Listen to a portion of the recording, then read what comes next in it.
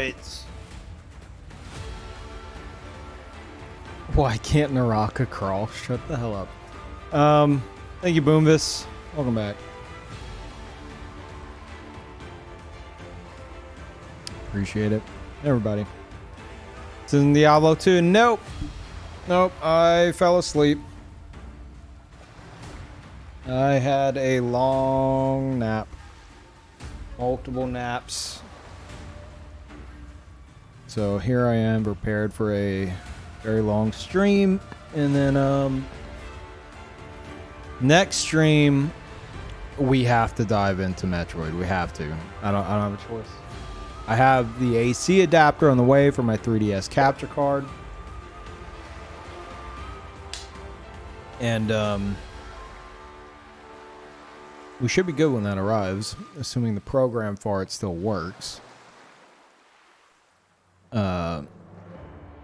Yeah, then we can jump into Metroid 2. Super Metroid. I have the SNES Classic. Probably play it on that. Could even play it on the Switch if I wanted. And then Fusion, we'll just do the same thing we did for Zero Mission. So expect a lot of Metroid, a lot of long Metroid streams in the next few days. Sorry, it's our only choice at this point.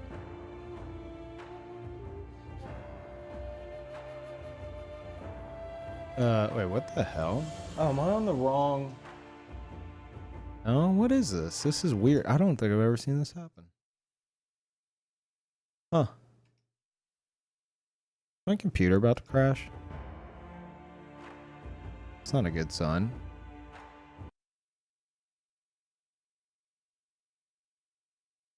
I can't click out. I can't like click on anything outside of the game.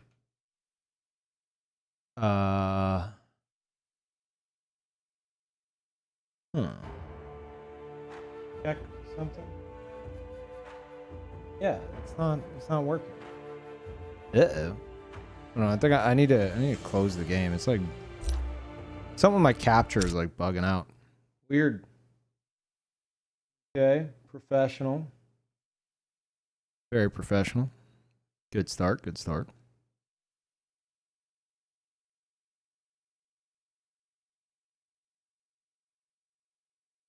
Hey, Mage.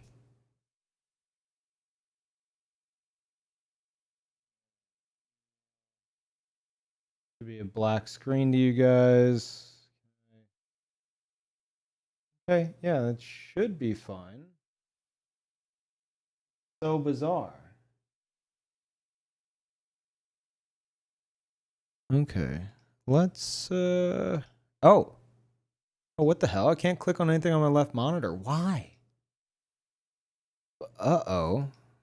Uh-oh, this is weird. Hold on. Oh, there's still... No? Yeah, let me close OBS on this computer. I feel like it's screwing something up.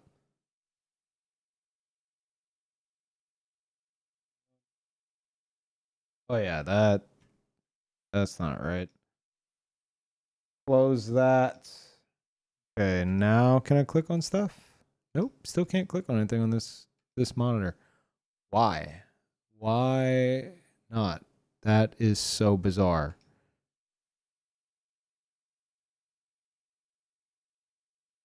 Hold up. What if I do this? That fix it? Dude, what the hell? I can pull up. What? Okay, this is insane. I think I need to restart my computer. Yeah, it bodes very, very ill. Like, nothing's responding. Only on one monitor.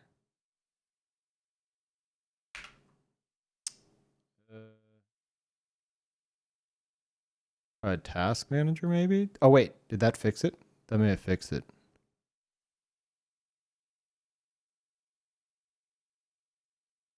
Close task manager. Okay, now I can click on stuff. What? So weird, dude. I think we're good now. but no promises. Let's see. All right. Pretty good. Pretty good.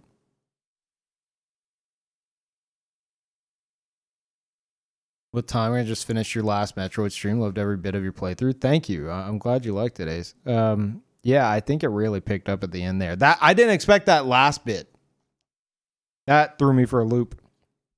If that's what Dread's like, oh my god, I'm terrified already.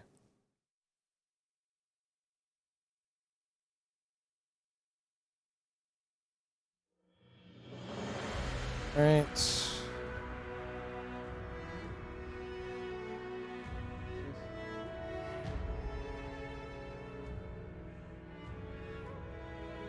Hopefully everything is good now.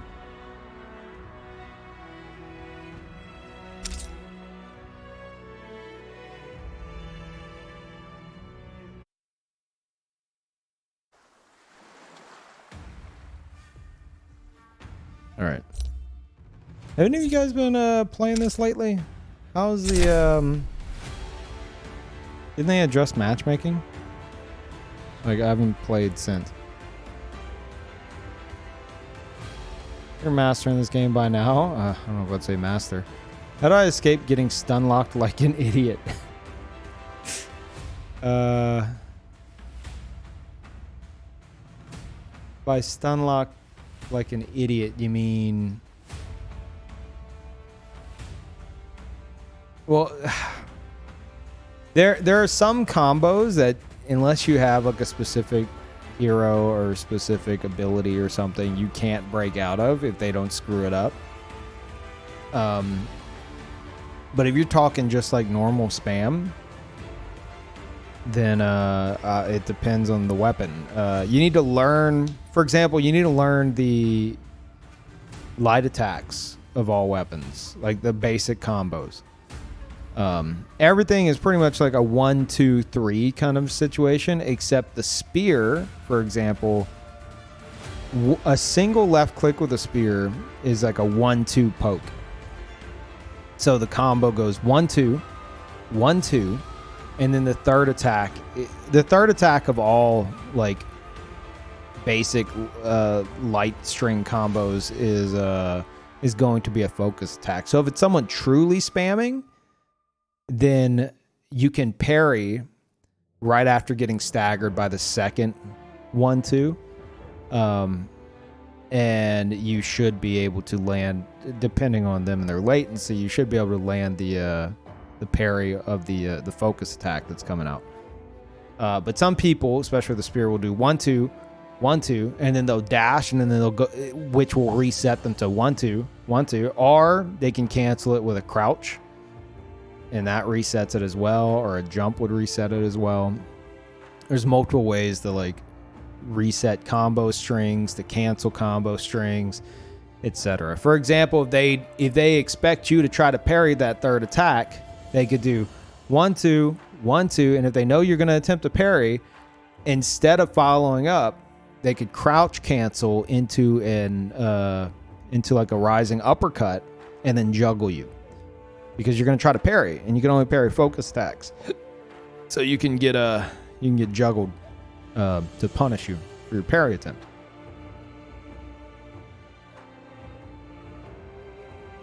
But if you learn the basic combo strings of everything, then you can, for example, the spear, again, just because that's one people like to spam. After the 1, 2, 1, 2, if you just dash away, you could potentially avoid, even if they spam and go for the focus attack. Like that's after the second string of the combo, that's your chance to get away or parry or something.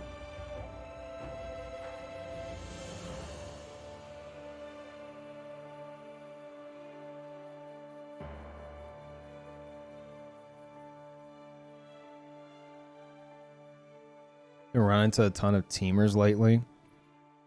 The matchmaking does feel a bit better now. Okay, good. More Pirate Mom main. I don't know. I tried Tarka the other day, and I was doing really, really good with him. It was in trios, to be fair, but I I think it's because with Valda, I'm so intent on landing her combos that going back to Tarka, I just have more, like, I'm just more knowledgeable overall about, like, combos I can land with weapons and stuff like that, juggles I can do, just overall combat, and I'm not hyper focused on, like, I have to land this combo, you know, to where, like, I use his ability way more than I use Valda's. Even though Valda has less of a cooldown, I'm so intent on landing one of her combos that I keep saving it. You know, I save it way too much, and I end up barely using it in fights unless I know I can land it. And it's just a bad habit. While Tarka, I just want to throw out fireballs all the time, you know? So, we're going to try Tarka for a bit. If we can get some matches. I don't even know. Yeah, I haven't played in, like, what? Like a week?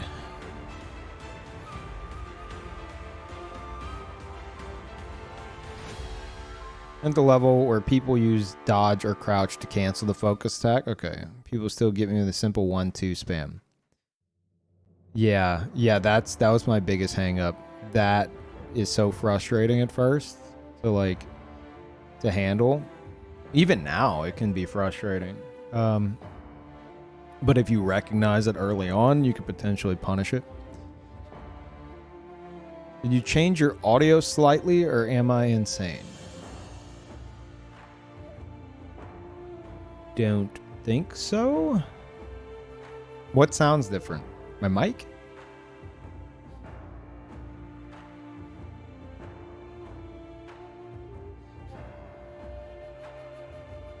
Sound louder. I mean, I'm pretty sure I have the game volume at where it's always been.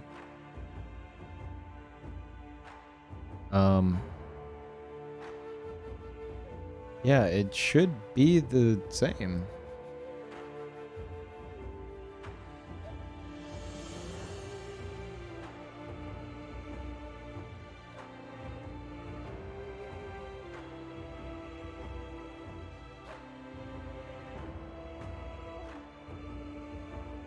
How's the matchmaking been, chat? Still long queues? It's looking like it. Looking like it. I don't know.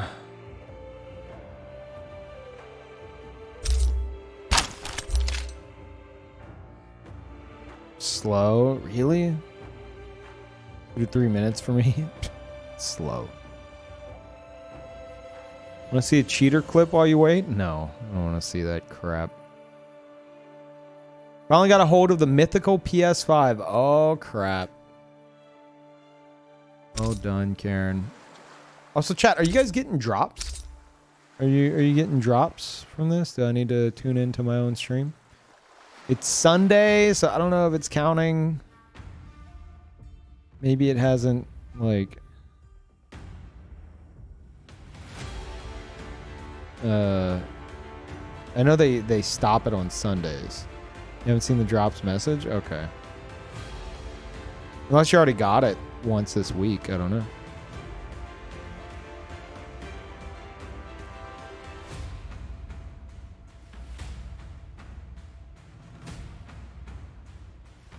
You did? Okay, I guess I'll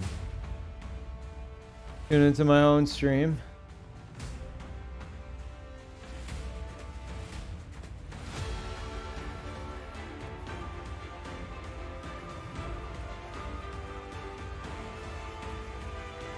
Okay.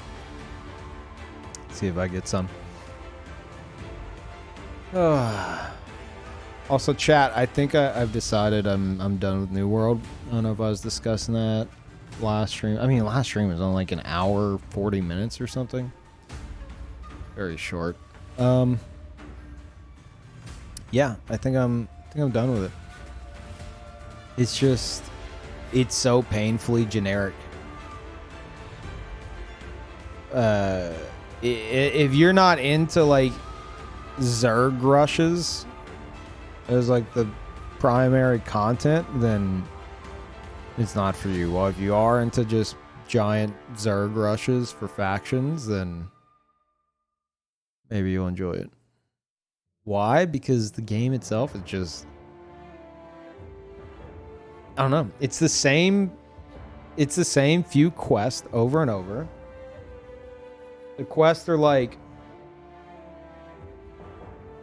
collect these supplies, or kill this creature X times, or deliver this, and then there's like one or two other quest types, and like that's it for the whole game. And the story's just like not there. Like granted, I only got to level 13. And that was me taking my time, you know, so I played it a good bit. I didn't want to hit the quest grind too hard. But I watched quite a few other streams of people who were like in their 20s, someone who's like level 45 or 46, and they're all saying the same thing. It's the same like 5 quests, like quest types throughout the whole game.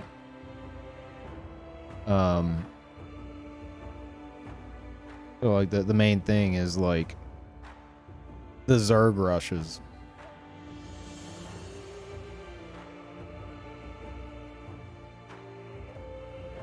Really, Jesse? That's extremely that's surprising to me. Huh, okay.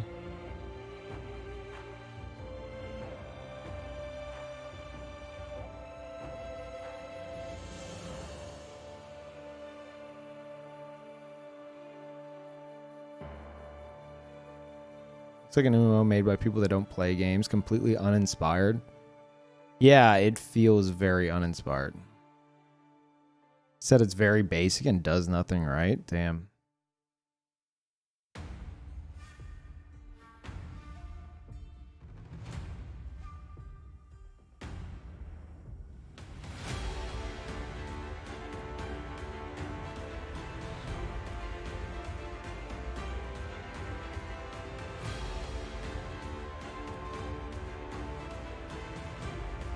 I mean, it's Final Fantasy 14. You have to play 100 hours before it gets good. See, that's what kind of got me thinking, like, I'm done with it.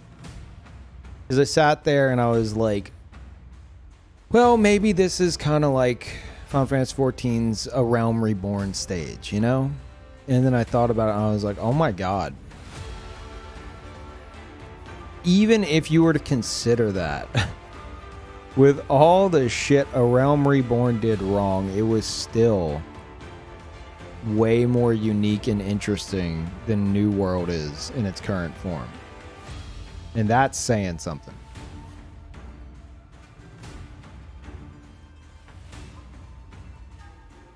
I'm just glad I was able to pick up on that early. You know? I mean, to be fair, I am quite jaded when it comes to MMOs, but I'm just thankful that I'm jaded when it comes to MMOs. I don't really get swept up by hype, you know? So if some of you were waiting, you know, to like, well, let me see what Peeve thinks about it. Well, there you go. There you go. I didn't even have to get to end game. There it is. And it seems like I'm pretty on point with it because like people have been devoting like obnoxious amount of hours, have reached the same conclusion as me.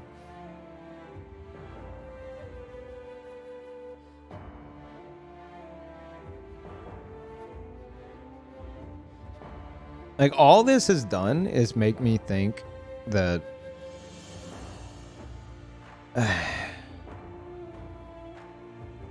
more and more it's starting to feel like my destiny is to actually make like an MMO.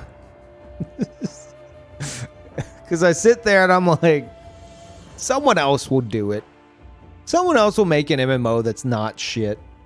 Right, with some unique ideas, and no one does. No one's doing it. It drives me nuts.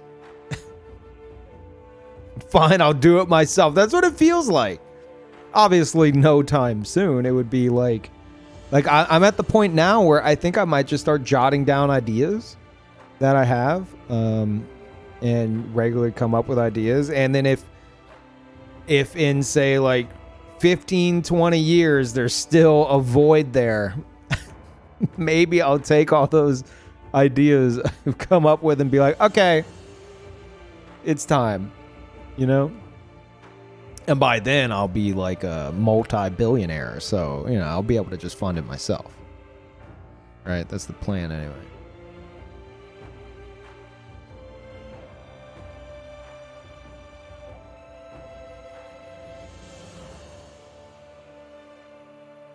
All the ones that propose new ideas turn out to be scams too. Dude, I keep thinking of just the more that I sit back and I think on it, the more interesting and totally possible ideas I come up with.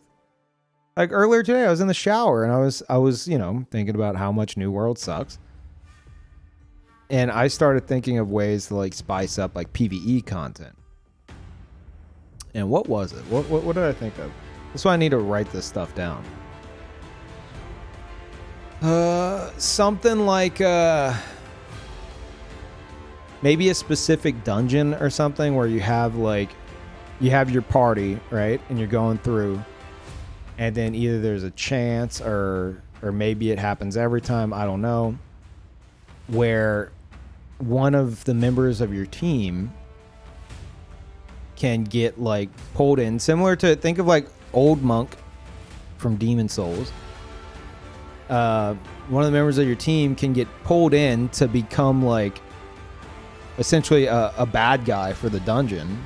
Maybe the boss. I don't know if it'd be the boss in particular, but give them opportunities on their end to screw over their own teammates for rewards. And then if you want to play as the, like, you know, the like, you cannot be corrupted, like, you know, you're all about your team, then that could help them push through, and you can get rewards for that as well. But you could get like potentially bigger rewards for screwing them over, and then maybe if you go all out, that's like a path to like some kind of like darker like side quest or job or something, you know? Kind of like I don't know, obviously I'm drawing some Souls like inspiration from there, but just something like that I think that's totally possible.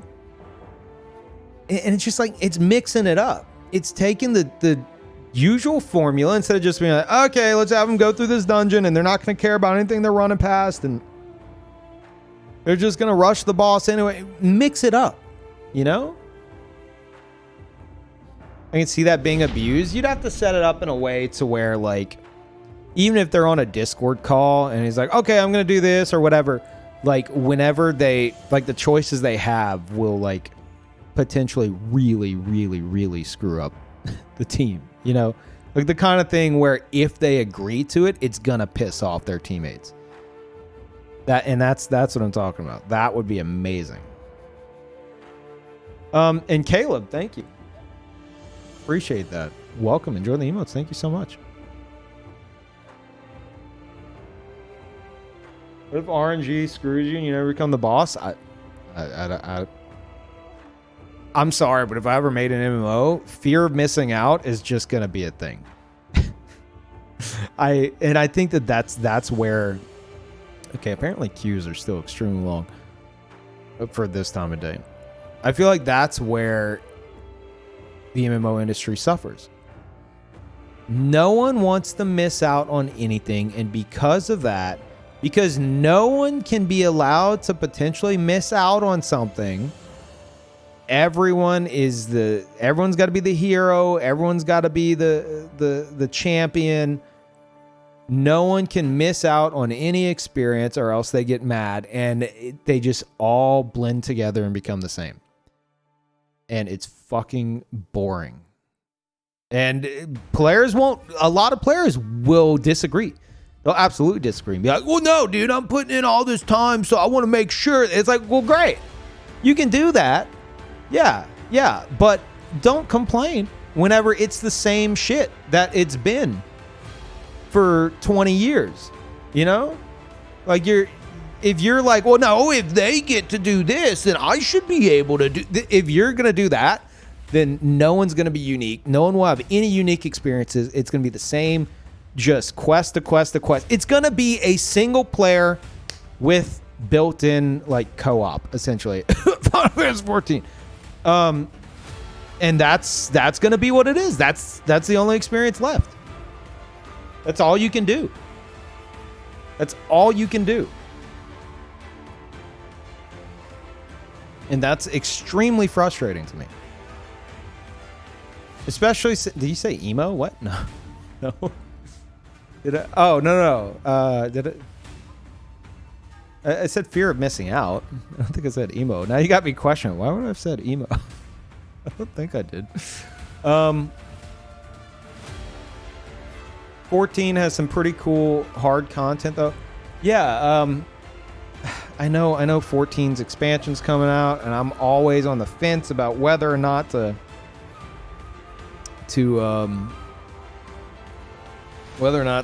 get back into that. But I think I've decided I'm done.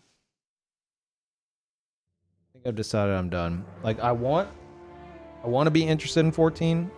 I really do. But whenever I think the clear sign to me that I'm done with it is whenever I ask anyone about like, well, what's exciting about 14? It's always, oh my God, dude, the story. The story is great. Just, oh my God, dude, the story is so good. It's like the best Final Fantasy. It's like, okay, but I'm looking for an MMO experience, not a single player bloated beyond belief with grind. You know, I don't care how good the story is. Like I can't do that. 20-minute queue, yeah. I picked a horrible time to try to play. Don't play MMOs for the story. Exactly. But like people do now. You know, that's kind of become like the thing. And I feel like MMOs are losing what makes them unique. And I'm just thinking, I keep coming up with ideas of what could be cool mechanics. Like one that I came up with a while back was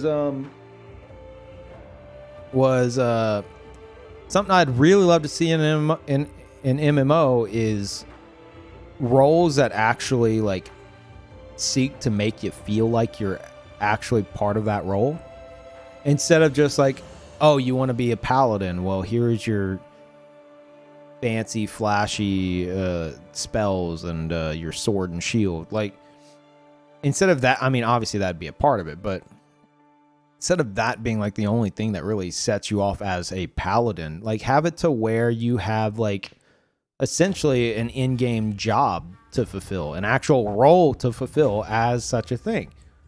And say like a knight, for example, this is something that we've discussed in the past. An idea I came up with that I think would be great for dynamic content for like a knight class would be have it to where they can sign up like in there, like each class role would have its own like facility kind of a thing, you know, like its own like guild, I guess. And in there you could sign up to like different like missions and all that. And one of like the basic missions of the knight class could be like essentially assisting noobs.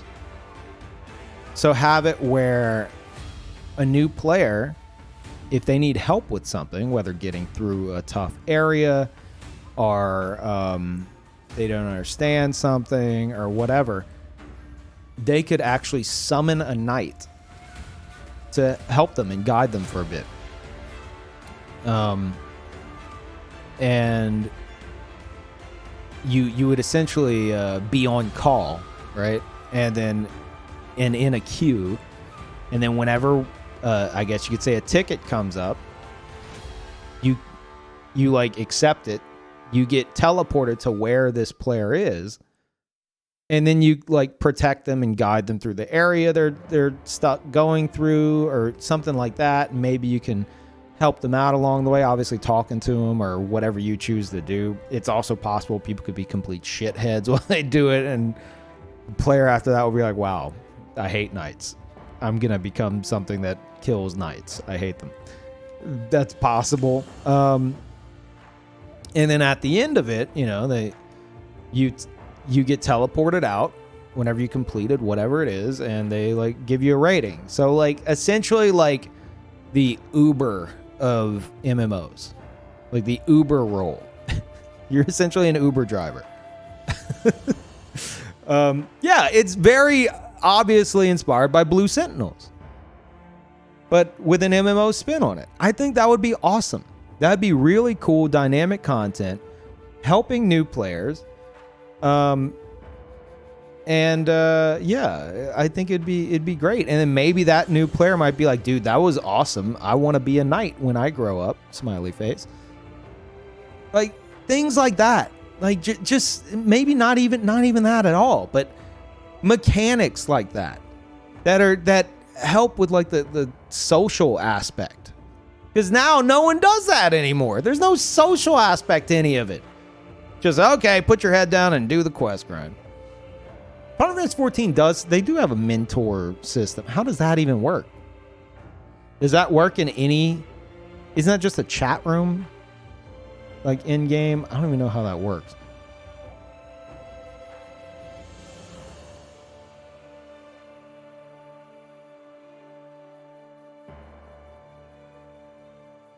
It works, but it's all out of character. So it's like a chat kind of a thing.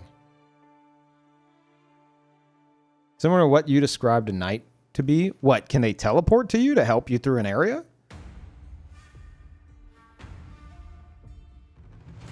Chat room and special queue.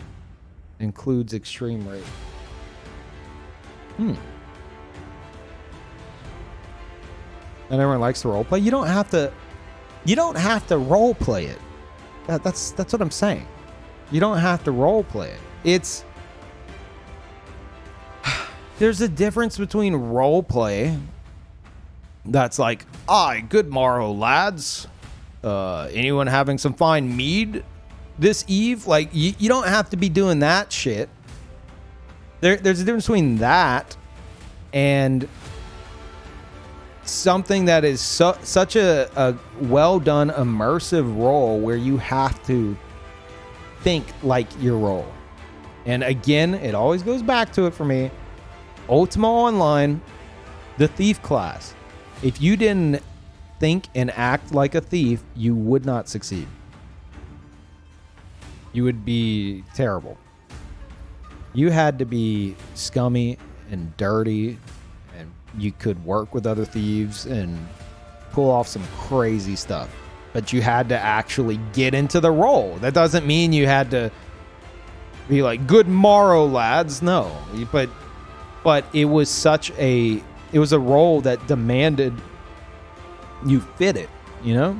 And I think if you could take that and apply it to other roles, that'd be amazing. Kind of game is pretty niche. I don't think it is. I think that kind of game is non-existent. Even Ultima Online. Because Ultima Online, the only role like that was the thief. Everything else was pretty much run-of-the-mill MMO grind garbage.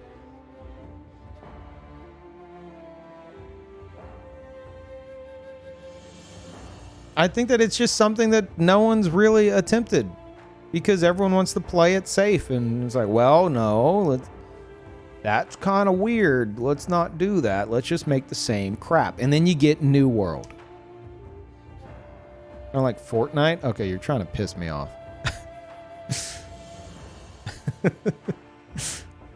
If you're talking about Fortnite innovating on BRs, yes, I'll allow that. And I still think it's stupid that, like, people try to copy PUBG, they try to copy Now they try to copy Fortnite, and it's like the reason why Fortnite succeeded was because they innovated. No one innovates. They just try to copy, and it falls flat. Next, BR innovation. Interesting things happening outside of like the damage zone. No one does it. Drives me nuts. Like, okay, well, so we're making a BR. First things first. Damage field. You take damage outside of it. All right, good. On to the next thing. That's it. Innovation just gone. They could have it to where there's like a bunch of like crazy mob spawn or something, you know, and are like insane like boss monsters or something, you know, that like if you're caught outside of the field, you're pretty much dead, but you could fight your way out. That would be cool.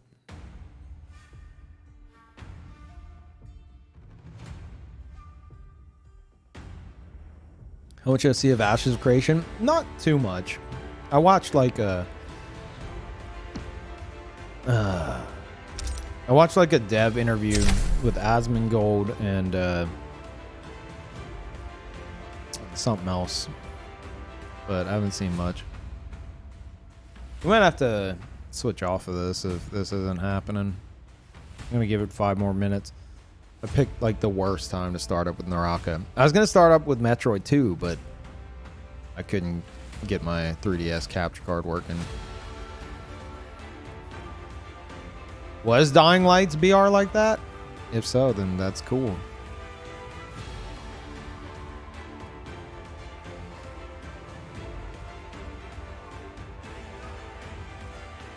You gain increased damage dealt per lost percent of HP. No, you don't want it to be a buff. You do want it to where, like, if you're caught outside the ring for too long, you're likely going to die. The whole point of it. But I think there's more interesting ways to do it outside of damage tick. But that is the easiest.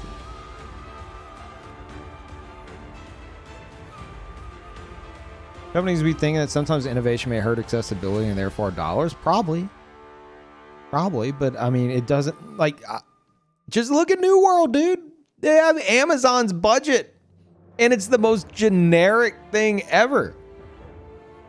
So much so that even the people who love the genericness of like MMOs, you know, and they're used to the grind, are complaining. Like, I hope it's reached a boiling point with players. I hope finally players are like, man, this whole like quest grind shit is kind of, you know, just getting experience bar after experience bar. This is, are you bored of this? I'm getting kind of bored of this. I hope that we've hit that point. I doubt it. I think the next big MMO, the next truly big, massively successful MMO is going to have to be a very innovative one.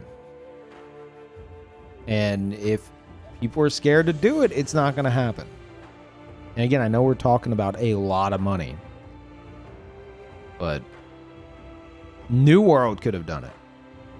Instead, New World was like, okay, the environment needs to be stunning. We got to have the perfect graphics. Don't worry about frying the graphics cards, you know, whatever. Want to make an omelet, you got to break some eggs.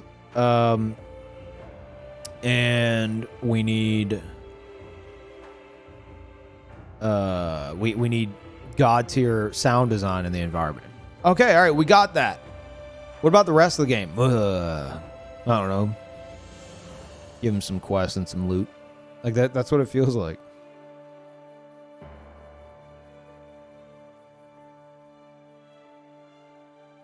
I don't know. I would just love to see innovation.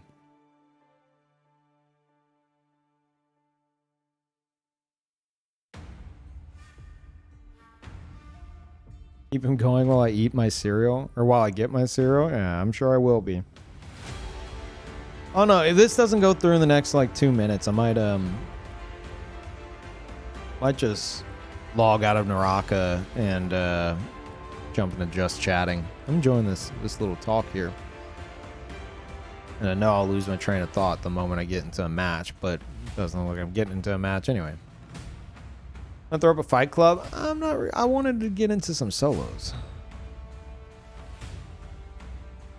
Like I haven't played in like a week. I know I should get into a fight club. I don't want to do some solos. But if I'm gonna be waiting 40 minutes in between, then what am I gonna do? You know.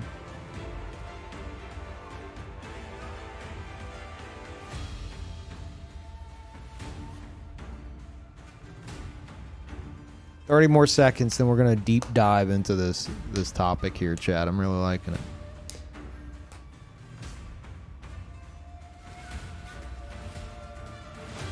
What about some D2? And with that, I mean Dark Souls 2. Uh-huh.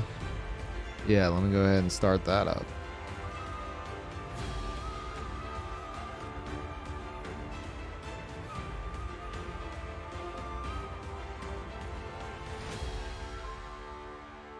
You have a nice soothing voice. I don't mind this chat. Thank you.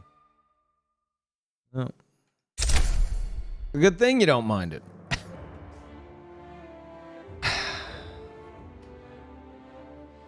Naraka players, I'm sorry.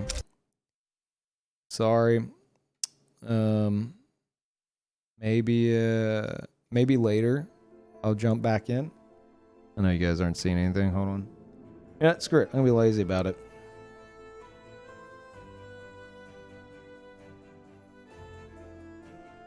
Wait. There we go. Saw nothing. Naraka viewers in shambles. I know. No. Yeah, maybe later this morning. I find after like 10 a.m. it's usually pretty quick queues. I just picked a terrible time. That's on me. Discussing the MMO industry and the super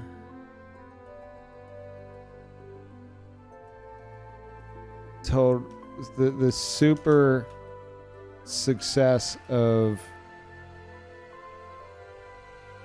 and why New World is shit. I don't think I can make that a title.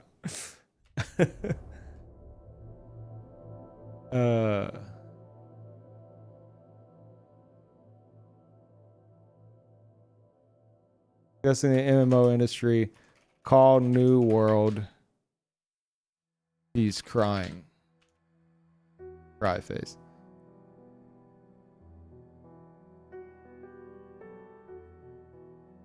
He's chatting. Okay. Can I put myself under like MMO tag? No MMO tag? Huh. That's stupid.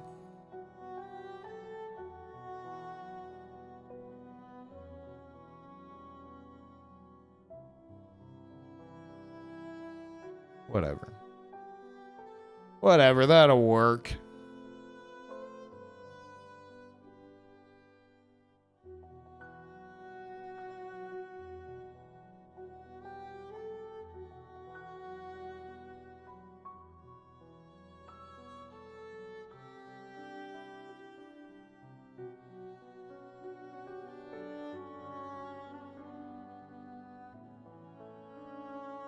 Okay. All right. Good. Sit on a New World menu? What, just pop into the New World category and just shit on it? That'd be funny.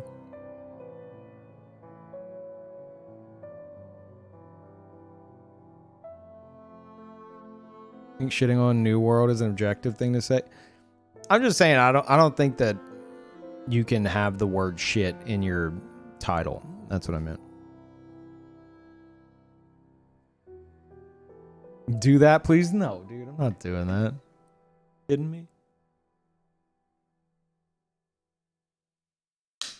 So, what are we criticizing about New World?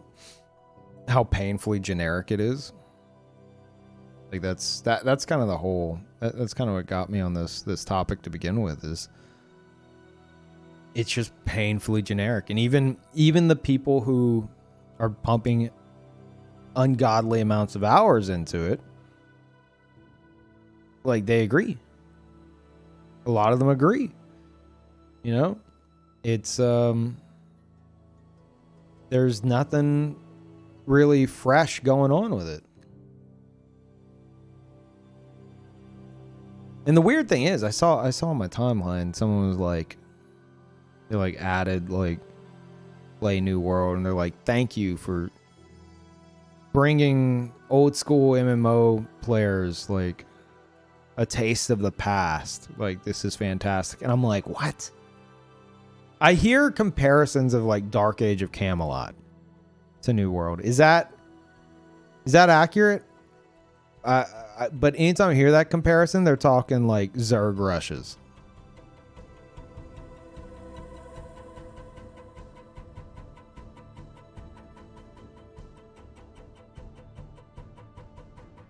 You know? Full title should be New World, same shit. Not bad, but I can't put that in title. Same crap, but whatever.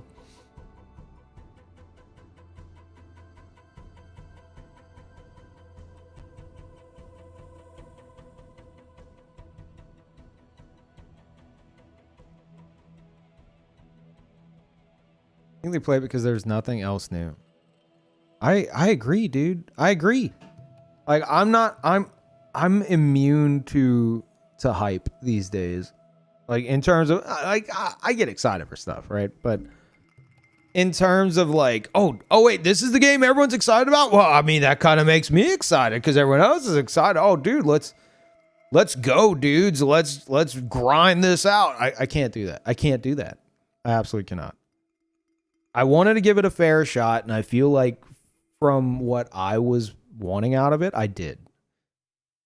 I didn't go hard on the quest grind. I tried to just get immersed in the game world, and I did for a good bit of it. But as soon as I felt that quest grind creeping up, and I knew how painfully generic the quest grind is, I immediately got turned away. Like, immediately.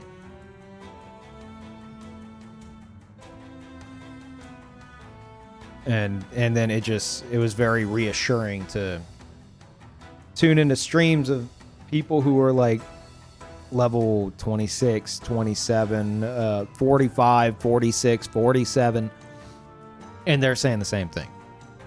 They're just like, yeah, this is like, you know, it's got potential, but it's so painfully generic. The quests are all, there's like 5 different types of quests you can do throughout the entire game, and it's always the same.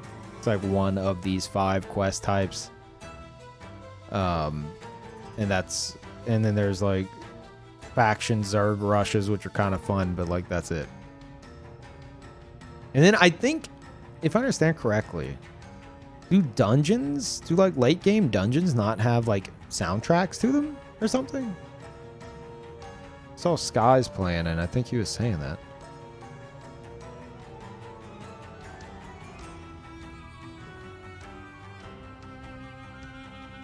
Dungeons suck butt cheeks. They're totally silent. That's so weird, dude. Sounds like they ran out of time on that. So, something I'd like to discuss, aside from just shitting on New World constantly. I don't know. I've been really enjoying doing this occasionally. Think of like what could be a cool mechanic in an MMO to just kind of mix things up. Like the example I gave earlier that I came up with earlier today is and I don't know how feasible it'd be. I think it's feasible. Have it to where, like, maybe it's a specific dungeon. I don't know, but you have your group going in. One of them has a chance to get pulled in by, like, I guess the boss of the dungeon. Again, think Demon Souls, old monk style thing. You get pulled in, and then they have multiple opportunities to screw over their own teammates. And if they do so, one, it will screw them over and piss them off and screw them out of rewards. So that way, you know, they're not trying to game the system. And two, you know, they could get good rewards for themselves. And then the more they do it, maybe the more corrupt they become. And then maybe that can lead to like a different, like some kind of like a job class or something that's more on like the evil side of things. I don't know. But the idea of them being able to screw over their own teammates, or they can hold out and refuse and then like maybe help their team instead of screw them over entirely. Just something to like throw it on its head, mix it up, you know, instead of just, okay, throw everyone into the dungeon and, you know, they'll run through everything and kill the boss. Like, innovate, you know?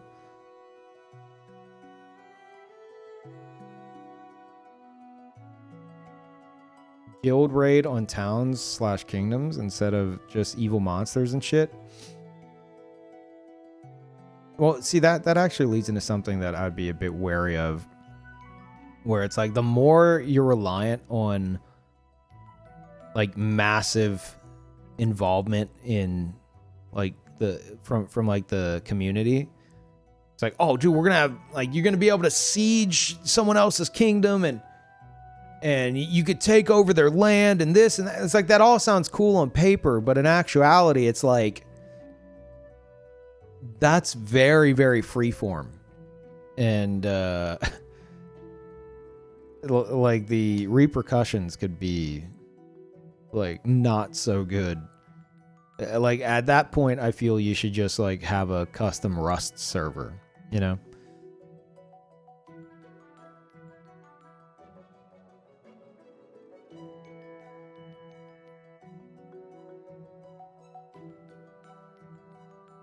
I was like, Albion Online? Really?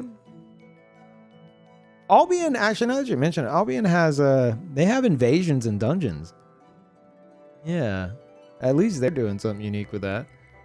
Well, you know, unique in the MMO scene.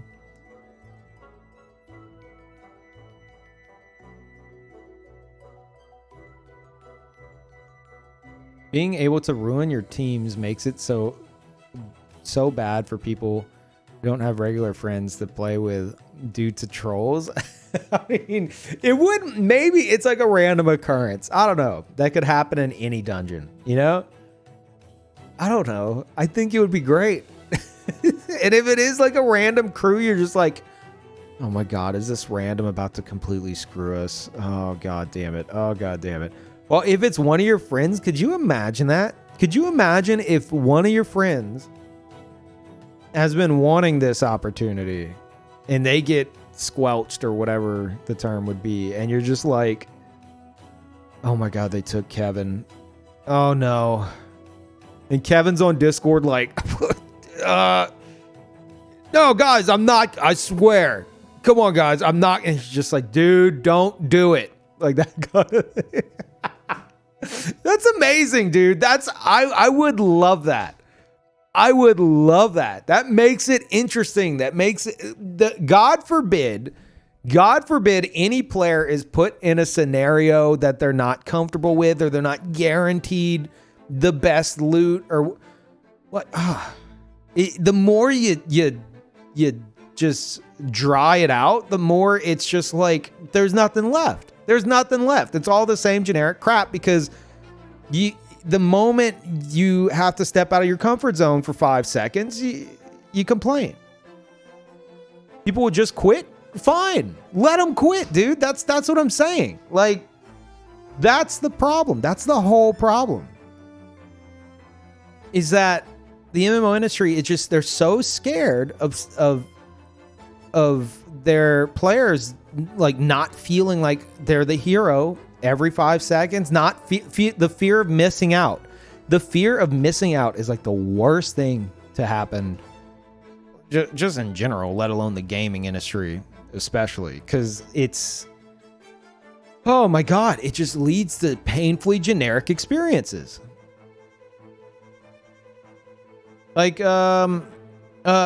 an example, a more recent example of that, I say recent, it hasn't even happened yet. Supposedly, I don't know if they've gone back on it yet. I'd be extremely surprised if they hold to their guns on this. Supposedly, in Ashes of Creation, which hasn't released yet, only like, they want only like 10 people on the server to have a... Sorry, I had to crack my neck. Ow. They want only like a total of like 10 people on the server to be able to have flying mounts. Can you imagine if they actually stick to that? The level of crying that is going to happen. Well, I'm on the other end of that where I'm just like, yeah, I think that's awesome. I'm seeing it from the perspective of like, if I'm in the woods or something, right? Say I'm in the woods, like traveling on foot between towns or something. Then you just see a huge shadow pass over you. You're like, what was that?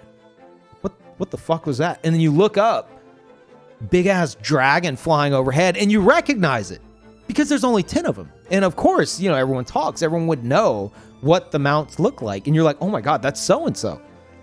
It's like, dude, I saw it. And then you tell your friends, they're like, no way. Like that kind of a thing. Cause it's such a rare sight. That would be awesome. That would be an awesome experience. But the problem is there's a huge portion of players that would see that and be like, oh my God, that's not me.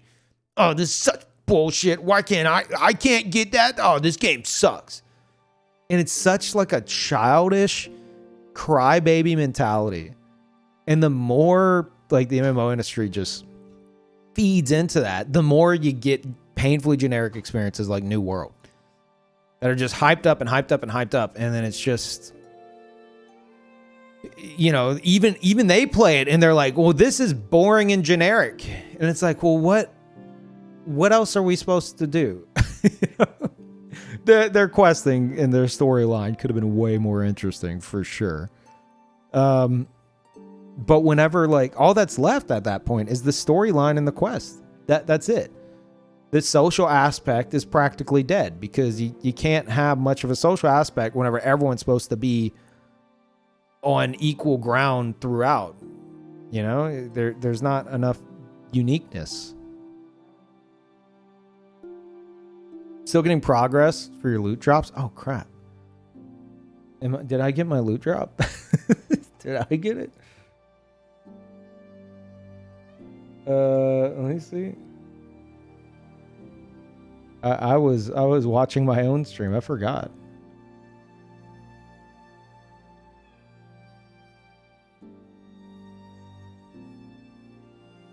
What? No, I didn't. There is no loot drop right now. Or at least I wasn't getting credit for one.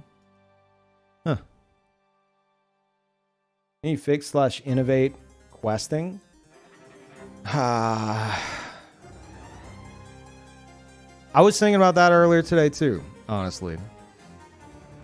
I was thinking back to like why, like how did I enjoy Final Fantasy 11 so much, but I have so many issues with Final Fantasy 14. And I think it's because Final Fantasy 11, whenever you had, and correct me if I'm wrong on this or if I'm alone on this, but I feel like in retrospect, whenever I would embark on a quest in Final Fantasy 11, it felt like I was actually going on an adventure. You know, it felt like I was actually preparing for a long adventure that, you know, I didn't know if there would be struggles at some point because there's a lot of areas where it's like, good luck getting through it, you know, that you'd have to pass through. So it felt like you were actually embarking on a quest, on an adventure. While in Final Fantasy 14, I mean, at least up to Heaven's Word, for me, it just feels like a bunch of the same, just go click on this, click on that. Oh no, enemies spawned, kill them. Okay, here's more story. It just kind of... Now, granted, I will say that like the substance of the quest is far more interesting in Final Fantasy 14. But the actual like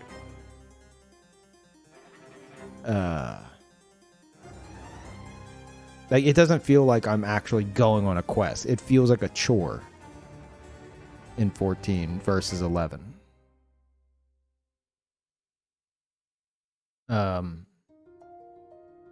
If that makes any sense. So I think if you made it to where it's less about like, oh, you have to have a quest everywhere you turn. There needs to be a quest. Someone needs help. Every 5 feet, got to have a billion quests. Make it to where it's more about quality over quantity. You know, make it to where like it might be a longer quest, you know? Something that feels like they're going on an adventure.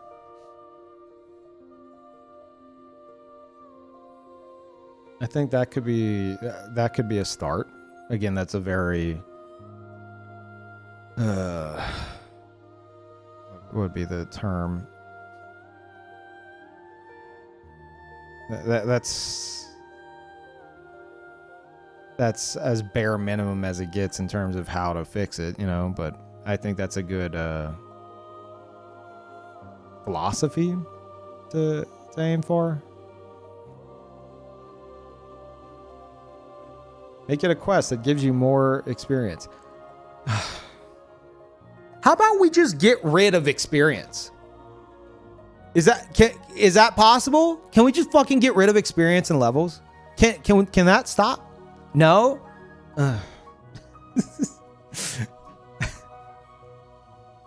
I wish. Dude, actually no? What do you mean actually no? Peeve losing it? Dude, you know it's going to keep coming back to it, chat. Ultima Online did not have levels. They had a list, like a massive list, like just a huge fuck off list of so many different skills you could choose from. And you would just use whatever was on that list that you wanted or do the action that's on that list. And you would get more proficient in it. There was no experience gained in terms of like doing quests and stuff. You would get rewards, but there was no like hard levels. And hell, New World even kind of attempted that to an extent, you know, with their weapons. It's like, oh, use the weapon you want, and you'll, as you use it, you'll get more proficient with it.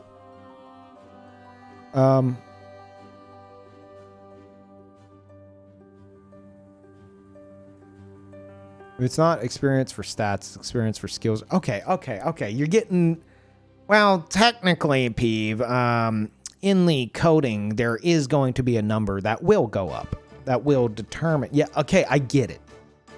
But I feel like putting a giant experience bar on your screen to where it's like, well, you need to grind out to reach the next number. Like, that's where it's just, you're already like tunnel visioning the player. If not for that, the player might, instead of the player seeing that and being like, oh, well, I've got to get that number to go up as fast as possible. If you don't do that, instead the player might be like, wait, well, what should I, wait, there's no experience bar. There's no experience bar? What do I do? And they might go do other things. You know? So EVE Online, I have the utmost respect for EVE. I'm just not into spaceships too much. I tried it for the first time recently. I would love something in the vein of EVE, but medieval. No pun intended, even though it is in there. But yeah.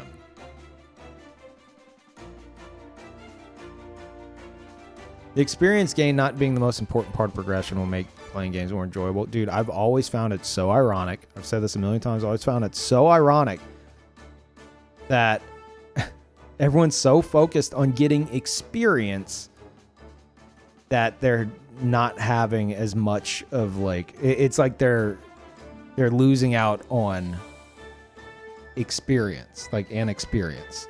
It's just so ironic to me that it's called experience. It's like, look, no, you experience stuff. Look, it's right there. There's a bar for it. That you experienced that today. So now it's just like MMOs are a chore, you know? And while you're doing your chores, it's nice if you have a good storyline to go with it. And that's fine. That's fine. Like I want to love Final Fantasy 14. I do. I've tried so many times, but yeah, I think I'm done with Final Fantasy 14 just because I am not really. I don't like the idea that it's, you know, the main drive for people who play Final Fantasy 14 is like, oh, dude, the storyline is so good. It's the storyline. I don't want a single player story that's full of bloat, you know? I don't care if it's the best story in the world. And I'm not very big on dungeons. So if I'm not big on dungeons and I don't really care for the storyline potential, what else is there for me, you know?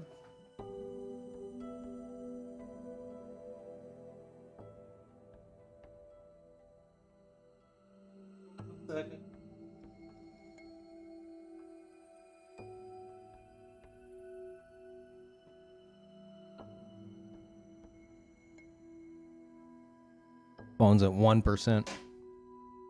Let me go drop the AC a bit. It's getting hot in here, chat. Getting heated.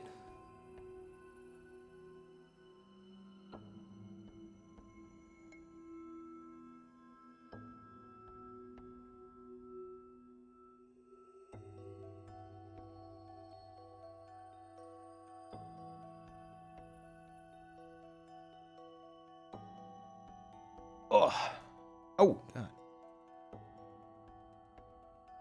Got a hot debate going on. Hot topic. You can do the raids, but after doing a slog of a bloated 100-hour main story quest line, 100 hour? Dude, it took me 200 hours to finish A Realm Reborn. What are you talking about, 100 hour? The problem with that is I cannot. I've tried, dude. I cannot. I absolutely cannot just put my head down and just burn through quest. In an MMO, I want to, if I'm going to have to do quest, I want to go and do something else. You know? I'll do a few main story quests, then I'll try to do something else. And I'm not the type either. I don't understand those of you that just skip all the dialogue and cutscenes.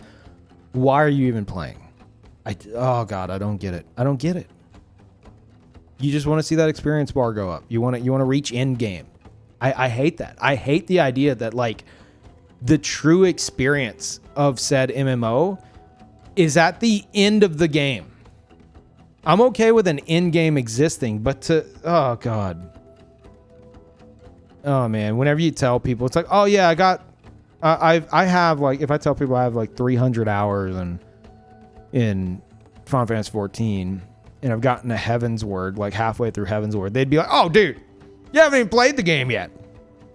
You can't form an opinion, you haven't even played the game. I hate that. Oh my God, that pisses me off. Finally, someone not playing New World on Twitch, how refreshing. No, we're actually we're not entirely shitting on it, but yeah, I've decided I'm done with New World. It's painfully generic. What other MMOs besides UO did you like?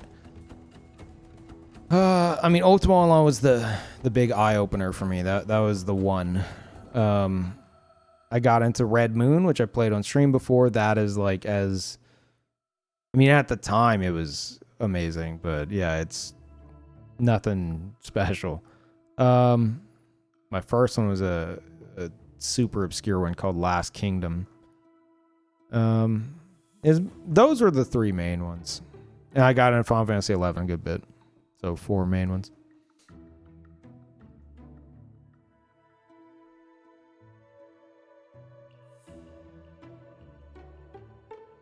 You were just trying to min max, get to max level as fast as they can. Yeah. Yeah. And I think oh, also I played a good bit of ESO. I think ESO is a nice like compromise, but I tried to, just a little side note, I recently tried to go back to ESO like off stream, and I was like, screw it, I'm gonna do the new content. And I just started to go quest to quest to quest, because I was like, I'm going to experience it like everyone else. And you know what happened? I started to fall asleep.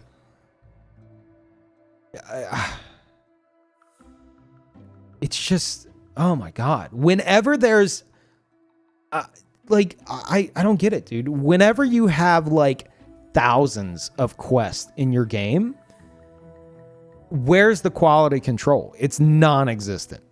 It's just, the player has to be, like, the main focus of MMOs, the MMO industry, is to babysit the player. It's like, well, no. The player can't be left to think for too long by themselves. Otherwise, they might look around and go, why am I playing this?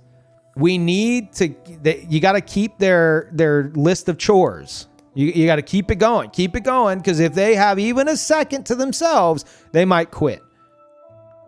And that is just so sad. Like, you might disagree with that, but that's kind of what it is. Like, questing in MMOs has become less about, like, making it feel like you're going on an adventure and more about just, like, giving the player something to do. Like babysitting a kid. You know, just like, here, play with this. Look, jingly keys. Like, that's kind of what MMOs have turned into.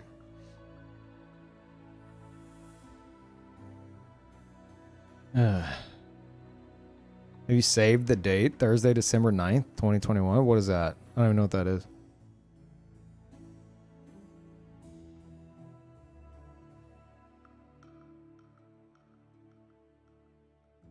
Here's your chores, Timmy. Have fun. Yeah. And I do understand. Here's my, like, here's what I understand. I do totally understand. I don't know if anyone's brought this up yet, but I've been told this in the past on topics similar to this, that, you know, not everyone has, especially from my perspective, where it's like, this is my job, so I can dedicate as much time as I want to an MMO. Not everyone has a lot of time. And so what they want to do is they like the idea of jumping in, being able to get right into like a dungeon or whatever their next quest is, and getting a sense of accomplishment. And I totally get that. But I think there are more innovative ways to do that aren't entirely reliant on, like, the social aspect. I'm all about the social aspect. I feel like that is, like, the social aspect of MMOs, like the potential of that can make an MMO really great. But yeah, if your experience is entirely hinged on whether or not certain people are online or you can find anyone to hang out with or whatever, yeah, that's not necessarily good.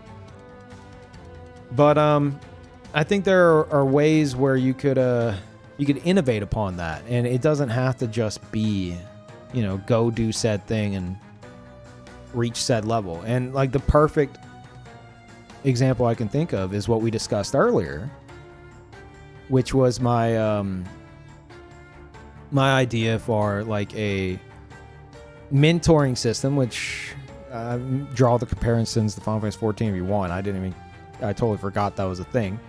But have it where, like, if you're a knight, and this would be different for like each class, but if you chose to be a knight class, one of like your choices you could queue into pretty quickly is helping new players, where a player is stuck in an area or something, they can choose to, you know, if they've, I guess, think like Blue Sentinels. That's what I was thinking. Blue Sentinels from like Souls games, they'd have to, like, I guess, get to the point to where they could summon a knight for help. And if they do so, it would pull from the knights that are like currently like queued up. And they get brought in. Like they appear in like a flash of light or something awesome like that. And then it's literally another player there to help guide this new player through like a tough area, or maybe a system with like something that they're not understanding or whatever. And then after they leave, and they get like a rating. They get like teleported back out, you know? And then that new player might be like, dude, that was awesome. I want to be a knight. And something like that is like dynamic content that, if structured correctly, could be done reliably enough to where you could just hop on, jump into that queue, maybe help out a few players. And I think that would be, and of course that would like add to whatever, like, you get a reward for doing the missions, and your ranking and like the Knight Guild or whatever goes up. You know, so you get a sense of accomplishment out of it, and it's dynamic content to where it's like every experience could be unique. You know, I think that's way better than just like, okay, what's next in the list of, I got to knock out these stupid ass side quests I don't even really care about, but I need to do it if I want to unlock this other quest. Like, I feel like that's way better. That's way more interesting. And it helps someone out in the process. So there's that sense of accomplishment that you actually help somebody, which is like the knight role. That's why I suggested being like a knight, because like that's what knights are supposed to do. It's immersive, you know? And thank you, Empire. Welcome back. Thank you. But yeah, I think more like dynamic quests like that. They don't all have to be like that.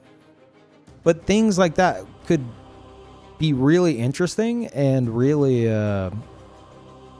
it would give a same, if not more powerful, sense of accomplishment, as well as dynamic content.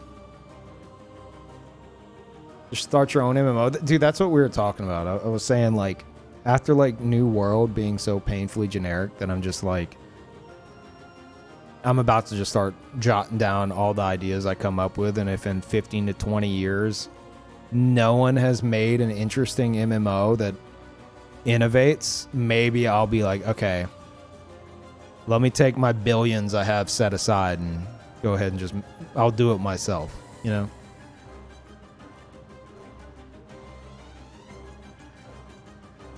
There's also the little issue of becoming a billionaire by then, but I'm sure I'll figure it out.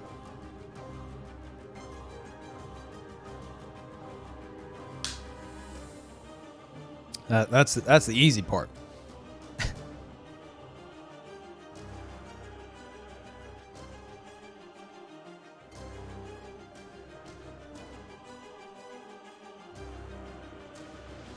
Just like that, and poof, done and ready to play. Yep. That'd be the most disheartening thing if, like, if it would be like my like life's passion project, and it just turned out to be complete dog shit. Oh my god, that's gotta sting. Oh man. That'd be great, dude. Fuck you. How dare you? A lot of game devs, yeah, and I can totally feel for them. Just thinking about it.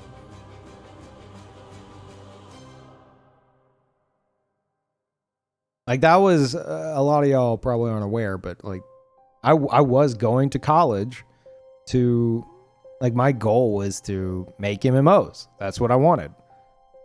So I was like in like computer science. I was majoring in computer science and all that, and I was doing okay. Math, oh god, I hate math. I hate math so much. And it got to the point to where I was like, you know, I'm just not really enjoying like the coding aspect of all this. God, I hate, what was I in, calculus or trig? And I was fine, like, you know what, I'm gonna sit out a few semesters, right? So I didn't want to graduate in just general studies, which nothing against that, but if I was going to college, I wanted to go for something specific. Sat out a semester, turned into a few semesters, started doing the streaming thing, and that was the end of that. So now I look back on it as if that was like a branching point. It's like, okay, well, I mean, my stream's been doing this for 10 years. It's been way more successful than I ever dreamed. But on the other hand, I wonder where I'd be, you know, if I stuck to that. Probably be working on New World. Seamus, thank you. Welcome back. And yeah, and thank you again, Empire.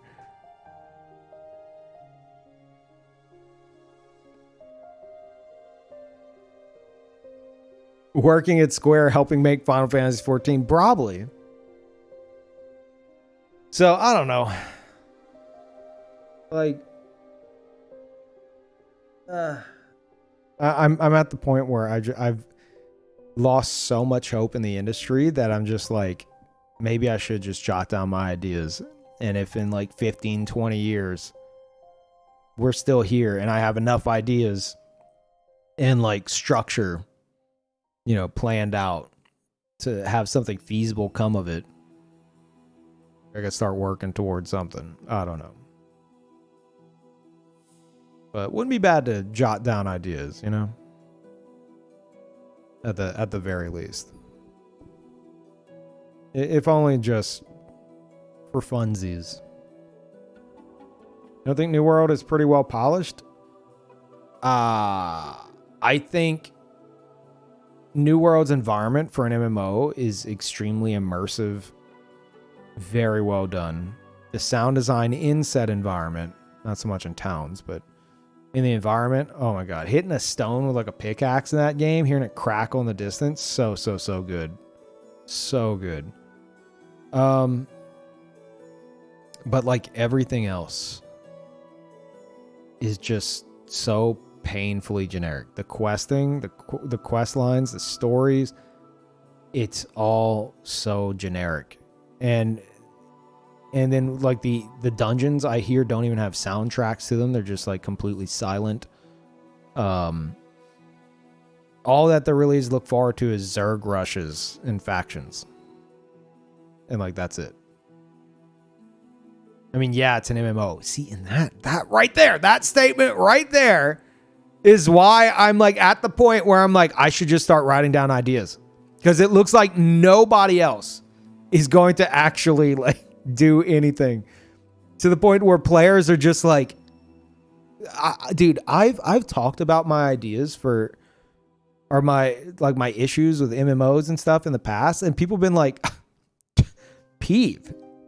Dude, that's just what an MMO is. It's like you've never played an MMO. Oh my god, dude. I lost my mind that day. I was like, are you serious? I think we were talking about like the quest grind or something.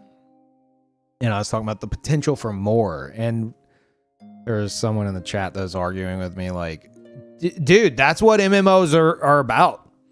Just like quest grinding and watching your experience go up. Like, what do you expect? I just wanted to scream. Like, oh my god! Like, dude, the untapped potential drives me insane. And I know I always compare like theme park to sandbox. I know I ultimately want a good sandbox, but I think there's a middle ground, you know? I was kind of hoping New World would meet that middle ground, but it doesn't look like it. I mean, to be honest, I wasn't expecting much of New World, but gave it a shot.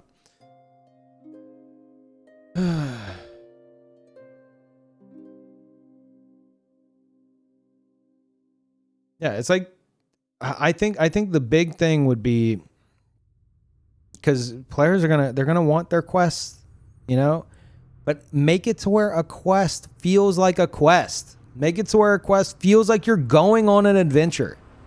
Not you have to sit through a bunch of dialogue and a cutscene and then go to this random coordinate on the map and then, oh no, 3 enemies appeared. Kill them. Okay, great. Go back and report on it. Make it to where a quest can be drawn out.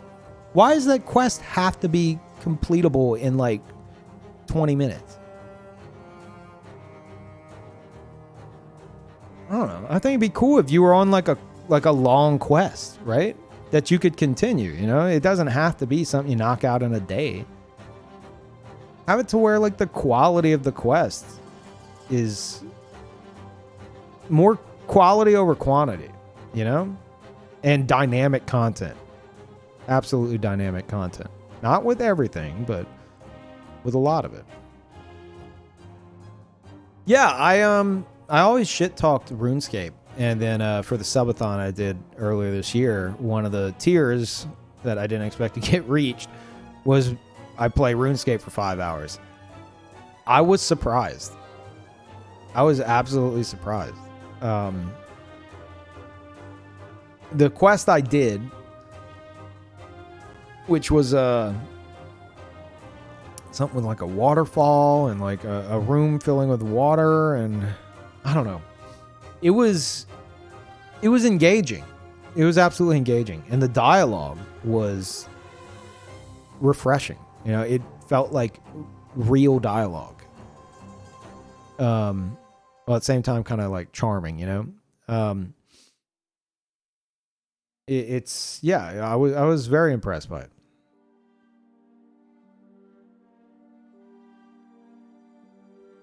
But then I also look at RuneScape, and anything I see people talking about with RuneScape, it's like, oh dude, no, like you gotta max out all your stats, and they're just like, I see streams where like people like keep playing RuneScape on the side, and they pull it up every so often to make sure that they're still clicking on a monster or something. And look, I got like not level 99 and everything, and it took me 2-3 years. I'm just like, what?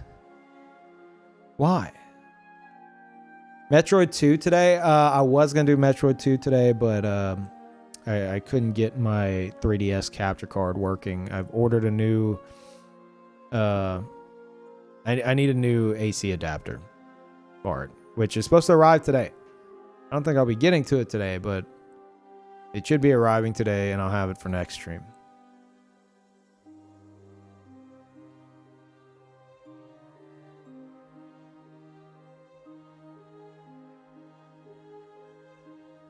Watch streams and that takes away from the authentic experience. Need more people willing to play till that end game before coming to a conclusion. I both agree and disagree. To say, oh, well, you can't have an opinion on this if this is what you meant. You can't have an opinion on this because you haven't gotten to end game in that. Whenever you're talking about an MMO, absolutely not.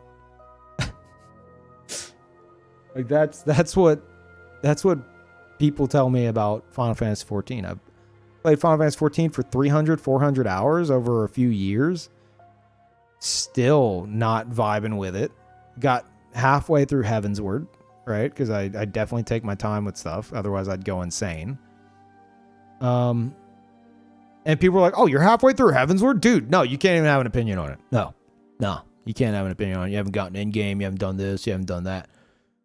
If you are like, if like an MMO, before you can have an opinion on it, if it's locked behind hundreds of hours, like I feel like that's a bad look for the MMO itself. Someone said how I played Final Fantasy till end game in a month. Still concluded I didn't care for the game. Dungeons got pretty crazy, but I gave it that time. I personally, dude, I think if you got to end game in a month, that just sounds like you rushed the MSQ. Like, congratulations. But if I'm doing an MMO, there's more to it to me than the main quest line. You know? Like that's what I'm saying. If you get in, and that, I feel like that's the whole issue. If you get into an MMO and it's like, oh, well, you have to, here's your chores, you have to do this. I'm just like an MMO, you should be able to go and find enjoyment anywhere. You know? You said you want a quest to last hours or days or longer. Yeah, instead of 5,000 quests. You know? Played all side quests as well. You telling me you got the Final Fantasy 14 end game in a month and you did all MSQs and all side quests and you didn't just skip the dialogue and cutscenes? I'm calling absolute bullshit. Unless this was like a Realm Reborn like release. Absolutely no way. Heavensward, maybe. But all side quests? Mm-hmm. All side quests, by the way. I didn't read all the side quest dialogue. It's a lot. And that's my point right there. Like that's whenever you're just like, okay, this is bloat side quest. Why does it even exist? Like, why does it exist? And why is it the norm? That's my whole hang up. If players are just like, if no one's interested in it, they're just doing it because they feel they have to or because it unlocks something, then it's failed. Like, so yeah, if you flew through it because you just skipped everything, then you know what? I don't think you can have an opinion on the game because you didn't even play the game. You played the experience bar. You didn't even play the game. You didn't even take in the content. You skipped all the content. And if you skipped it because you weren't feeling it, then I think that's a valid opinion. That you kind of just, yeah. I mean, you said you weren't really feeling it anyway, so that's fair because you skipped it all, yeah. And I don't blame you for skipping it all, dude. I've been stuck in Final Fantasy 14 for years now because I'm sitting there. My mentality is if I have to do all these fucking quests, I'm going to pay attention to them. And my viewers would be like, Peeve, stop, dude. You're just torturing yourself. You don't need to pay attention to this. And I'm like, if I'm doing this quest, I'm going to pay attention to it. If it's shit, then I'm going to call it out for being shit. That's the game's fault, not mine for actually paying attention. And that was like the whole thing. People were like, well, Peeve, you're doing this to yourself. See, your problem is you're actually paying attention to the game. And I feel like I'm going crazy. You know, I'm just like, dude, like, what do you mean? It's like, no, Peeve, see, you're actually reading and paying attention to stuff. That's your first mistake. Why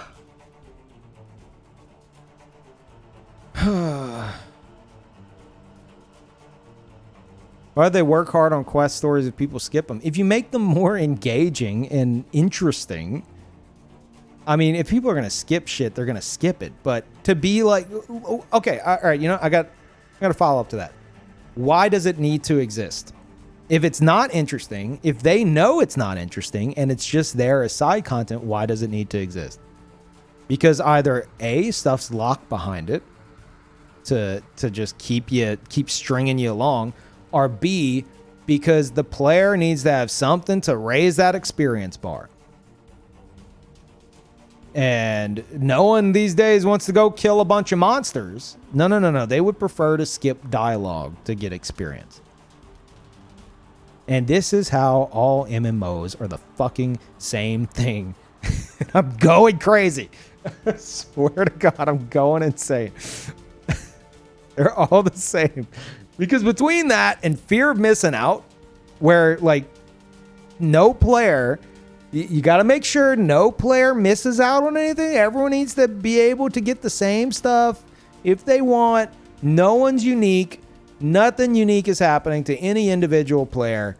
Between all that, you have this formula for nothing but generic MMOs coming out.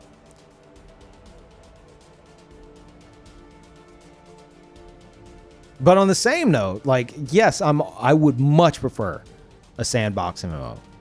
But that depends. Like I was really excited for Chronicles of Valyria. A lot of you guys know this.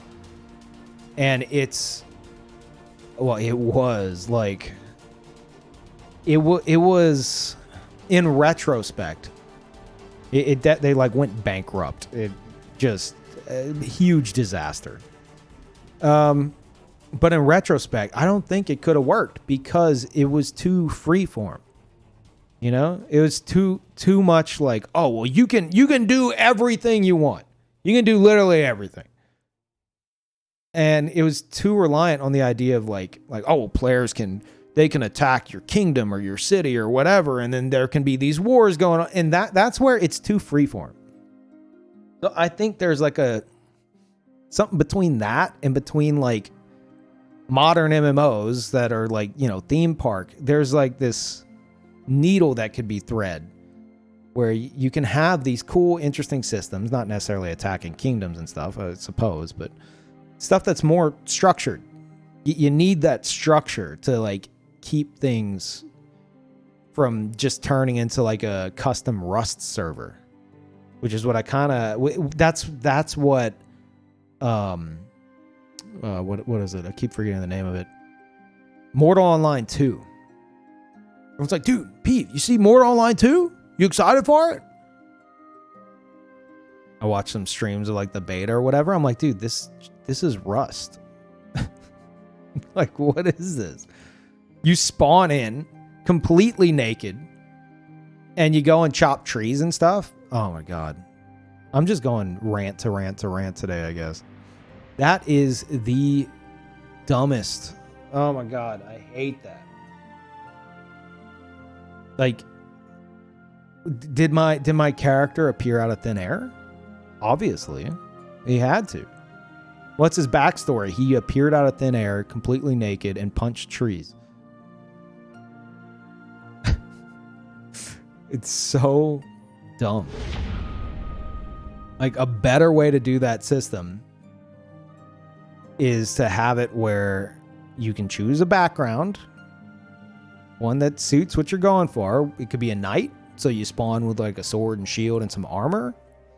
It could be a crafter, so then maybe you have a reason to go punch trees instead of just making it to where everyone has to be on the same playing field.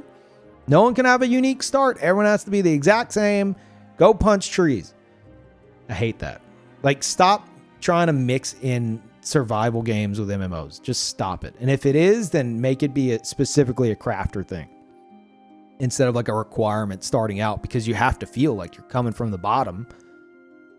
You could even have another one that I thought up was you could have a noble. You could be a noble where you spawn in with fancy clothes, like on the outskirts of a town. Maybe you appear on a wagon or something, and you could be thinking, oh, well, all right, well, I'm a nobleman. I got some money in my pocket. Obviously nothing game breaking, but so you could go shopping in the town, and that's how you start. Why is it always got to be like, oh, you're new. You're the new player. Okay. Go punch trees. He wants a mud. I don't think you need a mud for this. And thank you very much, New. I appreciate that. Welcome back. Just came in. What pissed you off in New World? Nothing really pissed me off. It's just painfully generic. I'm just ranting about the MMO industry in general. And then you're robbed. Maybe. Yeah, maybe. Maybe one hell of a start. I just arrived at town and someone picked my pocket. Then you could tell that story. That's my main goal. Whenever it comes to like thinking up ideas for like MMOs, the idea of like, I feel like if what's happening, if the content that's happening doesn't allow the player to like have stories to tell about their experience, then it's failed. Maybe not like whatever the main story quest line would be if there is a specific one, you know, that because that's the story in and of itself. But in terms of like the other experiences, if it's like, oh, we did a dungeon and I got the rare drop, Like, wow, exciting. Tell me more. You know? Well, like Ultima Online, I have countless stories of like all the stuff that I did over like 10 years. But yeah. You just want single player co-op? Shut your damn mouth. Thank you, Rag. Eve, have you considered that if you give players a lot of freedom in multiplayer, they'll choose to be toxic? Consider Rust. I think that's too much freedom. Yeah, Rust is way too much freedom. That's what I'm saying. That's why it needs more structure. You could technically play nice, but as soon as the option is open to fuckery, people become monsters, just the way it is. Yeah. Yeah, have structure there. Proper risk reward. Proper risk reward for something like that. Like murders? Like people like PKing in an MMO setting? Instead of it being just a slap on the wrist, jail time. Seriously, I'm not even kidding. I'm not kidding. I think Arcades tried something like that, but yeah, no, I'm absolutely serious about that. Jail time. Throw them in jail. Seriously. Something that'll make them think twice, you know? And on the same note, be immersive for the criminal. Yeah, it should be about proper consequences for actions, not the prevention of actions altogether, you know? And I think more so, you know, MMOs are just like, oh, well, we'll just keep players from doing anything like this to begin with.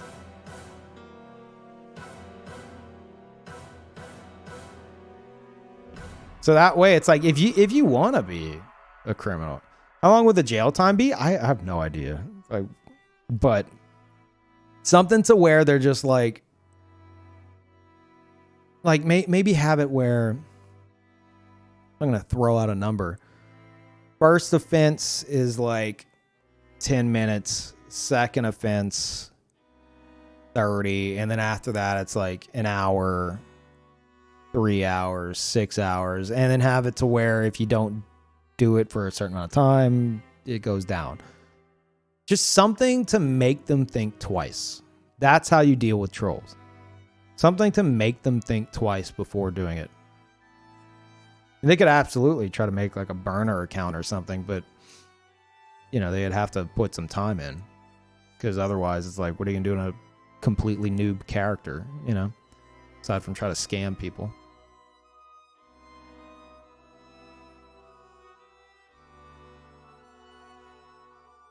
Like Eve, there is policed space, but you can still kill someone, make them drop all their cargo. You'll still get bopped by the cops. But if you have a friendly nearby to grab all the loot. Okay, well, what happens? What happens if you get caught by the police? Say in Eve, you murder someone and you get caught by you said the space police. What? Is that NPCs? Are you talking like a guard system and they just kill you? Does Eve have a jail system? Like I said, I have the utmost respect for Eve, but I'm just not into space pew pew.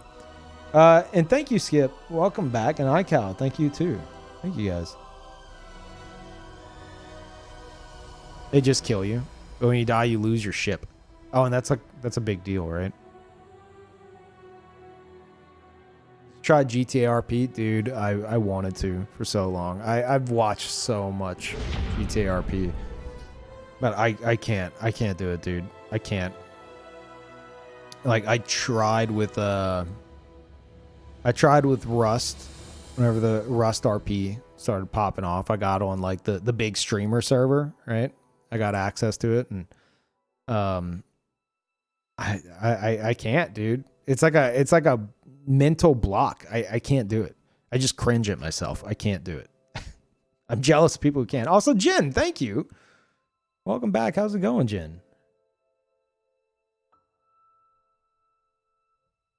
Also, thanks Scott for me for he posted a picture of like some ants eating something to like kill them off. I've had, well, not for a while because I smashed them all. I've had some issues with ants over the past few weeks. I've mass murdered so many ants. So something like that. If it happens again, I'm definitely going to get whatever the hell he got. Or maybe that'll solve my issue, in which case, thanks in advance. Yeah. Stupid ass ants, dude. I saw that. I was like, oh my God, I'm an idiot. This is way better than just smashing them all. You summon more with it. I guess it gets worse before it gets better. Oh no. I think the idea of it is like they take it back to the, like they all take it back to the ant pile, and the queen gets it and she's like, perfect, let's have a feast. Then they have a feast, and then like the queen dies and all the ants start panicking. They're like, what? The queen's dead? My queen. And then like the ant guards are like falling over, and then they're all at their ant table and ant dinner's ruined, and then they all start dying. And that's how that happens. So it might take a bit. But yeah, thank you, Jen. My queen. Dude, ants are so, I know we're talking about MMOs and this is kind of a side tangent, but those little bastards are so like, it's just pure hive mind. I noticed this tiny hole that they were coming out of in like the molding or something. And I plugged it up with a little bit of like tissue paper. And that was like a year ago. And after the recent bout with them, I noticed, because I like cleaned everywhere, and I guess got rid of all the pheromones and stuff, that they can track their way back. Because like that, I think that's how they're able to find their way to and from, was like the pheromone trail. The ants that were left over were trying. I saw them near that little thing. There was like probably like 4 or 5 of them. It wasn't a whole pile of them. It's just a few of them. And they were desperately, the little bastards were trying to pull the tissue paper out of the hole. I was like, what? Are you serious? And at first I'm like, oh my God, dude, they are so smart. And then I realized, no, there's probably still like some pheromone behind there. And they know that that's an exit and they're trying to get out. Oh my God. Terrifying, actually. So then I smashed them and then put some vinegar around that. Anything with me dealing with ants ends in I smashed them. Poor ants. No, screw those things, dude. You might think like I'm the type where like if there's like a bug of some type in my house, like I'll usually try to get it out. I don't like killing them. But the moment you open up like a pantry or a cabinet or something and you see like hundreds of ants all in a line and like get into your bread or something, it's just like, oh, they have to die. Your mind changes real quick. Like that's where it's over, dude. Little bastards got to my tortillas. I needed those tortillas. Anyway, about MMOs. Sick of it. Scott's to blame. Dude, vinegar will help get rid of like the pheromones. Hell, if Scott's idea doesn't work, smash them all and wipe where they're coming from with vinegar.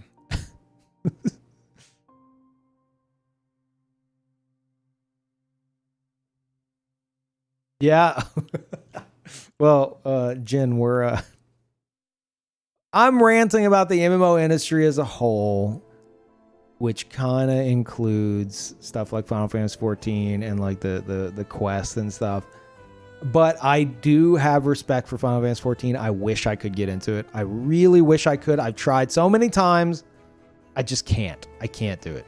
I understand it's got an amazing story. I get it. if you're into like dungeons and stuff like that, like it's for what it is, it's crazy, but I can't personally get into it. So we're just talking about like ideas for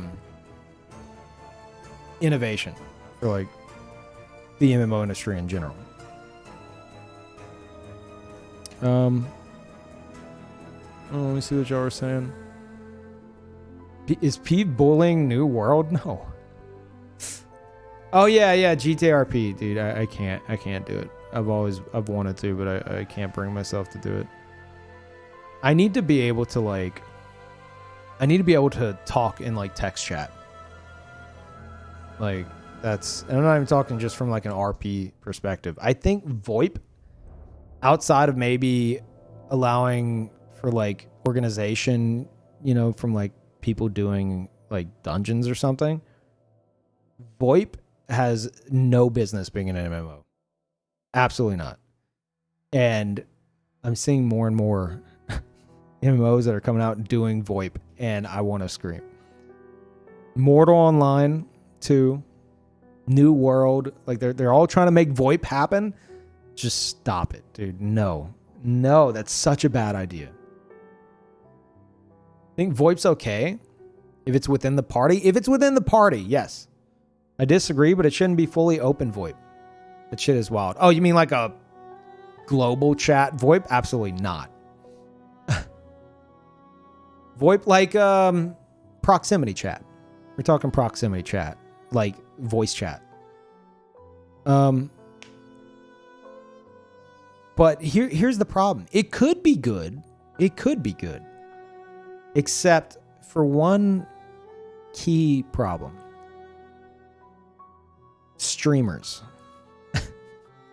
Imagine if you pick a server and it just so happens to be the same server as, I don't know, like XQC or somebody. Could you imagine what voice chat is going to sound like? Especially if it's in an area where he's like hanging out or something. Like that's... Dude, no. Like... And then it already, even if not for that, even if not for streamers and like huge streamers and like a mass of viewers potentially ruining it for everyone, even if not for that, VoIP is a terrible idea because the large majority of people are going to have the worst sounding microphones you've ever heard. So you're going to immediately be taken out of the immersion if you have that on. Because you're going to hear someone like super staticky over the mic, just like, hey, do you have some wood? And it's like, what? What'd you just say to me? I didn't hear that. Can you please type it out? Because you sound terrible. Quit eating your microphone. It's just, oh God. It's just a bad idea. VoIP in MMOs is such a bad idea.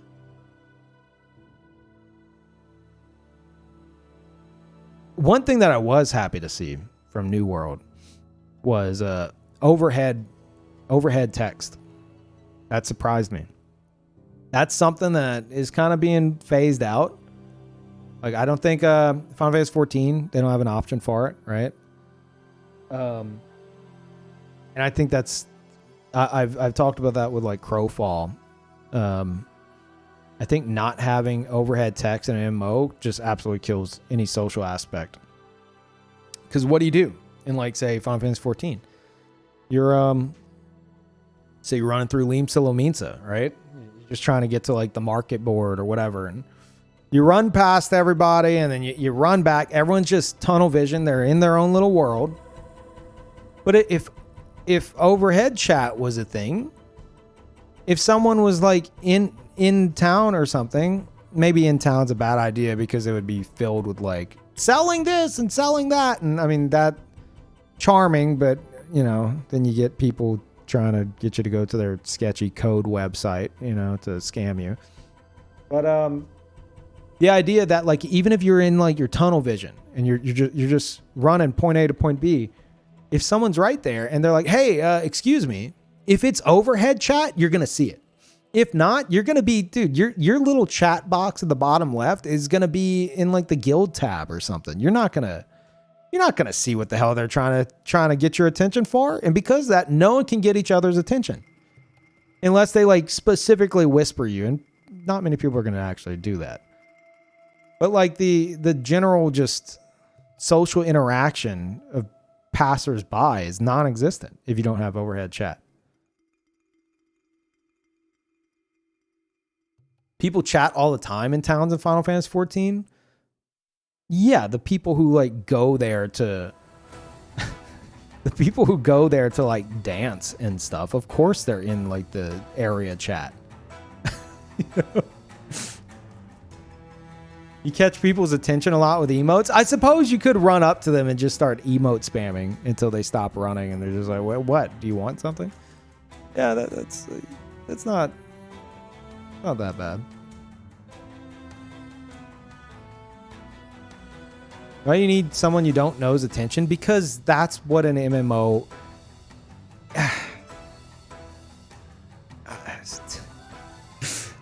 The social aspect of MMOs is being phased out to where it's like everyone just wants to be in their own little world, which is fine. I totally understand that. I totally get that.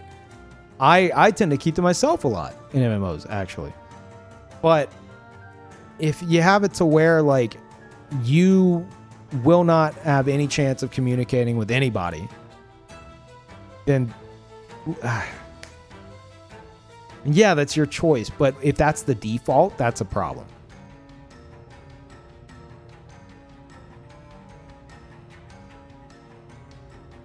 Eva's never lived in a city, lol. I'm in Austin, Texas right now. What do you... What does that have to do with an MMO?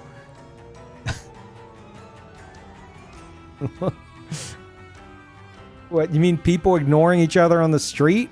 Great. Very immersive. Thank you.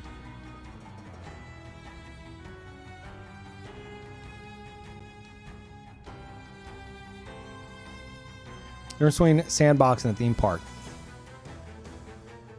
Yeah, I mean, but I think a theme park could lean into the social aspect a bit. I'm talking like threading the needle between sandbox and theme park. That's how people act, but it's not though, Rag, because you're talking... If you're going to draw this ridiculous comparison to an MMO being like a big city... And, oh, well, you could just ignore people because that's what happens to me on the streets of New York.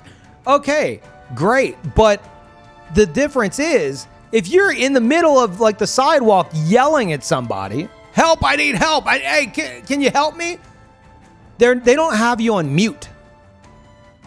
You see the difference there? If we're going to draw that comparison, you're not muted IRL.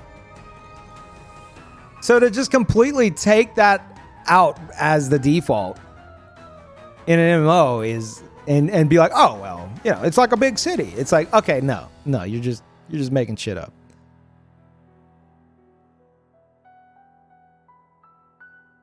Should folks in MMOs be allowed to be left alone? If so, to what degree? That's a good question. I mean, if that's their choice, yes, but I think it would have to be, personally, it should be where you have to mute and block people individually. That's, maybe you could have a mute all button, I suppose, but don't have it be the default. That's the problem.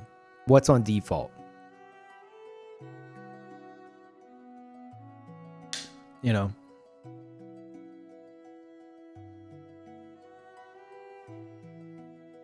Have you considered playing a single player game? I assume you're not talking to me. I think you're talking to Rack. I was about to scream. Yeah, my point is not making that the default. If that's the default, the social interaction is immediately killed. If that's an option that you have to go in the options to change yourself because it's a choice you want to make, sure. But if that's the default, that's a problem. And more, and this is something I've ranted on in the past, but we're doing everything now, I guess. This is the rant stream now because I couldn't get into a queue in Naraka and I couldn't get Metroid 2 running. So here we are. More and more social interaction is just like dying out. The more that, the more innovation, the less social interaction. Or not innovation, sorry. The more streamlining, the less social interaction. And a go-to example for that I have is the auction house, market board, whatever you want to call it. Yeah, I see the desire for it. Not everyone has the time to like jump on and sell their crap, you know, at town. Like, okay, I really got to sell this. I've been trying past 3 times I've jumped on. No one's buying. Yeah, I get it. No one's got the time for that. Or not many do. But I think back to like Ultima Online. Ultima Online had it where if you didn't want to do that, there were auction houses, player-run auction houses that you could actually go to and have them sell your stuff for you. And it was this big event where it's like every Saturday, auction house, again, completely player-run. They'd make their own house, because houses in Ultima Online were essentially like The Sims, and you could customize it however you want. It's still like the best housing system.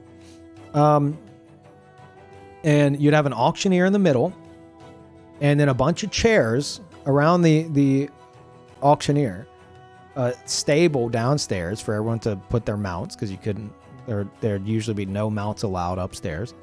You go upstairs, you find a seat, and then whenever the auction would start, you know, the auctioneer in the center, they've got a bunch of chests behind them. Like, no one can really get to them. They're kind of sectioned off, so no one could like steal any of the items or anything, except for that one time that I did. But it's a different story. They would be in the center, and they would be like, okay, next item up for bid. We have, you know, this artifact or whatever. And they pull it out, they put it on the table. Everyone can hover over it. They can see the stats on it and stuff. And they're like, do I hear 1,000 gold? And of course, someone in the crowd would be like, 1,000 gold. And someone would be like, 10,000 gold, 20,000. And the auctioneer is just like spamming, like keeping up, like so-and-so, 20,000, so-and-so, 20,000. Then they get up to like the millions. It's like so-and-so, 5 million gold, 5 million gold. Do I hear 6? No, going once, going twice, sold.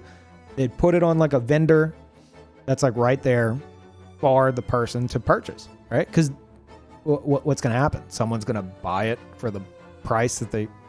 No.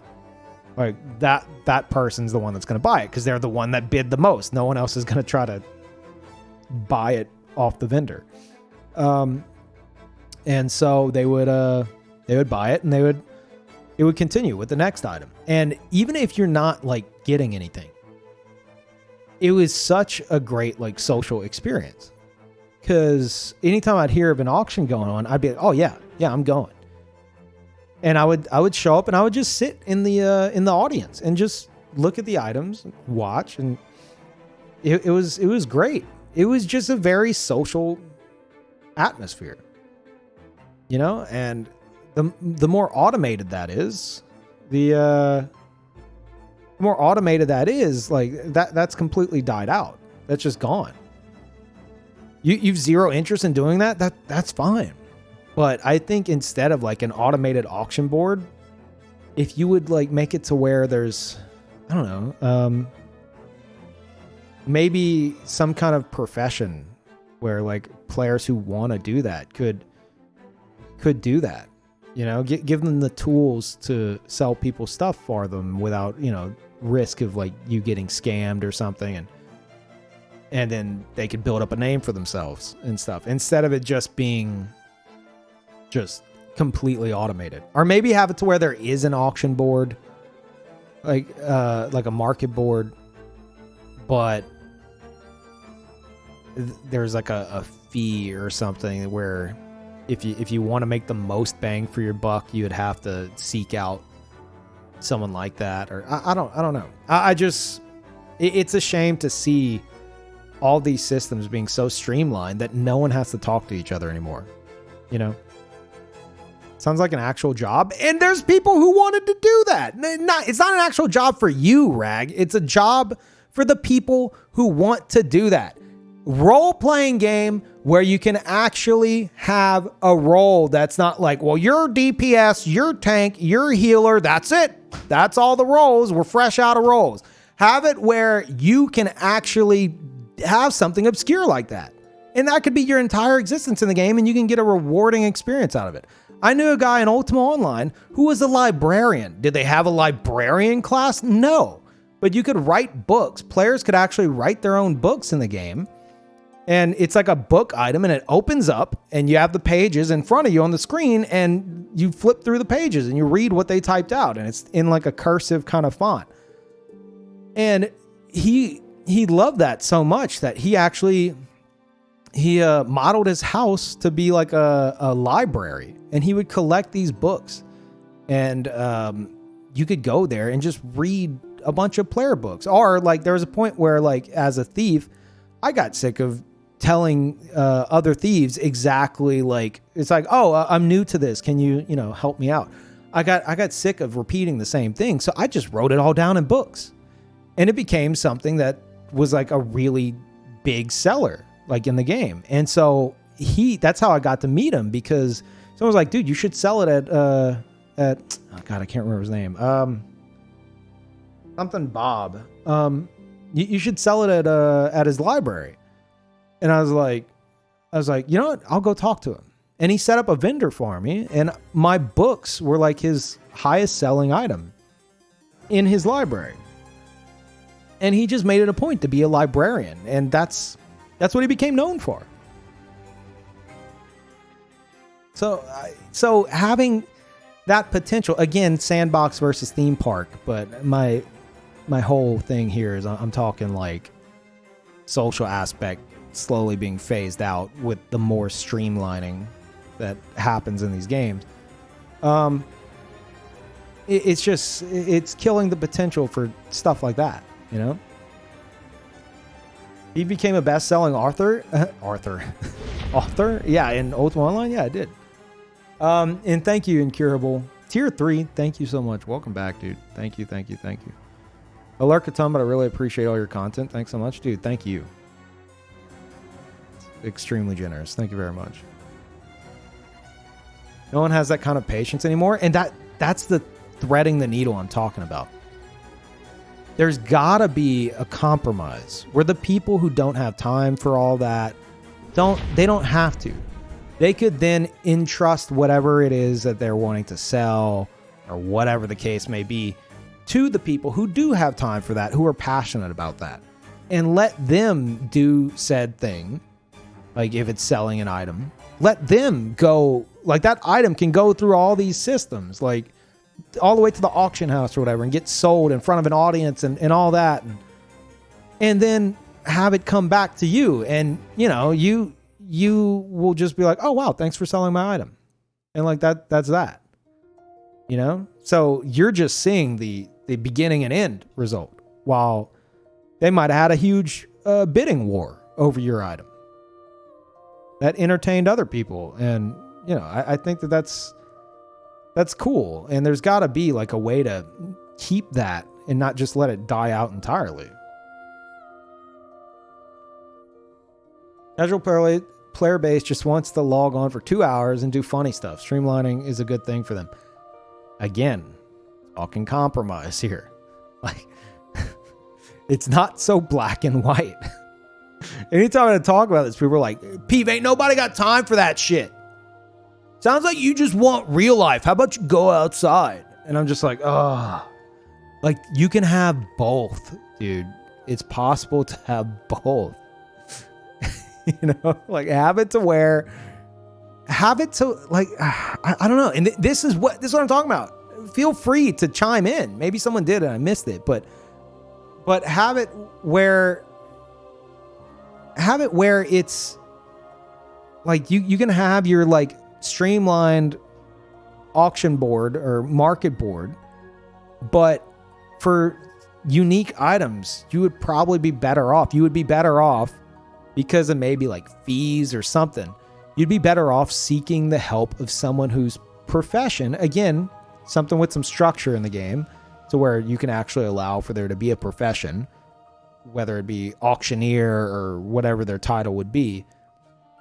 You could actually seek out like an auctioneer guild or something and be like, look, I'd like this to be put up for auction, and have the systems in place to where you won't get scammed, you know?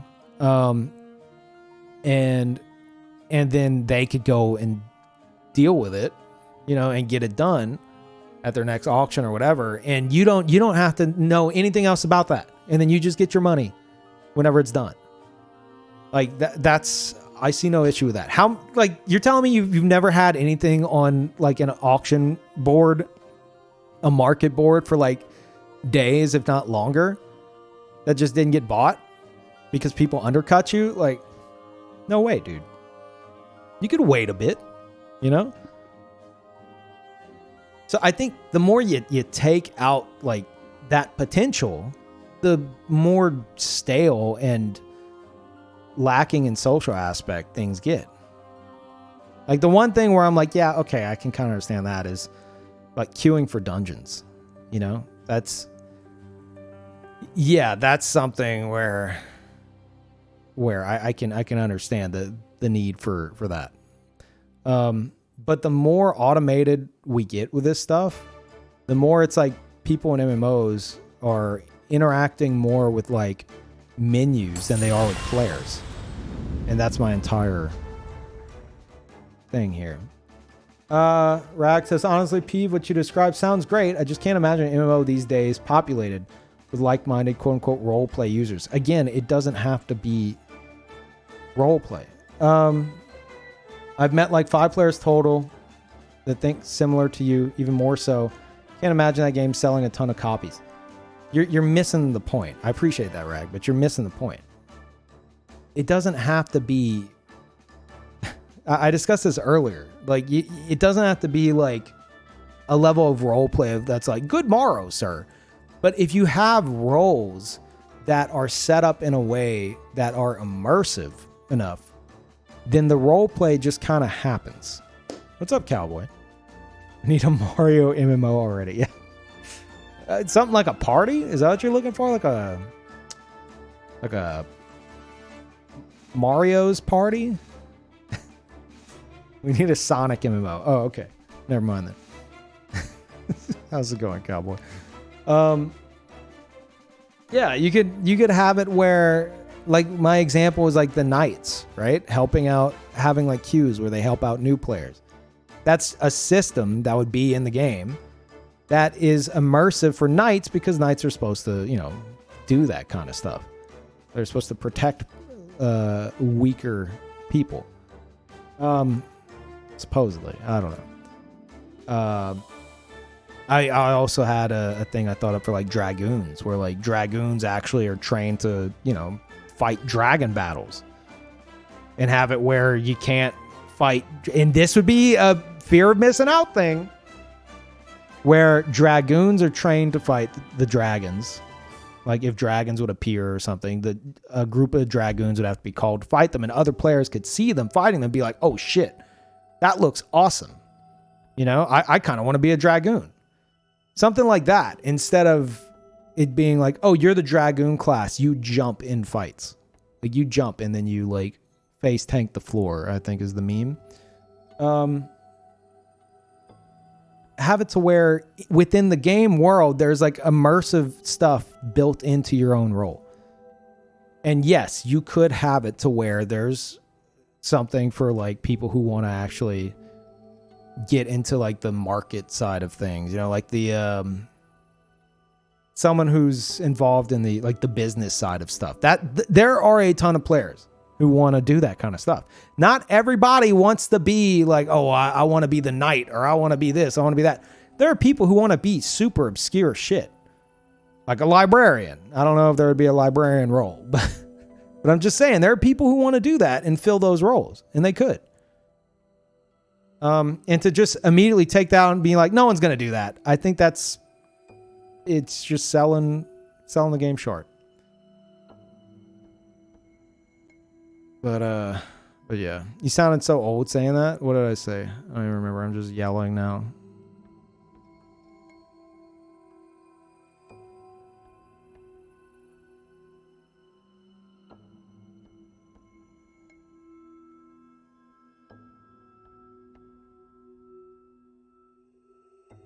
Old saying that just now? Yeah. Yeah, I could see that. Old man yells at a Twitch chat is what this is.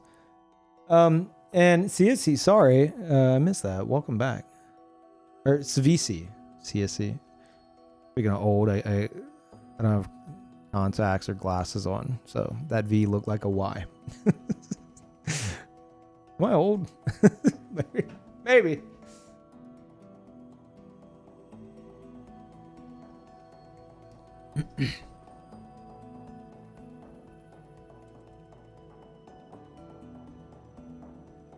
Maybe have it where the quote-unquote selling players have a secret line of communication with the quote-unquote police players, basically get scammed or robbed. That add a lot content-wise. See, that's where I would say, and this is where my experience of backing Chronicles of Illyria comes in. That's where I'd say that's a bit too much. It would be cool, but that's too freeform. It muddies it up way too much. And plus on top of that, the casual players like Rag was discussing who like wouldn't want to, the players who just want to get their shit sold and be done with it. The idea of, oh, well, yeah, no, you could do that, but you might, who knows, I might scam you, but the police will probably help you. Like no one wants that. So yeah. Is he going to play New World here? I'm half tempted to pick it up. I have a feeling it's going to be another action combat MMO. I played it. I think a lot of people here probably played it. I'm already done with it. It's my take on it is very beautiful and immersive environment. The sound design within the environment is god tier. The combat is kind of cool, but everything else is absolutely painfully generic. To like an extreme extent. Like there's like a total of like 5 different types of quests. Either like go collect stuff from the storage crate, go kill this many enemies, go deliver this to this other town, and like 2 other things I can't even remember. The dungeons are, I hear the dungeons suck and have 0 soundtrack behind them, so they're just like, aside from the fighting, they're completely silent. The storytelling is just non-existent. Unless you're really into like Zerg PvP with factions, like that's really the only potential it has.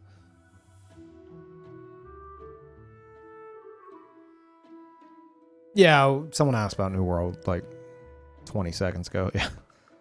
Yeah, that's what I was talking about. But mostly we're just kind of talking about like ways to innovate basic MMO systems. I think that's kind of the theme here, you know? And I would be up to see what y'all have to suggest. Like one of my favorite, I guess, exercises anytime we get on this topic is think of a role you like a class kind of role, and think of something that you could do with like a social aspect to it that could be part of that role. Like maybe like some quests that you could go on for like the guild behind that role, or something to make you feel like you're actually that role aside from your abilities and like whether you're classified as DPS or tank, you know?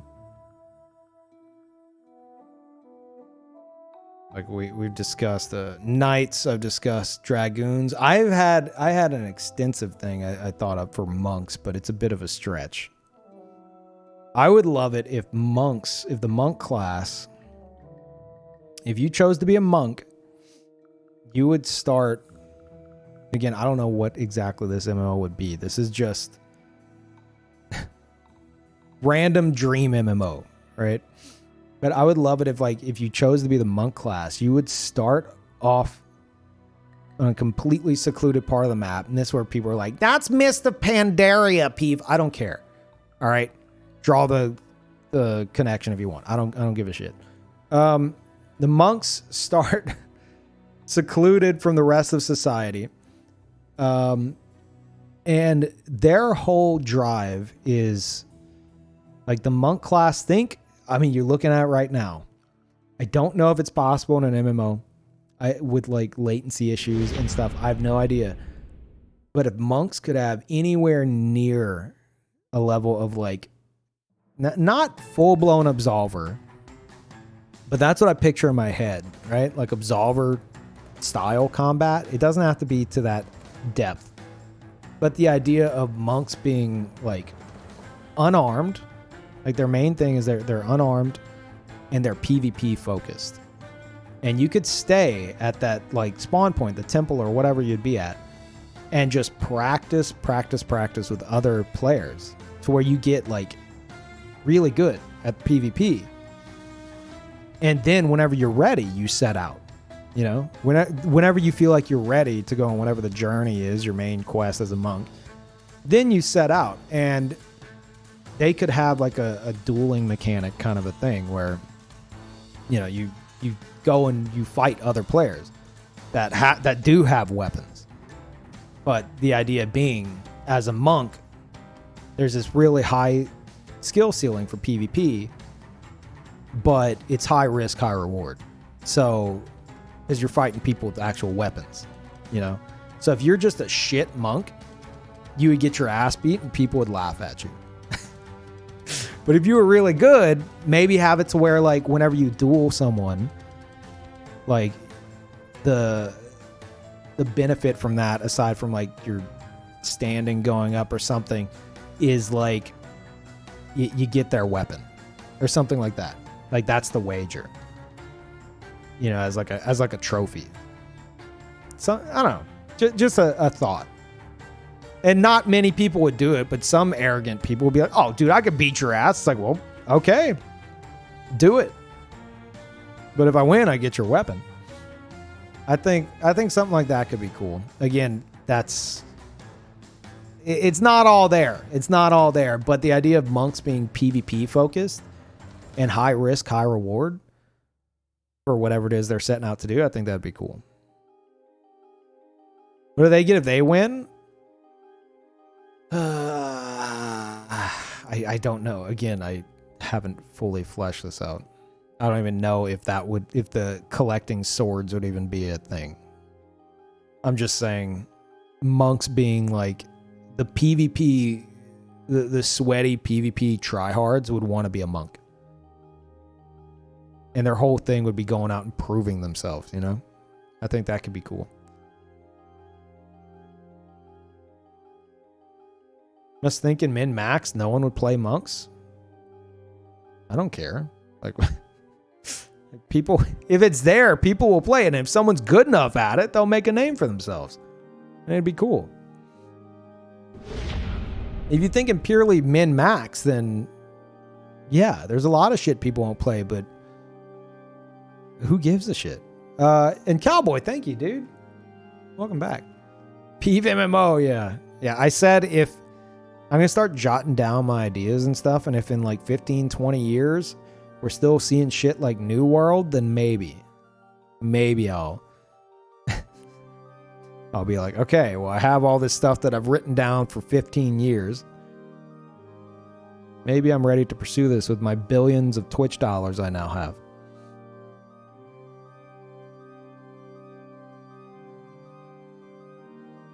You have to care you are the dev. Yes, in terms of balancing shit, yeah, but to be like, no one's gonna do that because it's too risky. That's the whole point. High risk, high reward. Risk reward. I know a lot of people don't understand it these days, but it would be a central theme. Risk reward. Instead, there's so much fear of missing out or being too like punished too hard that risk reward is practically non-existent, and everyone's the same. They're all the greatest hero of all time because God forbid anyone have anything unique happening with them. And then everyone's sitting there going, the very same people who would complain about that shit are sitting there going, why are all MMOs the same? And I'm over here ripping my hair out because it's so obvious. the main example, the primary example, we discussed it earlier, Ashes of Creation. Supposedly they want it to where only 10 people per server, like people of high stature, like with the top guilds or whatever, only like 10 people will have flying mounts. Can you imagine if they haven't already gotten backlash for that, which I'm sure they have? Could you imagine the level of backlash if they actually launch with that? I will be so impressed if they stick to their guns on that. And my whole example with, like, my whole scenario with this is I would absolutely love if I'm traveling from like one town to another, and I picture it in my head. I'm like going through like some woods or something, and then just like a shadow. You just see a huge shadow on the ground. You're like, what the hell was that? And then you look up. It's a big ass dragon or whatever, or a drake or something. And because there's only 10 of these mounts on the server, you would be able to recognize who it is. And you'd be like, oh shit, that's so-and-so's wyvern or whatever. Oh my God, I saw him. I wonder where he's going. You would rush to like the cliffside and look and see where he's flying. And then you go back and you tell your friends and stuff, dude, I saw so-and-so on his wyvern. It's like, what? No way. Like that kind of experience is exciting. But a lot of players are going to look at that and go, oh my God, I can't believe that he gets a flying mount, but I don't get a flying mount. And because of that, the MMO industry is just completely fucked because no one can be unique. There's no uniqueness because no one can be excited for another person because of something unique happening to them, because it's not happening to just crybaby player number 5067. Like, oh my God. I hate that. I hate that so much. That's why I just have, I'm whenever it comes to the MMO industry, I feel like I have zero hope now. All hope is lost. People, they don't have, and it comes down to one thing. They're like, most players that I've talked to on this are like, well, I don't have time for that. I just want to log in, right, and get and feel like I've had some accomplishments, a sense of accomplishment. That's fair. That's totally fair. But the idea that like, I'm trying to think of how to word this. It's fear of missing out because it's like, oh, well, they have more time to dedicate to it. I find that unfair. I don't have as much time to dedicate to it. I want the exact same experience as them, tailored around my schedule. I get it. I do get that. But the same people who say that will go and fucking grind the same shit. And then whenever they're done grinding it to level 90, they'll be like, I don't have anything else to do. I'm going to start another one and do the exact same grind and skip all the dialogue and just mindlessly grind through. If you got time to do that, then you have time to experience other unique stuff. If that makes any sense. I don't know. I'm on a tangent now, but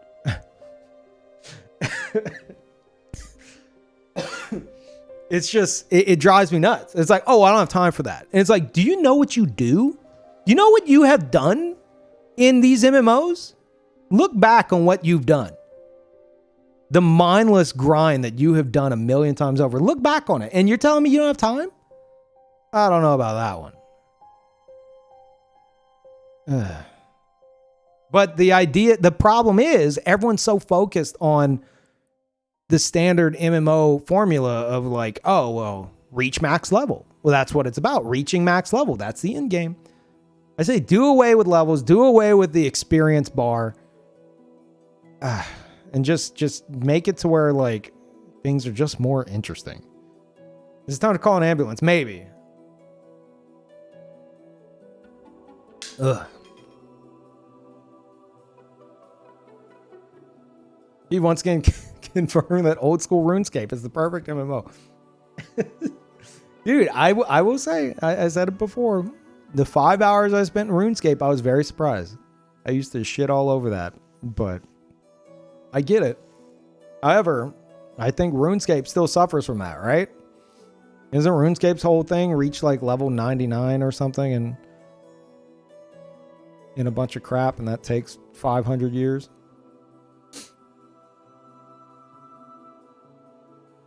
You get your ice cream yesterday. I did. No, not yet. Well, if I still need to find somebody to do it. Can't be too busy. RuneScape has combat levels. There's not a specific hit cap and do in game. Maybe it's because all I ever see of RuneScape is people just grinding those levels. It's like all I ever see. But getting in there myself and doing, I did like a well, I guess it wasn't a single quest, but it was a quest line, and it was interesting. I hear the quests are very good. My dad used to just cut trees and get rich. That's awesome. I think if your MMO doesn't allow you to like choose your role, like if your only roles are like DPS, tank, healer, some variation of them, take your pick, I'm just immediately not interested. If someone wants to be a damn lumberjack, let them be a lumberjack. And I'm not talking a knight who has a paladin who on the side does lumberjacking. That's stupid. I hate that so much. It's like, well, no, they got crafting. It's like in between your doing your hero of light business. Yeah, you do some lumberjacking on the side. I mean, yeah, it works, but I think it would be way more amazing if it was if people who really want to be that could just be that and nothing else. I'm the lumberjack of light. I'm just not a fan of the theme park MMO. I'm really not, dude. I think the ultimate MMO would be threading the needle between theme park, what everyone's used to, and sandbox, but more structured sandbox. You know, too much freeform, go play a custom Rust server. There's a needle that needs to be thread through the middle there, where the people who do play the theme parks, because that's all they've ever known with MMOs, are like, oh wow, this is fresh and interesting and kind of familiar to me. And the people who like the sandboxes are like, okay, well, I have to play with all those theme park nerds, but hey, at least I can kind of do my own thing and like find my own way in like the game society. It's already a new world rant. Less of a rant, more of just like disappointment. Yeah, Ultima Online, it's a miracle I haven't mentioned Ultima Online more than I have already. Usually that's what this devolves into, me talking about Ultima Online. There's a single modern MMO you would recommend? A modern MMO I would recommend. If you're wanting the ultimate theme park experience, hands down, I think it's Final Fantasy 14. Like, I'm just having to come to terms with Final Fantasy 14 is not for me, but I really want it to be, which is why I've tried it so many times and I have like 300 hours in it, because I keep trying it, keep going back, trying to like it. It's because I look at Final Fantasy 14's community and I'm just like, and how excited they are for everything, and I'm like, it's like the gif of like the dude like looking through the window in the snow. I'm like, it's like, I want that. You know? It's like, that could be me. I could be excited for this. It's like there's some jealousy there.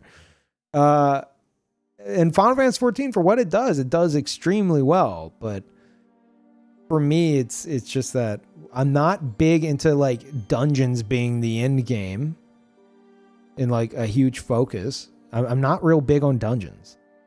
I'm not big on dungeons, and I understand Final Fantasy 14 has like after like Heaven's Word at least, has a like really, really, really, really good storyline. But I'm not in an MMO to do a single player story.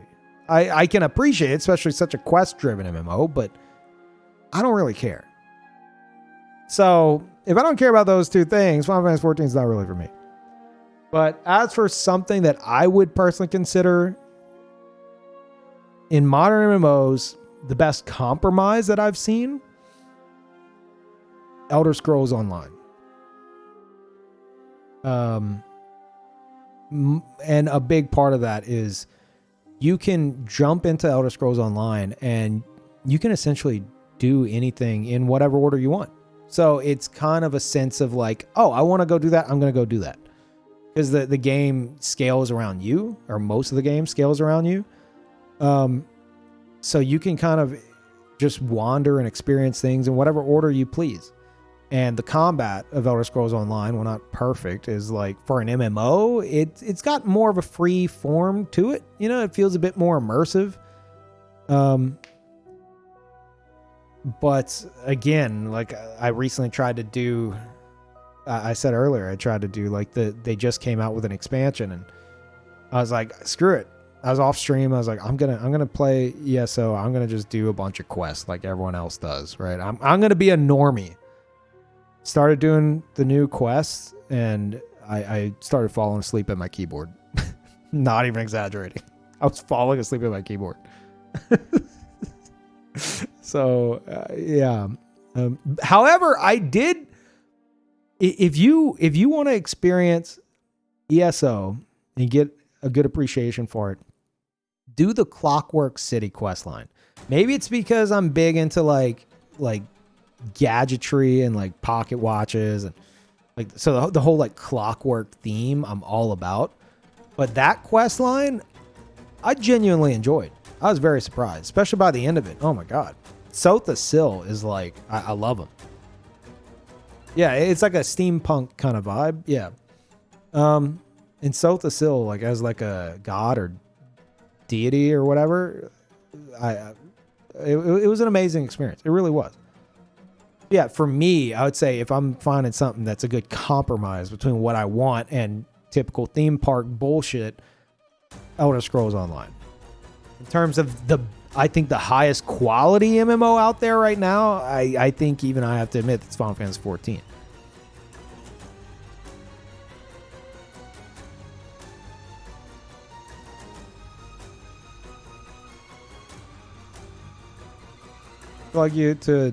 I'd like to see you attempt even older raids at minimum level.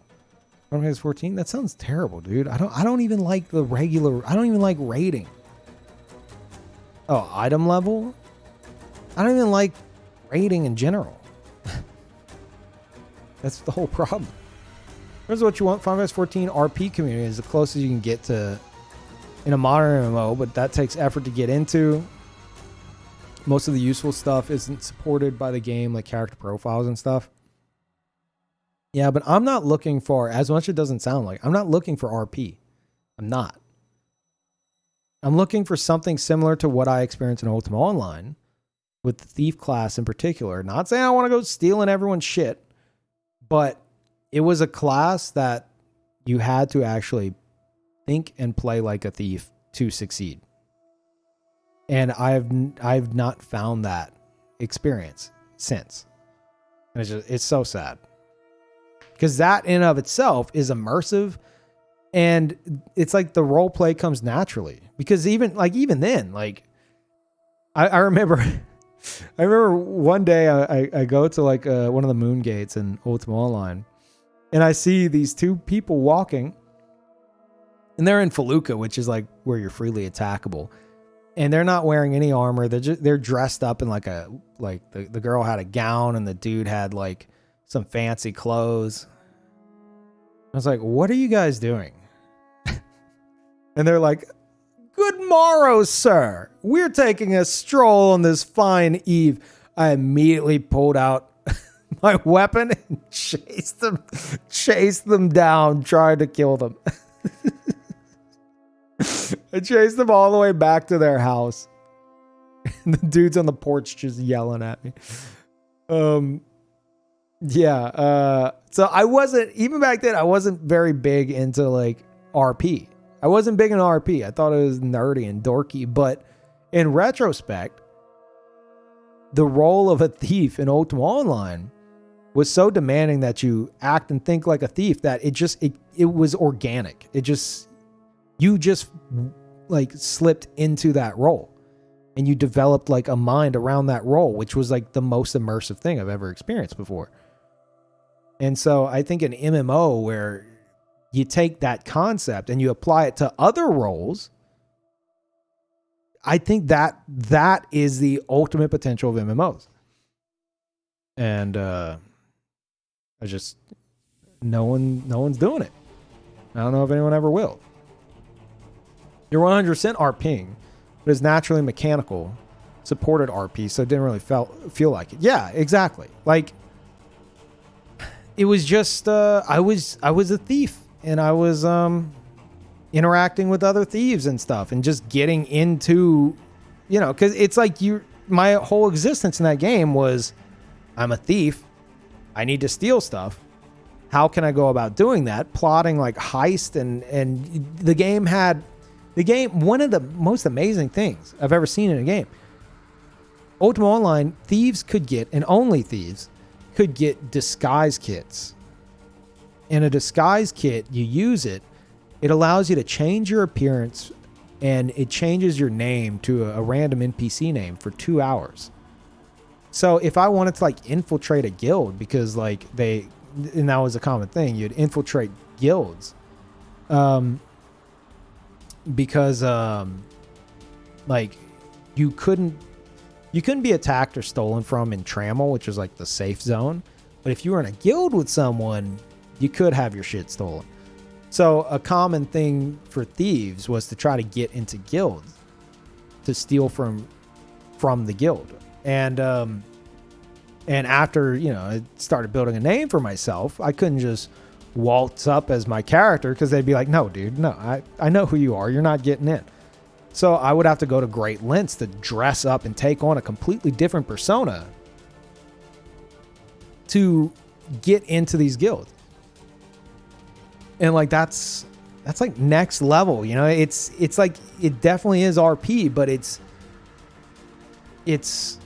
organic, it's just part of being a thief. And I would love to see that for other roles, which is what I was asking you guys. Whatever your favorite role is, like a knight, paladin, dragoon, mage, healer, whatever. What is something you think would be a good, like, something to help you get immersed in like the social aspect of things?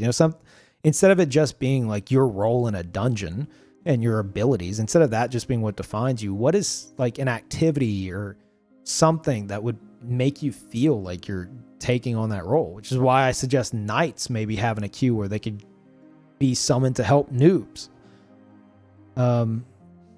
Stuff like that. Being the mayor. I don't know. Okay. I guess that works. Bounty hunting? Yeah, bounty hunting could be cool. Ultima Online did that as well, but eventually I think you had that was before I really started playing, so I only heard about it, but I think eventually you had players letting their friend kill them and then turn in their own head for the money. And that was didn't really work. Can I get drunk in the tavern? In Ultima Online, you could. Yeah. If you chugged enough alcohol, your character would start having like it would say like hic, like asterisk, HIC asterisk, and you would suddenly start turning in random directions. So yeah, you could get drunk in a tavern. Ultima Online even had a begging skill. This is the extent I'm talking about. You could be a beggar in Ultima Online, and only people truly trying to RP were a beggar, because you would go up to NPCs, and the higher your begging skill, the more they might be like, here, you scummy idiot, take some gold. and leave me alone. So people would RP as a beggar, and then they would transfer that to other players and be like, "Sir, may I have some gold?" And it's just like, "Are you a beggar?" Oh, so stupid. But it's cool that it was allowed, you know. Let me see what y'all have here. Ritual magic. Interesting. I don't know how that would work. Blacksmith, yeah, that would definitely have to be one. Like blacksmithing that's like engaging and like engaging mechanics built around it, and you being able to actually make like your entire existence, if you wanted, in said MMO be centered around blacksmithing. Yeah, Ultima Online had that too. I knew many blacksmiths that were, their entire house was dedicated to like their blacksmith shop, and they got known for their items. You know, there's one dude that his name was Hand of God, and you could eventually put like your mark on the items you made. So I would see so many of the best items in the game, or on my server, would say crafted by hand, or was it the Hand of God? Like crafted by the Hand of God. And one day I saw him at like the bank, and I was like, "Oh my God, it's him! It's the blacksmith. It's like the best blacksmith in the game. He's right here." And the idea that they were able to build up such a reputation for themselves by just being a blacksmith, that's amazing. And you just don't see it that much, you know, in newer games.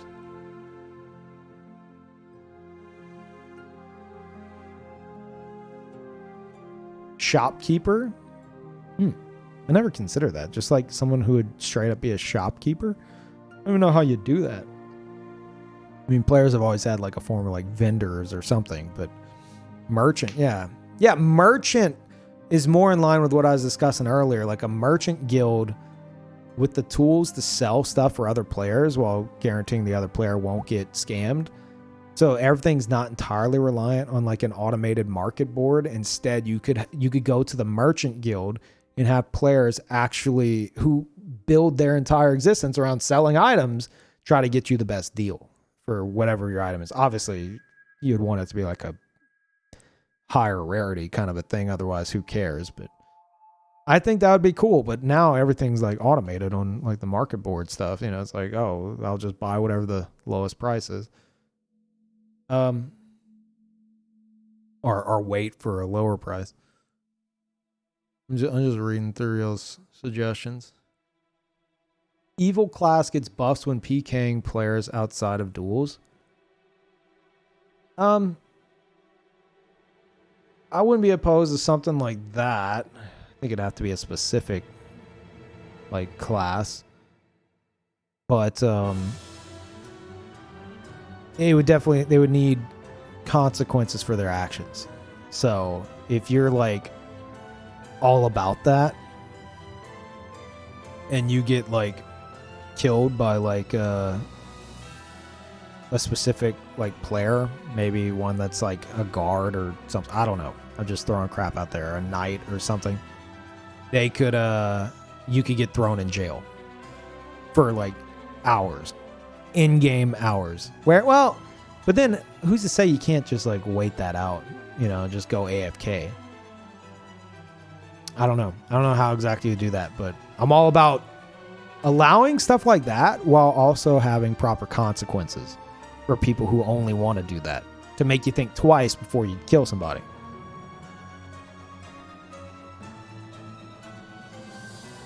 Potion maker, yeah.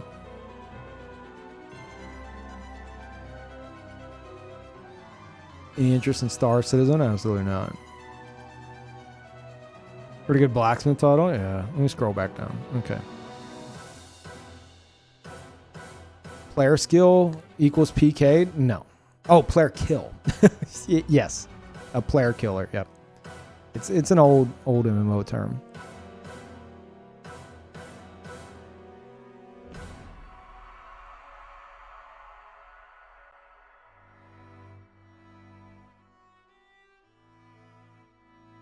Just do all that in real life, yeah. I don't know. That's what I'd want to do is like try to bring that experience that like or that's what I'd like to see.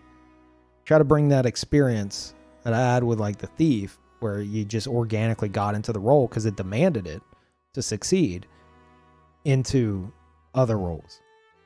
I don't know how exactly.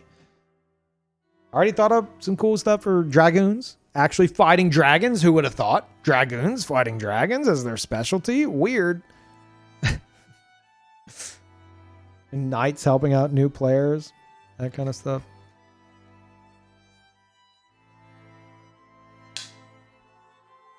They do though? Yeah, but so does everyone else. I think if there is a dragon, say a dragon is like a not at the end of a dungeon. A dragon that's like an encounter like out in the world. If one would spawn, you wouldn't be like, I'll take him on solo. Have it to where it's like you have to call in the dragoons. You know, and they would have like, they would queue up similar to dungeons in squads, and they would be brought in to fight this dragon, and it wouldn't be instant. So other players could see it happening. And you come across a group of dragoons killing a dragon, you might look at that and be like, holy shit, that was awesome. I want to become a dragoon now. I think that would be great. But then you'd have people who are like, I'm a knight and I should be able to solo a dragon. This is stupid.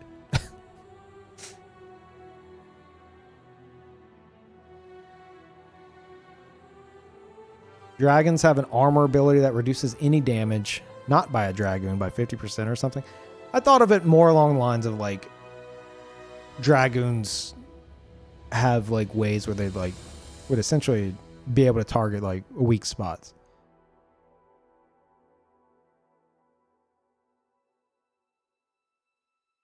Sounds too cool. Fire this man. Yeah. Now we're ranting in circles. We are ranting in circles. Yeah.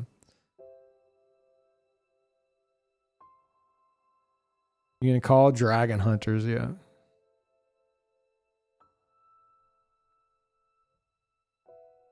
Dragoons can chain down dragons, prevent them from flying away. Well, the way I picture it is like there's like there'd be like a dragon guild, a dragoon guild kind of a thing.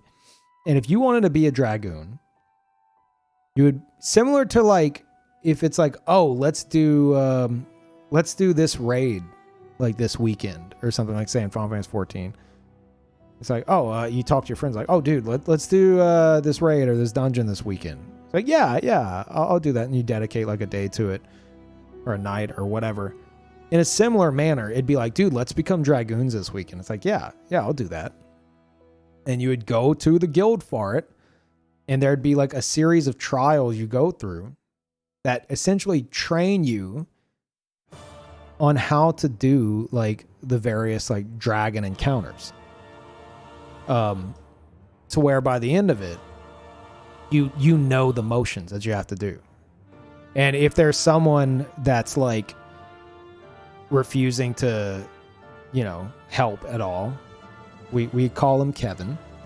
If Kevin's refusing to help and take part, guess who's not going to graduate from the Dragoon Academy? Because you would have to like keep up with it. And if you don't keep up with, like, say, the first trial, everyone else is going to move on to trial 2, and you'll be with a fresh group still in trial 1. So at the very end of it, if you do get into an actual encounter as a dragoon and there's someone who's not doing their part, you at least know that they're just being an asshole and that they actually know how to do it because they had to learn how to do it. So yeah, have it to where like the academy essentially teaches you how to do the fight as a dragoon. And so like whenever you're actually in the fight, visually from everyone else on the outside looking in, because they'd be able to see it because it's not instant, it's impressive because you're seeing all this like coordination, right? And it just looks cool.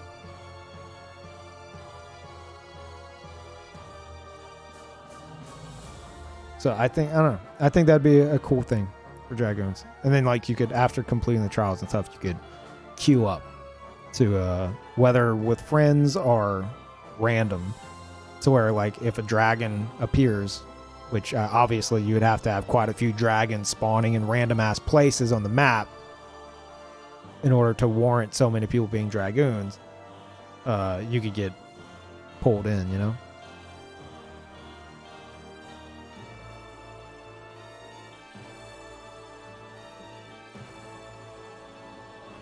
The hell is Log Horizon? Warrior mages that carve their own familiars from a block of wood. I've never heard of that. What? I don't know what that is. Anime? Oh, that's why.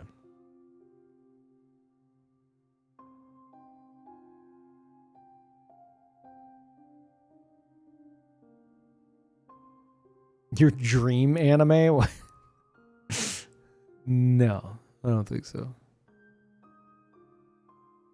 There shouldn't be a way to actually do the fight. It should be open. See that's where I disagree. If you could have it to where other players can, well, I don't know. I don't know if other players would be able to actually try their hand at it. Like if you just had a mass group of like random ass players all fighting a dragon at once, I suppose. But then whenever the dragoons would come in, it's like a bunch of dragoons and like 20 players all ganking the one dragon. It just kind of kills the moment, you know?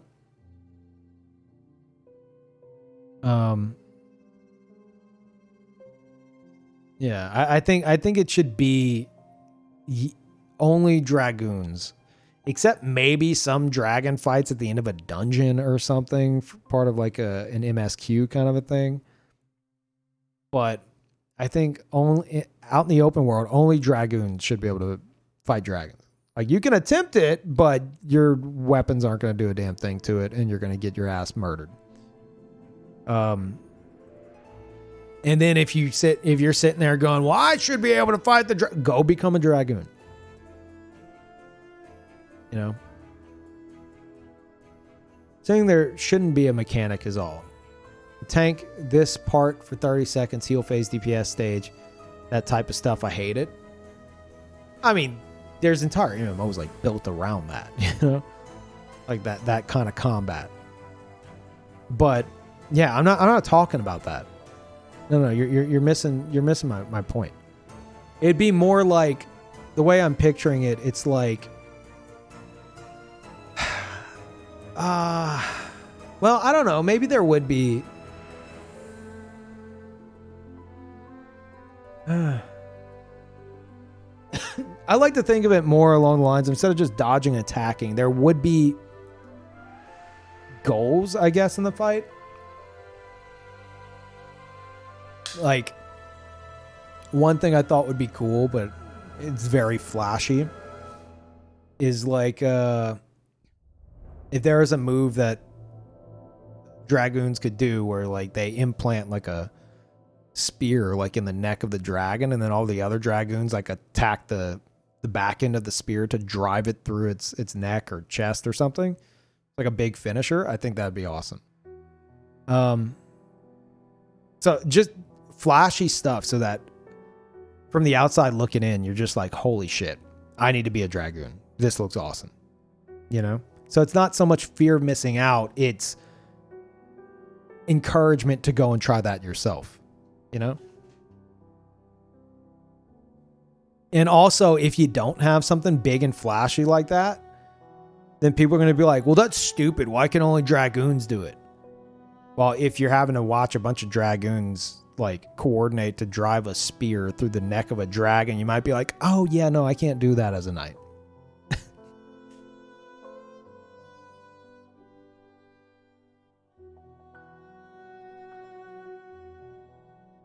Specific roles to specific classes, yes, that's kind of the topic of discussion at the moment. Yeah, making it feel like you're playing as that role, as opposed to just being tied to like DPS or tank or whatever. Like a role that you actually could get into. and feel like just through organic gameplay with that role, feel like you're actually playing as that role.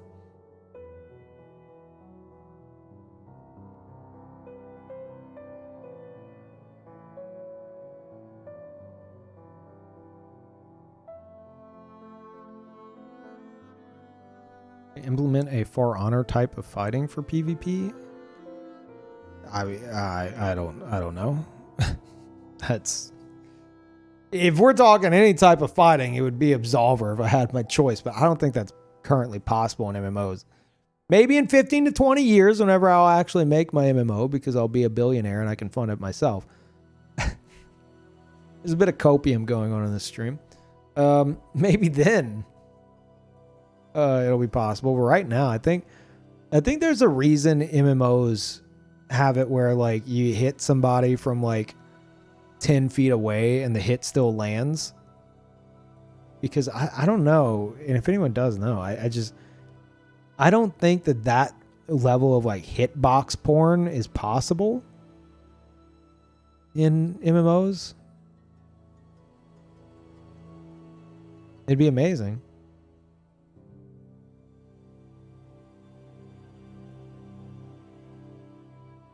No, it's whatever, Wolf.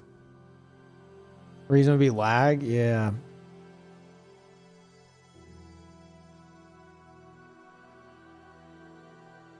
If only dragoons kill dragons, what's the role of other classes during the fight? Run away?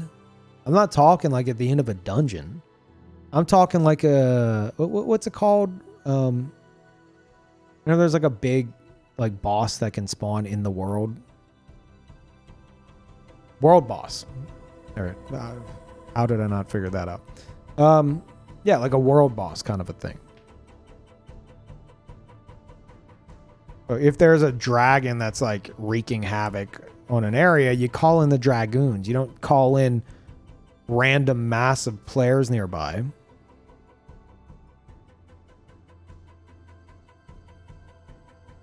How precise are hitboxes in Naraka? Pretty precise, actually. I would say, yeah. But I mean, Naraka has a what's referred to as melee aim assist, where like if you're within range of them, and obviously if they don't parry it or something, if you're within range of them, it'll land like perfectly center. It's gonna land. That's just how Naraka's PvP is. So, I mean, so if you're talking like spacing where it's like you're kind of spaced out a bit more and it still hits, maybe a bit, but not like to the extent of like Souls games.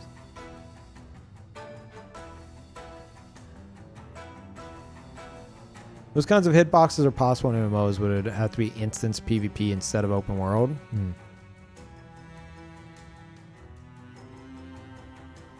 Had a thought, dragons give off a big debuff to all nearby players. Dragons get a buff from...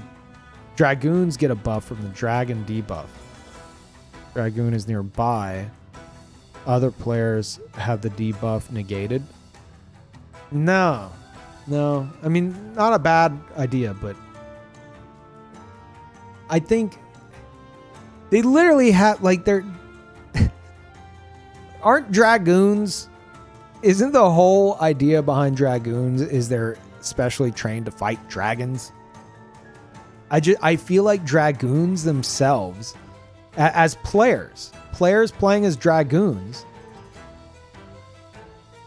are like kind of screwed over because it's like everyone gets to fight the dragons. Like, oh, you're a dragoon. Who gives a shit? You're themed around dragons. You're not special. They can jump really high, smiley face. Yeah, exactly. Yeah, that's why they jump high AF and wear spiky armor. Right, but as a player playing a dragoon, say in Final Fantasy 14, is it your role suddenly to go around and fight dragons? I suppose I haven't done the Dragoon quest line. I'm sure it's themed around that. But in terms of your actual role after you become a Dragoon, I don't know. I feel like Dragoons should be like, you have this specialized group that could be called in to fight dragons in the open world. I think that's kind of a no-brainer. Because if everyone could do it, then it's just going to be... That's the problem. Fear of missing out. I'm sure if you would do that, people would complain. Well, I want to be able to fight the dragons on my knight, and instead of the stupid dragoons. It's like, you can go be a dragoon and do it yourself. You can. You're just choosing not to.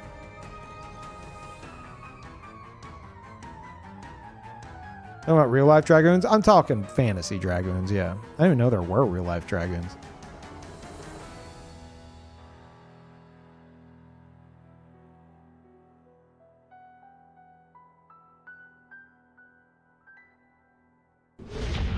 Yeah, people would complain no matter what. And Resurrection, thank you. Welcome back.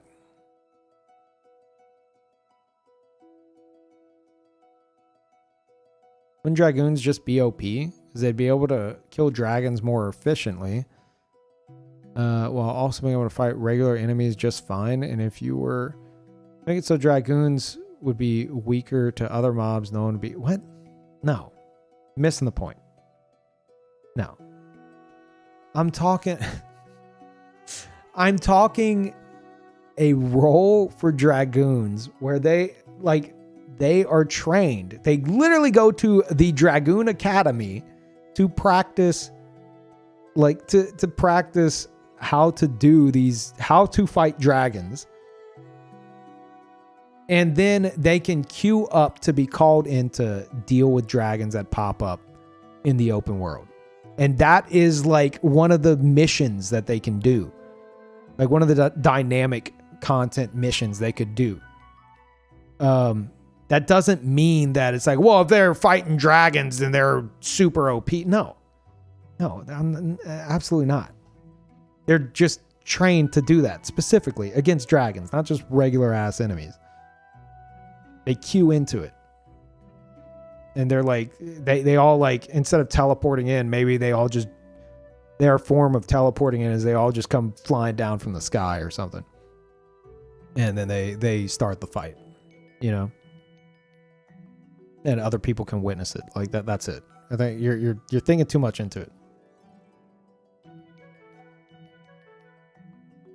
But yeah, I think being able to do everything on a single roll is extremely stupid. Like, I think there should be a reason for different roles. Like, if you want to do that, you can, but you need to be that role.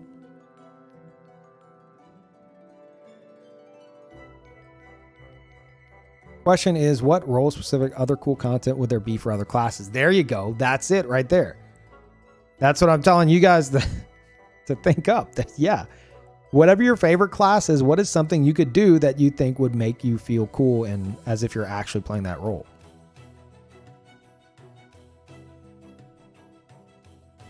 So why couldn't a knight with god tier gear kill a dragon?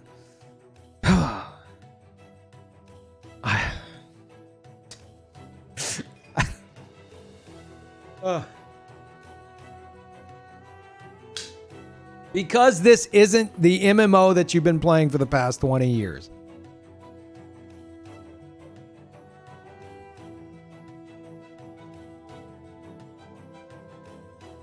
We're talking ways to make specific roles feel as if they're playing that actual role, aside from I'm a big knight, I'm a tank, I'm a dragoon or a rogue, I'm a DPS. Roles within the game world to make you feel like you're actually part of that role, which is why I'm saying dragoons. What would their role be?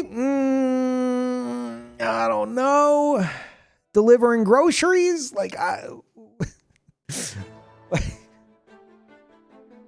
You see what I'm getting at here?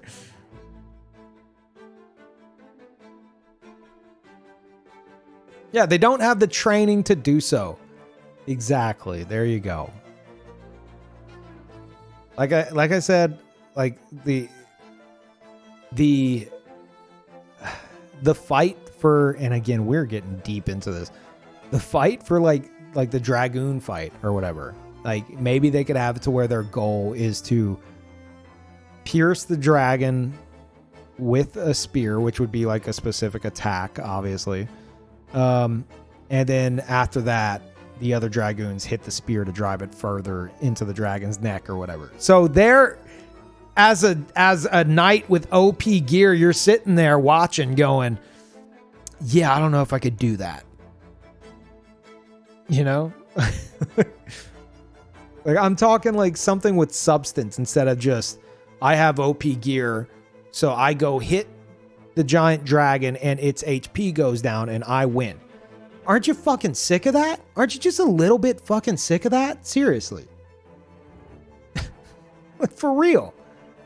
When is that going to get old? Oh my God.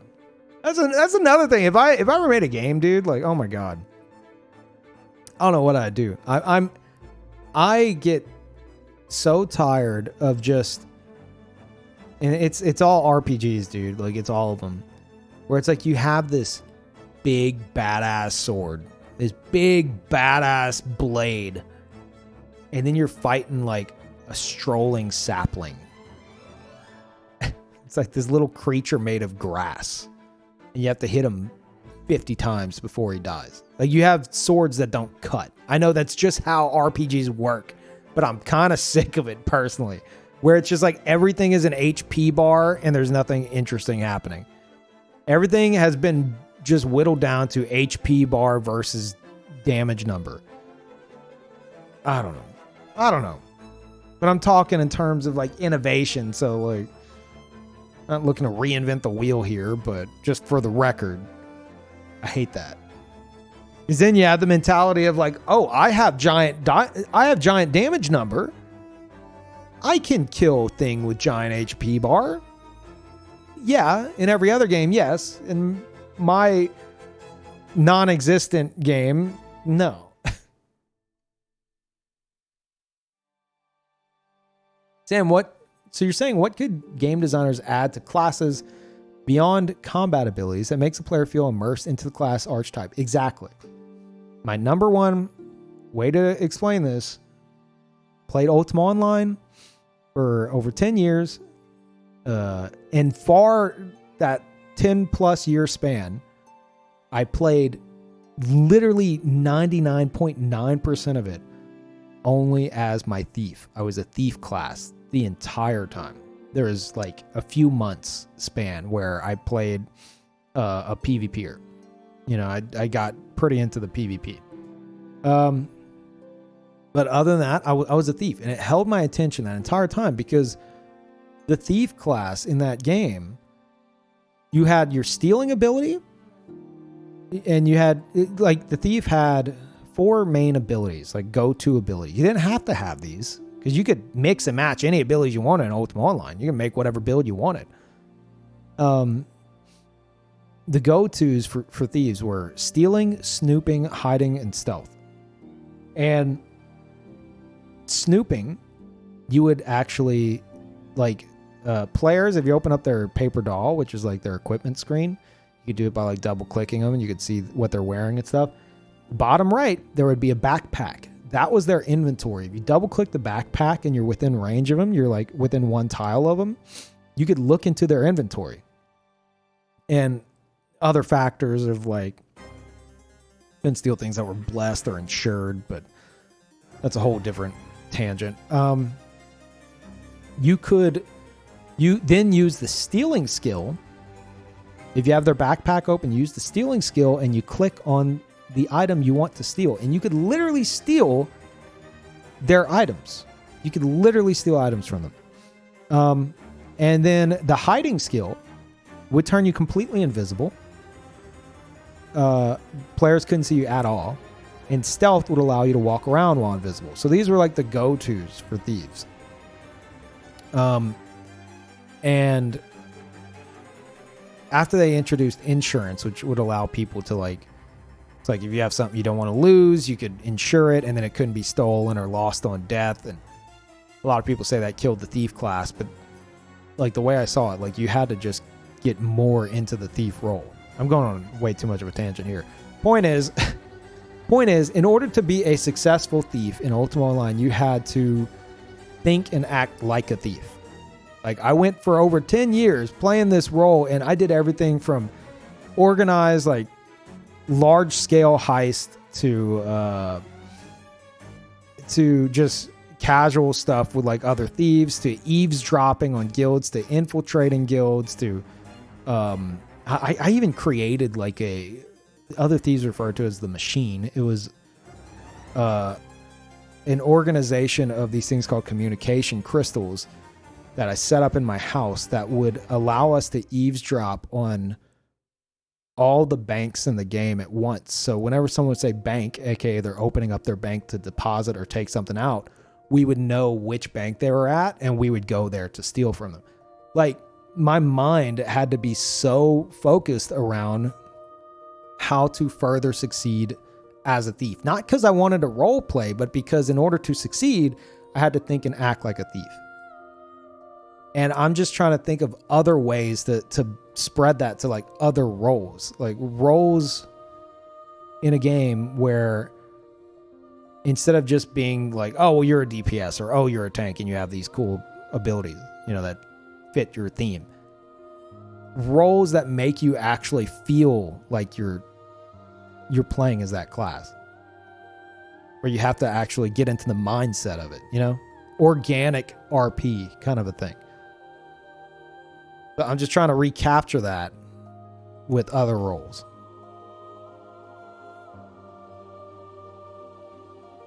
That's kind of the thought process behind it. Issue with the whole specific role content thing on a gameplay / business level is, should a player be forced to play a class with a playstyle they don't enjoy for the fantasy they do enjoy? Forced to play a class with a playstyle they don't enjoy for the fantasy they do. I don't understand. I don't know what you mean by that. You're going to have to explain it to me like I'm 5.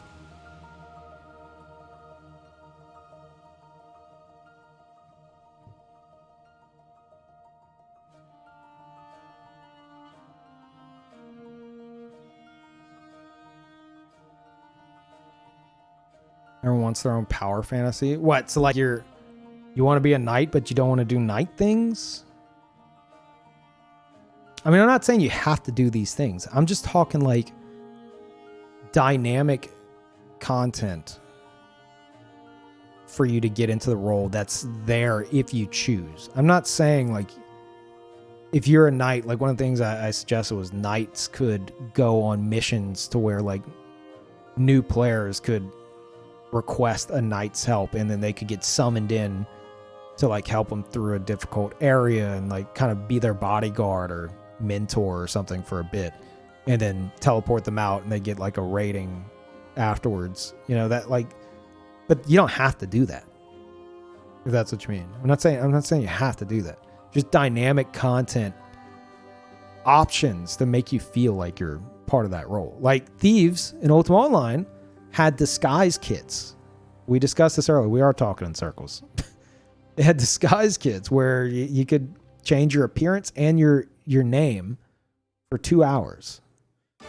And that would allow for some big shenanigans. Like that. Like the potential with those was nuts. And only thieves could use them. You ever do RP in other MMOs? How has that experience been compared to this one? This one. We're talking about a non-existent MMO. Unless you're talking about New World, in which case, no, New World is generic garbage. Sorry. But no, I never really did RP. Aside from the organic RP we're talking about with like the thief class, which I never considered RP because it was just how you were, that's what you had to do to be a successful thief. You had to play the role. Which I know is literally RP, but yeah.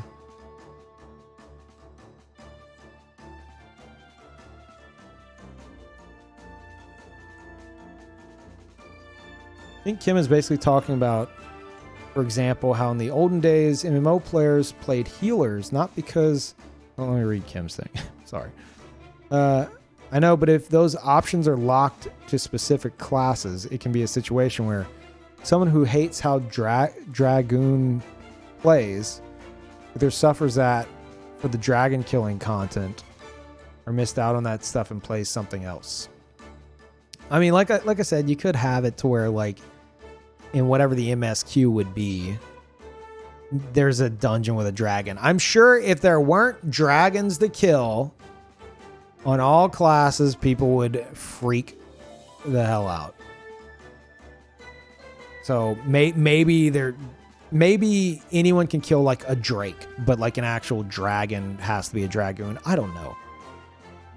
Or maybe the ones that spawn in the overworld are quote unquote corrupted dragons, and so the dragoons are specialized in that. I don't know.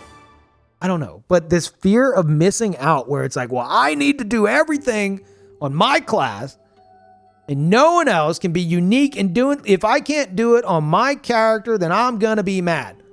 No. If you're asking about that, no, I do not give a shit about that mentality. And I think that mentality is killing the MMO industry.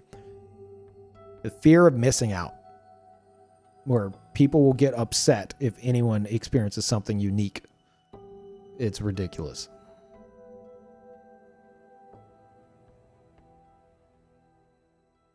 Yeah, you're not role-playing at that point.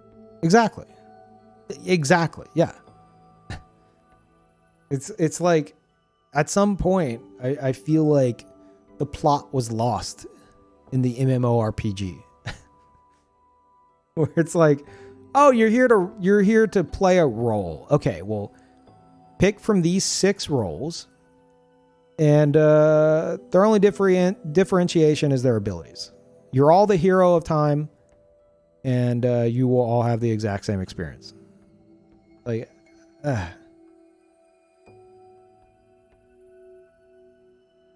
this game is going to be role-playing. How much is going to be a game?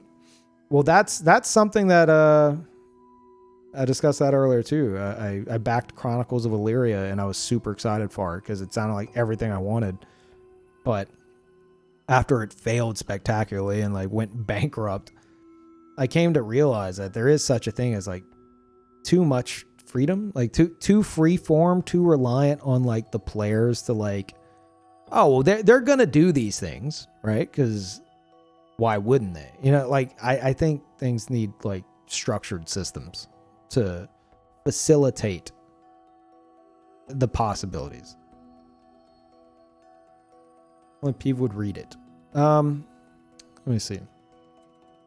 I got an idea. As a beginner blacksmith, you make bland weapons that you can sell to new players, but as a return, the players, say a knight, got an item that's blacksmith exclusive. Items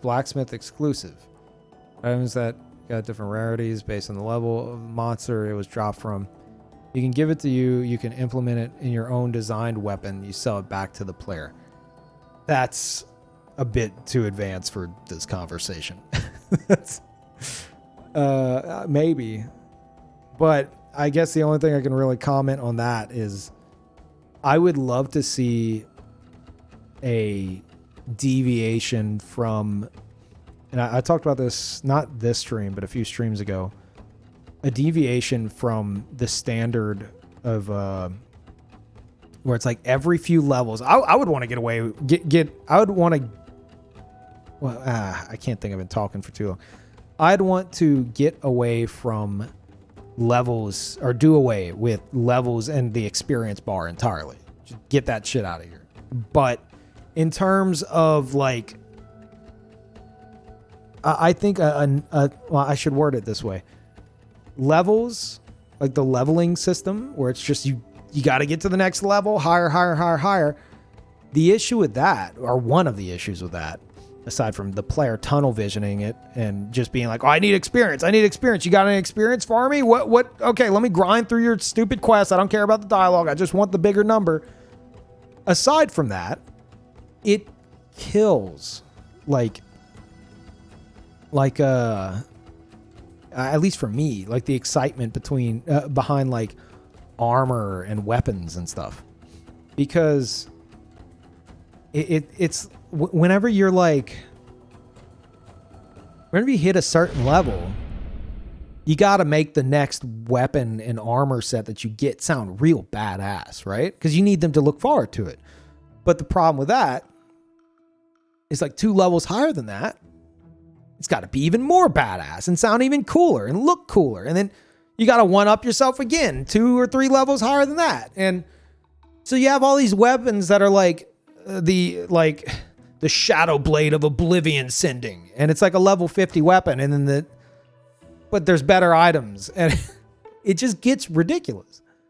So I would, instead of like a billion weapons that are just all the same shit with better stats, I think a fresh thing to do would be to make it to where you pick your weapon early on, and the progression system is like you like upgrading that weapon. Maybe they could have sockets for like something like a materia type system. And the idea is you're upgrading that weapon, but it's the same weapon throughout. And you could even name it. You could have your own like named weapon. I think that would be awesome. And have it like tailored to like a specific goal, like maybe something for more for PvE. And then you could have a different weapon that you focus on and get upgraded over time, that's more focused towards like PvP, or just for example, or like specific like loadouts, builds, whatever. And so you instead have a handful of different go-to weapons, all uniquely named. And that's like your arsenal. Instead of just throwing out the Omega Weapon of Oblivion Sending after 3 levels and picking up something else as ridiculous sounding. You know, like I think personally, I think that would be way more rewarding, because then you could develop like almost like would the word be appreciation? I don't want to say relationship. you would a bond. You would develop like a bond with these weapons, you know? Because I don't know if you guys have gotten like in an MMO, you get a really cool looking weapon. Nothing like super flashy. I mean, maybe for you, for me, like it's more so like I'll get just this cool looking sword. And it's not like the most crazy or flashy thing ever. I just love its design. And I'm like, oh my God, I love this. And I know I need to replace it in like 3 levels. I hate that. It's like, oh, just transmog it. It's like, yeah, but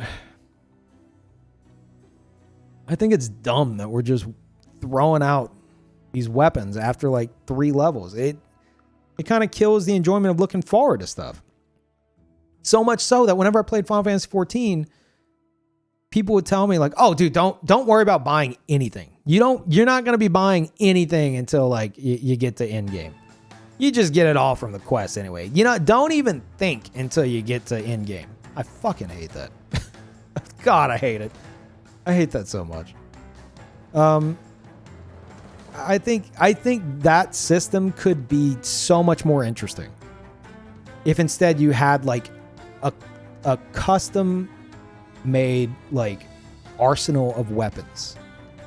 That it's like a weapon. Maybe it was like your first sword, and you've just upgraded it and built upon it to be, you know, your primary weapon, or something used for like dungeons or something like that, to where it's still in your arsenal and you know it's still that same sword that you just had all this time, and you can name it and everything, and that would be way more rewarding than just replacing it every few levels. It's not like Monster Hunter. I see where you're thinking that, but yeah, kinda. I suppose I could see the parallels. Thank you, Dunka. Welcome back. Thank you so much.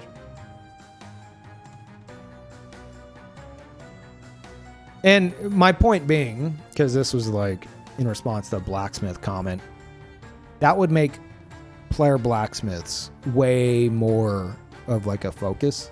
and way more important. You know?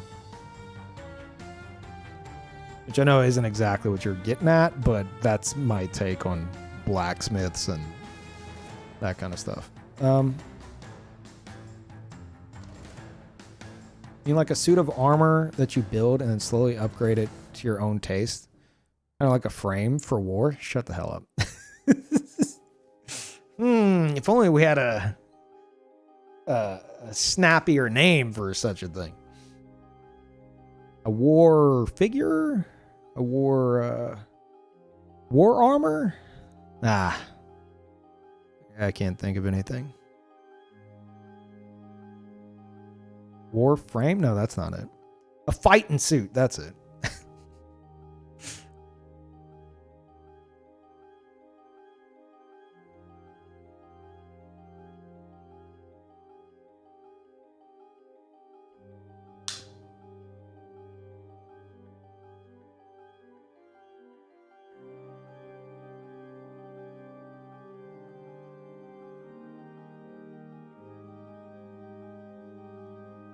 Genuinely like the concept of role-specific stuff and class fantasy in general, but the whole concept of actual activities being role/class limited. Be like walking on a tightrope over a pool of sharks for devs. And that sucks for both them and creativity, and also can hamper... No, I disagree 1,000%, Kim. That mindset is entirely... I can agree with that in the sense of like, yes, you're gonna have a lot of people complaining. Yes. If that's what you mean by the tightrope over sharks, yeah, I agree. But I think there needs to be some level of innovation, because otherwise everything is, you look at New World, dude, everything is going to be the exact same generic shit. It's like, it just feels like the industry, the MMO industry needs to be innovated on. There's like, I don't know. Final Fantasy, I can't say Final Fantasy 14 hasn't innovated. It definitely has. But it's like everyone's trying that formula and just trying to innovate that same formula. And I'm saying just innovate it as a whole. Bring new ideas. Oh.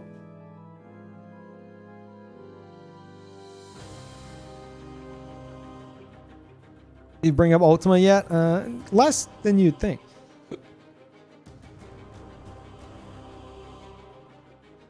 But yeah, fear of missing out is I think that's the worst thing to happen to the MMO industry.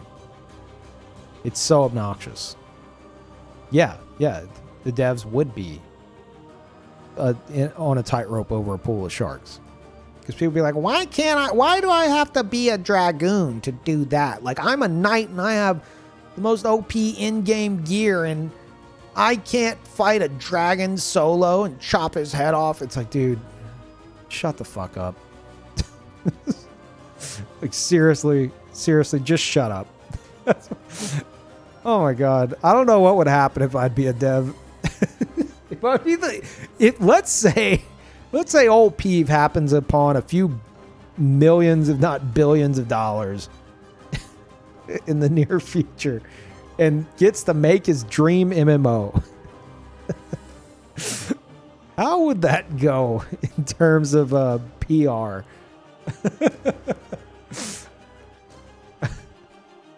Oh my God. You would need a PR team? Absolutely. Poorly? I don't think poorly. Bit of copium. I don't think poorly. But just don't let me talk to the complainers. I'd be like, look. Okay. I get it. I get where you're coming from, but we're trying to make it a unique experience, so everyone feels like they're actually playing their role. And they'd be like, well, I want to do everything. It's like, oh, okay. I get it, but you can't. I would lose my shit, dude. I absolutely would. You'd have a heart attack week one, probably. Oh no. My dream. I see it slipping away.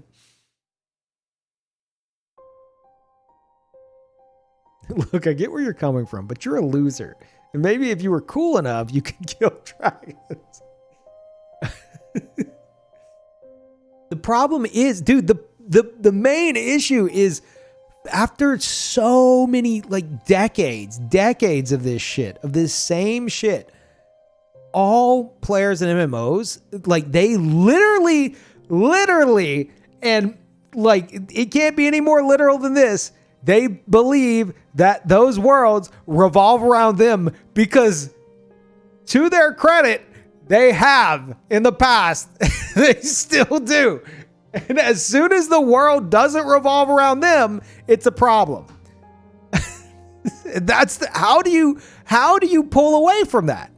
How do you pull away from that and succeed in the MMO industry? It's like the worlds have literally revolved around each individual player up until now, to where they are so entitled. How do you pull back from that? I don't know if it's possible, honestly. I don't know if it's possible. And then those same players are going to complain whenever it's like, well, this game's not that good. I played it for 6,000 hours and I hate it. Is this my MMO? Is this my MMO guy voice? Where'd this come from? Oh, no.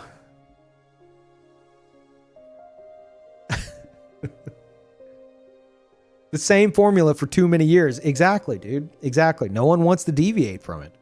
And then the ones that do deviate from it either go belly up or get shunned. You know, it's like, what do you do?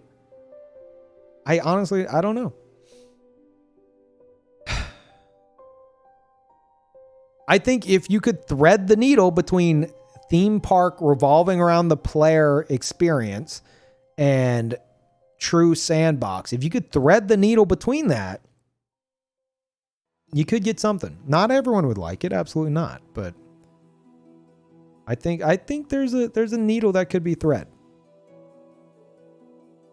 But the players who literally want the world to revolve around them would definitely be disappointed. And they could just cry about it.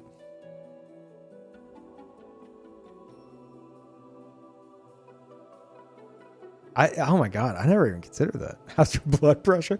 Dude, I didn't consider that until just now. That these worlds have literally revolved around this type of player. Like literally revolved around them. Oh my God, that's scary. That's a scary thought. I tried Albion, I think on like release, and I wasn't really feeling it. I've since heard that they have like invasions and dungeons and stuff, which is pretty cool. I don't know about much else though.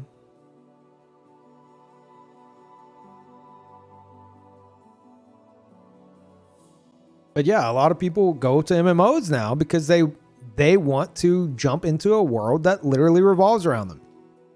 And I don't think there's any hope for that audience. And sadly, that's a large portion of the audience. Like they want this fantasy where they are the hero. Like they are the sole hero. And I don't know how you take a player like that and get them involved in something that's more broad, where it's like you can be a hero, but I mean, the way I would like to see it is people in like a game like this that would be considered heroes would have to actually do like heroic deeds of some sort, you know, instead of it just being like, oh, you made a character. Congratulations. You did it. You are destined to be the hero of all time. Absolutely not. I could not do anything like that. You're the one. Yeah. They are all the same. Oh, you're the hero. You're the one. Don't talk to anyone else that you see about this. Like, don't tell anyone that we talked about this, but you're the one. And then you sit there just like lying to yourself while you wait for like the wolves to respawn because you need to kill them for your quest. Because there's a bunch of players killing them first. No, it's just you. I mean, and that's the sad part. An MMO that literally doesn't revolve around the player, an MMO that breaks from that norm, would actually be far, far, far, far, far more immersive than that formula, that same tired formula, because it's not immersive, dude. You can sit there and lie to yourself like, I'm the hero, I'm the greatest, I'm doing all this shit, but look around, dude. You're waiting in queues and shit, like, because you know there's players in front of you doing the same thing. Like, if you just shattered that illusion, you could have a far more rewarding experience, you know. But some people just they want it to revolve around them, and I don't think there's any help in them.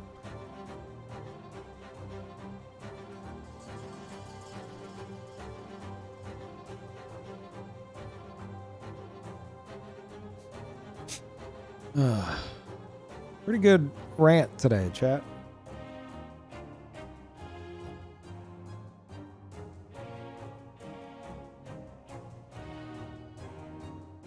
Even WoW went from one in a group to you are the chosen one. Oh, really? I didn't play much WoW. Pretty much say I haven't even played WoW, really. Tried playing a MUD? No.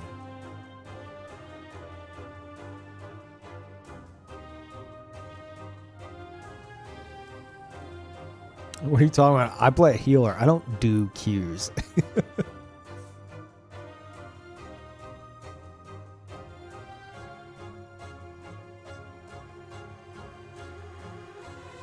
Heist story, please. Oh, what? From Ultima Online.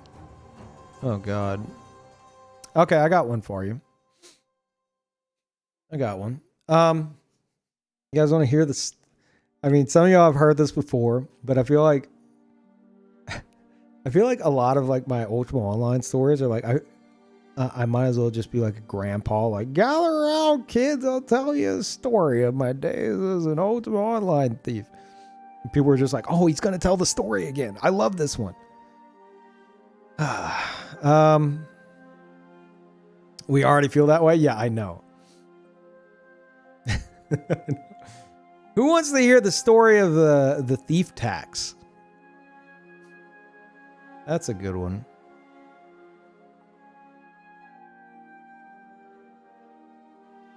Just write a book already. Yeah, I do Grandpa Peeve. Okay, all right. You know, press 1 if you've heard the story of the thief tax. Press 2 if you haven't. I'm curious. And thank you, Dinda. I appreciate that. Welcome back, everybody. Lots of ones. There's a few 2s. I want to hear it again. Yeah.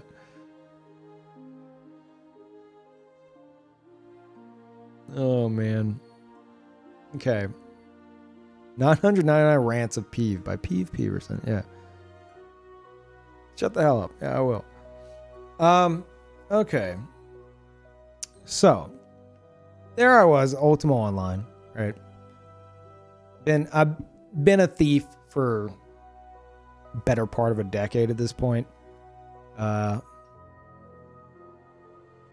Largest thieves guild in the game, right?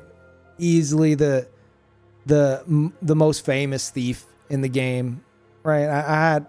I had some reputation. Okay, all right. Thank you, Code. Welcome back. So I decided one day, I was like, you know what? I got an idea. I'm going to implement a thief tax. So I wrote a book in the game. It wasn't. It was more so for the sake of like having like it was like writing a note. And I titled it like thief tax, and it read something along the lines of, "It has come to our attention that your guild now has more than 50 active members," which is something you could search on the UO website. Your guild now has more than 50 active members.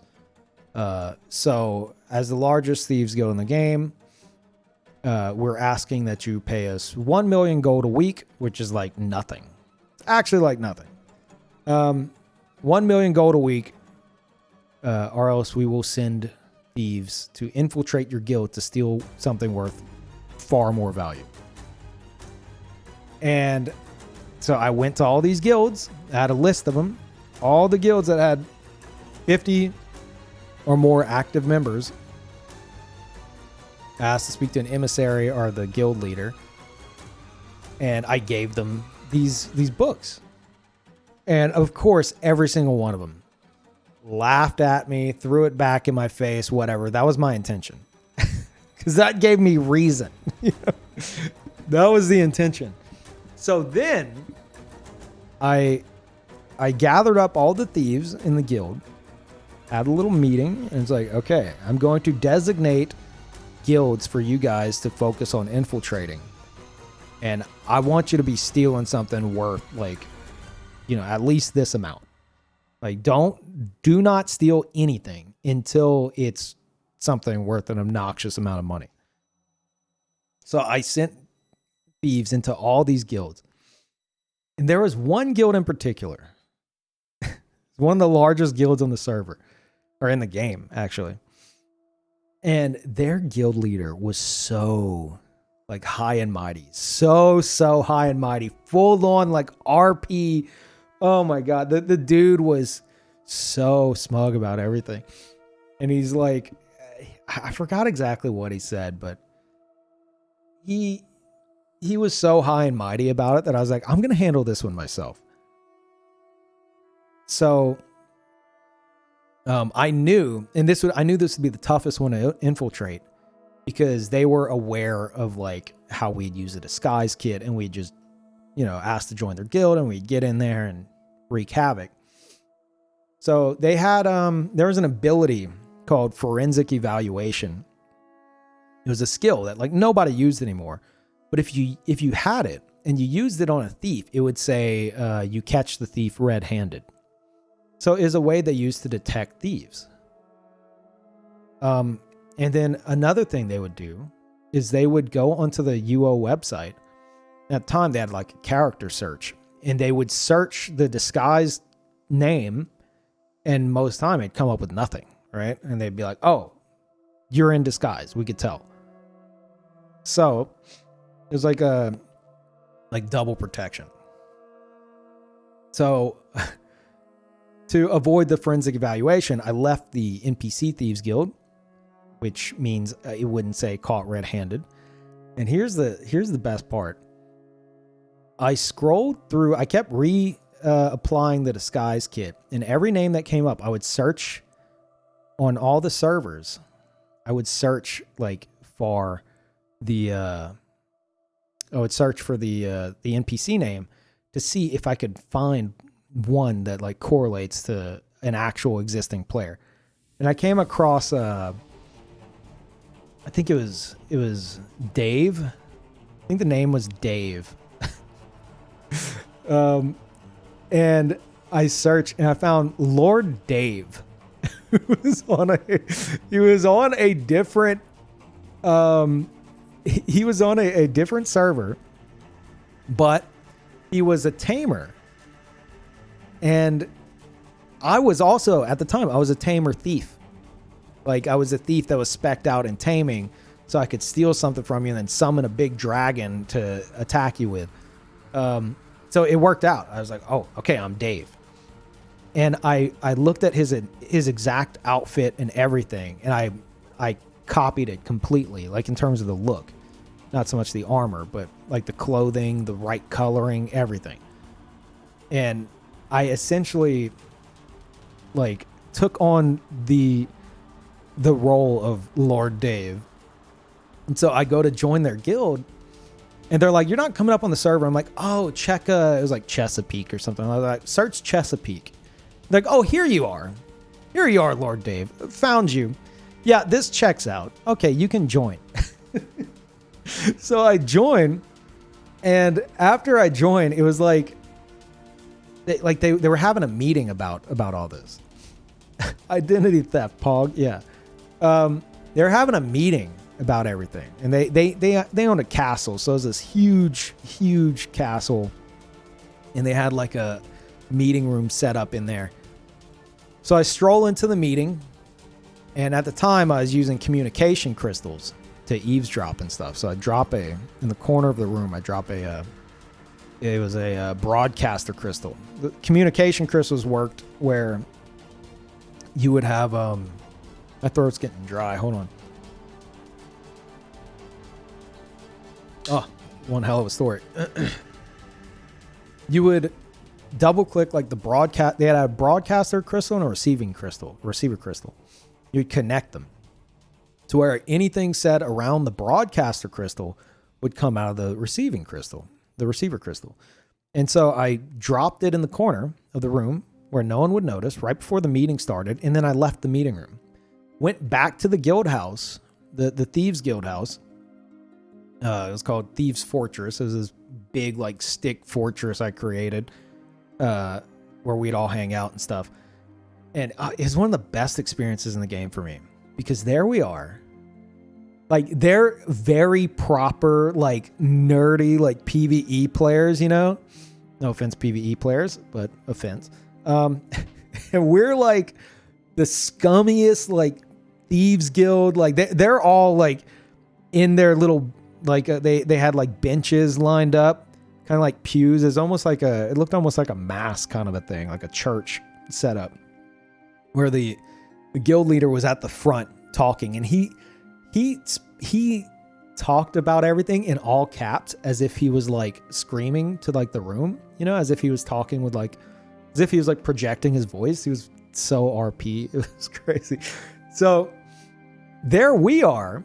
I put the receiver crystal down in our like little makeshift meeting room, and it's just a group of scumbag thieves all sitting around this receiver crystal, eavesdropping in on their meeting as they discuss how to deal with the thief tax. And we're hearing everything that they're talking about. And the dude's like, he's like, we don't, what was it? We don't comply with the demands of lowlives and thieves. And we won't do this and we won't do that. And no one is going to steal anything from any of you, you know, as long as it's under my watch, and et cetera, et cetera. And we're just sitting there hanging out, listening to this dude yell about all this shit. And so they conclude the meeting, and I ended up, I forgot, I can't think of how long I was in that guild. Probably a week. For like a week, I'd never, like, I would not reveal myself in the game. I was stealthing everywhere I went for a week, because if I were to reveal, one, my disguise kit was long gone, but on their roster, it still showed as Lord Dave, because that's who I joined as. So I didn't reveal myself, because if I did, one, if I was around them, they would see, you know, that I'm in their guild. I'd be like colored green, like my name. So they'd be like, oh, this is a guild mate. Oh, he's not on the roster. But two, more importantly, they'd recognize my name and freak out. So I spent a week in stealth, and I found an item worth like 115 million gold. All I was asking for was 1 million gold a week. I stole a rare item worth 115 million gold, which at the time was a shit ton.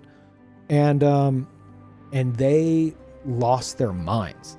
I'm sitting there watching the guild chat freak out, and the guild chat's like, and we should get this out right now for those of you who haven't heard my Ultima Online stories.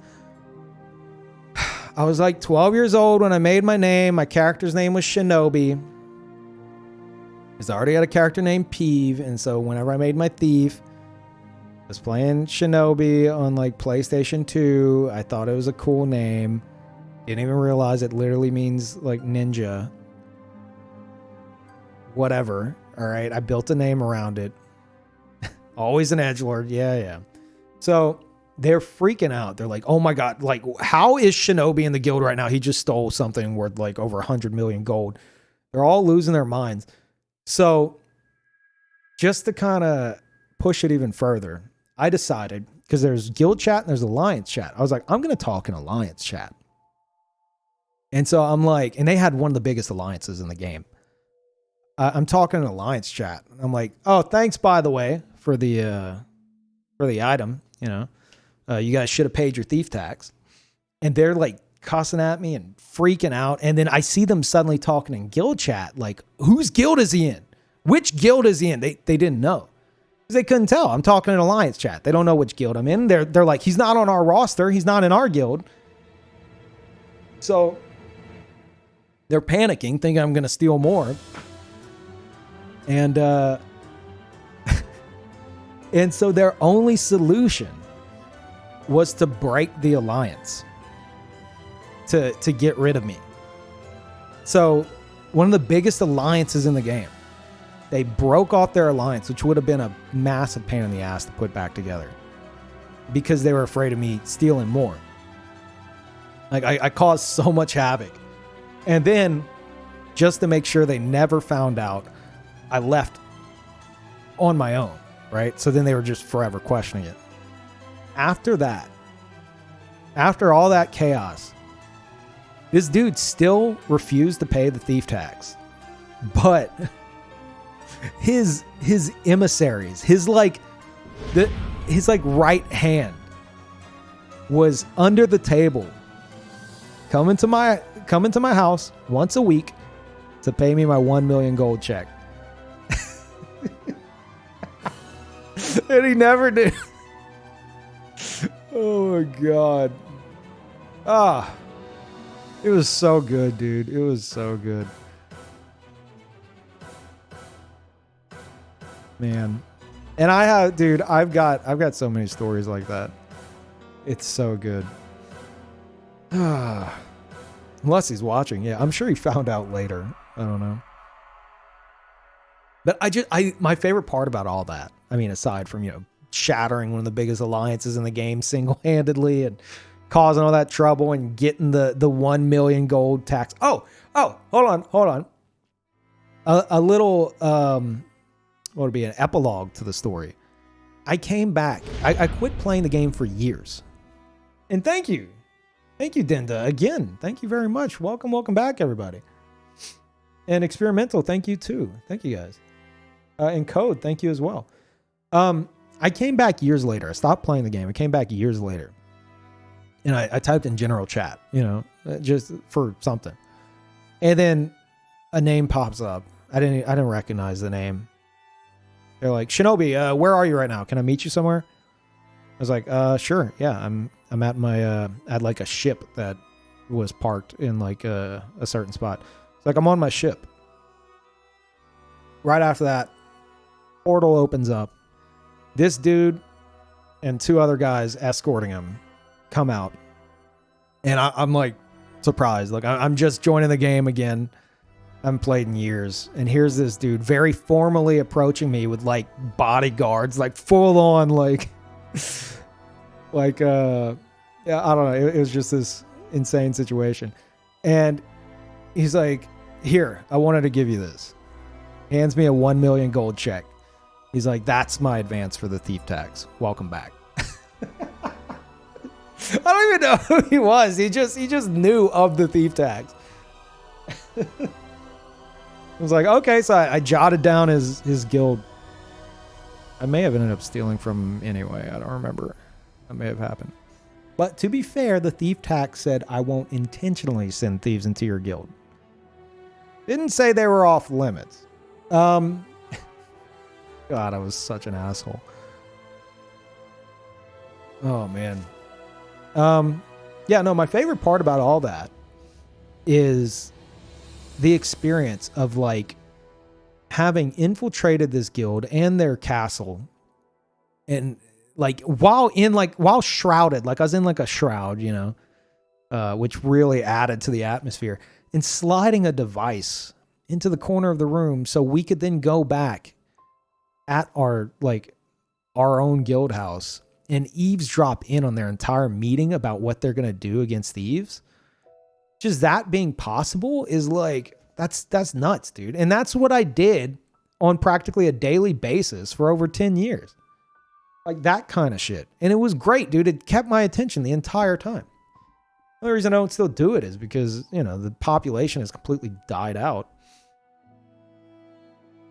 Yeah, the social aspect of Eve. Yes, I would love to get into Eve. I'm just not big into the whole space thing, dude. Surprised that tech was available back then. Well, no, that's another quick story. That's how I kind of push the envelope with the thief class. It's why I brag so much about it, because sorry, dude, Ultima Online, no, you can't touch me with that. I'll flat out say it, I was the greatest thief in the game. Get out of here. No question. Many people would agree. There was a point where I consider myself a town thief at the time, where I would go to each town to see if there's somebody that just happens to be banking their items. And occasionally there would be, and I would talk to them and I'd try to steal something from them.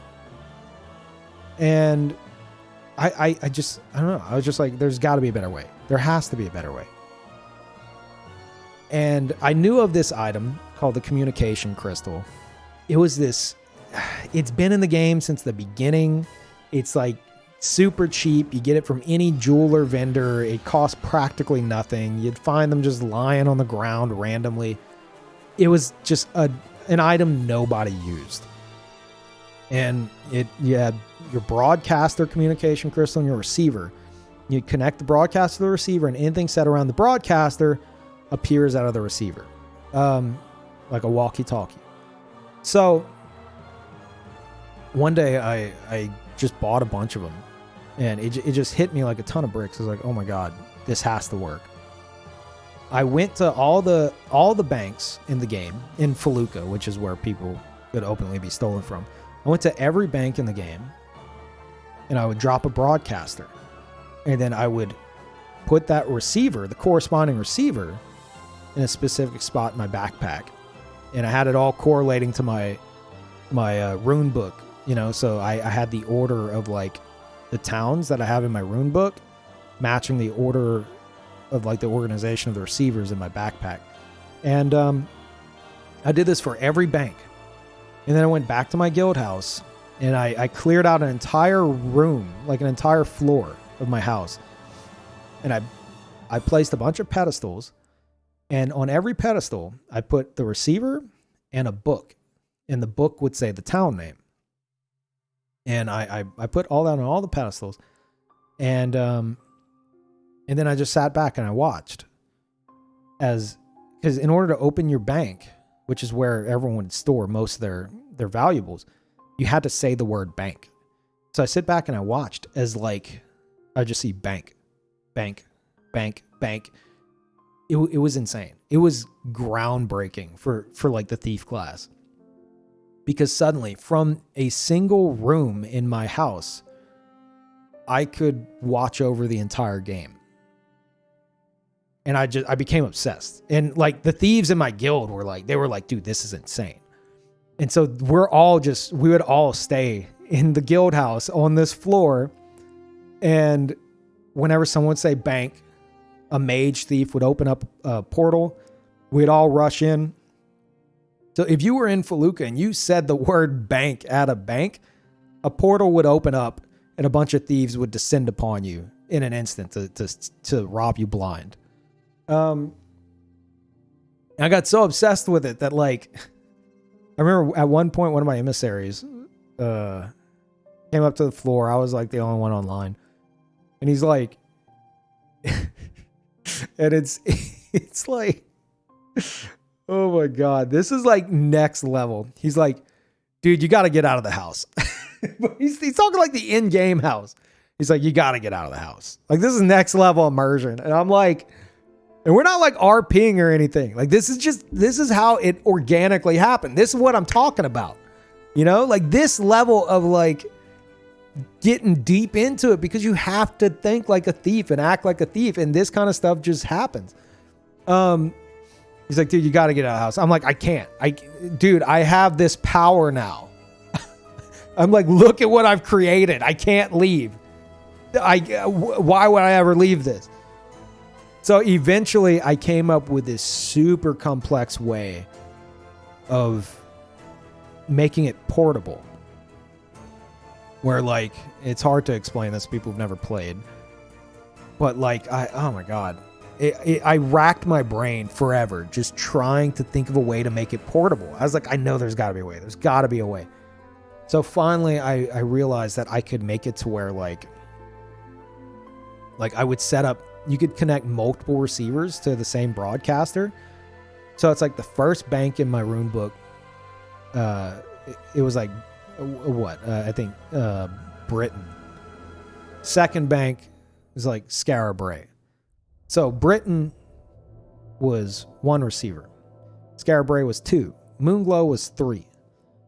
And by adding multiple receivers, if all these receivers were in my backpack, the way receivers worked if they were in your inventory is you'd get a little pop-up, almost like a little chat dialogue. You know, it wouldn't display like openly where anyone could see it. Only you could see it. And it was like a little it was like a little chat at the bottom, and it would spam however many times. So I took that, and I made I took a book and I wrote out the numbers 8 through 1 in descending order. I should say, I guess 1 through 8 in descending order, whatever. And I knew then, because like whenever it would spam, it was like you'd see bank, and if it was the second one, it'd say bank. And so it would go up to like I lined it up perfectly in the corner of the screen to where like I could quickly see how many times it was spammed. And I would know, okay, that corresponds to town number 6. Like, okay, well, I know they're over here. And I was able to teleport there. And so I set all that up, and I had to put it in a locked chest so other thieves couldn't snoop me and steal the crystals, because if they did, even though there's no real reason to, if they did, it would throw off the order. So ever since then, I started carrying around a locked box in my backpack that was just filled with a ton of receiver crystals. So then I could go walk around, while at the same time, if you were in one of these main 8 cities opening your bank box, I knew it. But I finally made it portable. And eventually people started calling that like the crystal thief is what it kind of like became like its own class. But just the fact that like it just got so like into that role, because it demanded it, to where like we could even innovate like what would it be, like subgenres of the role. Like that's nuts. That's nuts. And I would love to see that from MMO, but I know that's a sandbox thing.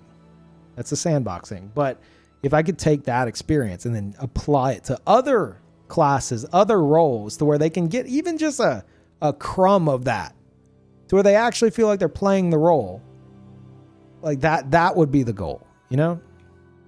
Anyway, that's about all the Ultima Online rambling I got in me right now. Remember a fellow thief called Hoodwink? Yeah, absolutely.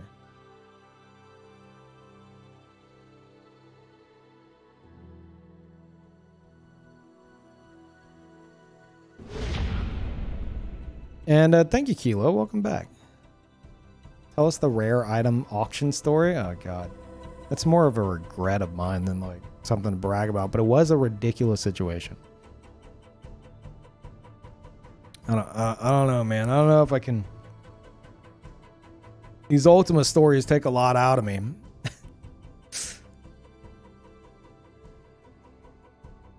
Rare item story. It was me and two other thieves stole all the.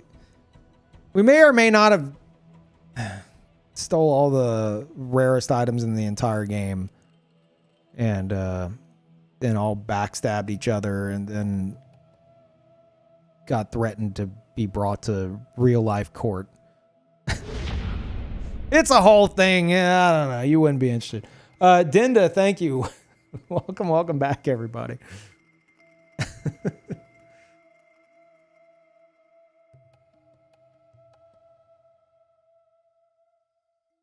Wait, what? Oh. 1v1 me at court, bro. Yeah. Real life court, they were discussing it on forums. It wasn't going to happen.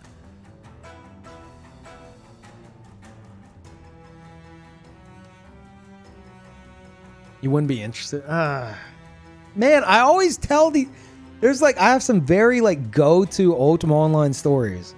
Because they're very flashy, you know, they're very insane situations. You guys have heard this a million times. I mean, not all of you. Tell us, god damn it. But okay, all right. Before I do, before I do, this is what I'm getting at here with all this talk and what I want to see from the MMO industry. Stories like this, obviously it doesn't have to be thief related, but stories in general that aren't just, I did the raid and I got the drop, you know?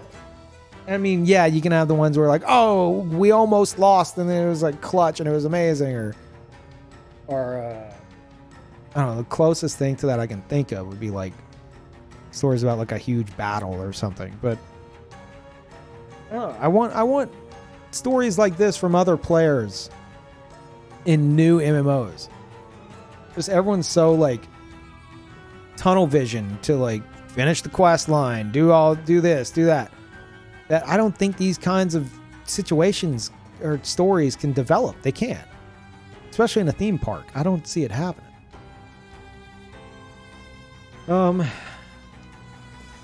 Grandpa Peeve, tell us the story again. Yeah. Okay. My throat's like giving out. I've only been live for 4 hours, almost 4.5 hours, so it's been non-stop ranting. You can probably hear my voice like dying.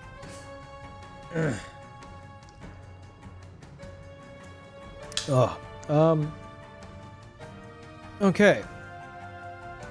This is the story of the Rares auction. Probably one of my biggest regrets, but one of my most interesting stories, for sure. Ultima Online, obviously.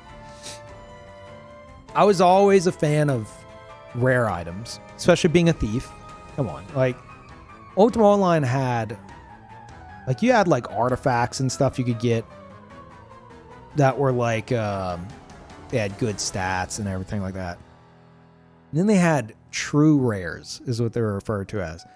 And true rares were just pure pixel crack. They were the most pointless items in the game, in existence. It would be like, most of them were made by event moderators who would like run like special events on like specific servers on specific dates, and like everyone who took part, or maybe the winners or whatever, would get a little prize item. And they would do anything with it. They would take like a dagger, just like a basic ass dagger, change its color, give it a fancy name, and that's it. It's suddenly worth hundreds of millions, if not billions of gold. Because it's just rare. And that, coming from that, you had, and I mean, they had other rares as well, like that are just like really old items and stuff that aren't around anymore. Eventually, collectors started forming.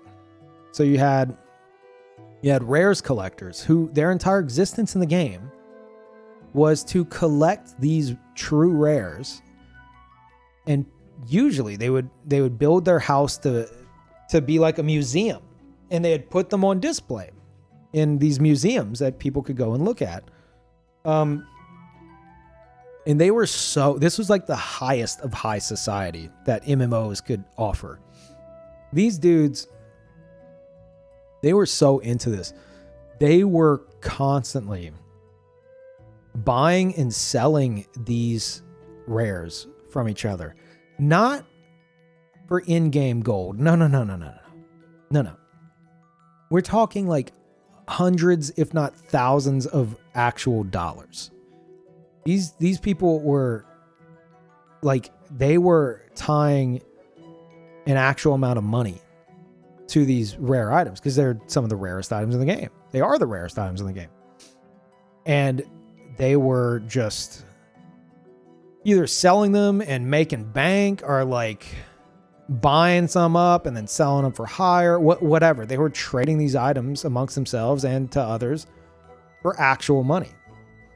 And so I always had an appreciation for it because, I mean, I was a thief, right? So I'd go to these museums and I'm just like, one day I'll steal that. That was my entire mentality. And so they would, was it once a year? I think it was once a year, maybe twice a year. There would be a rares festival. They put on a rares festival where all the biggest collectors in the game would all transfer to that one server for like a week, and they would sell off some of their surplus of like rare items. They would put some on display, and they would always have a big auction at the end where, you know, you could go even if you weren't buying anything because it was a lot of money.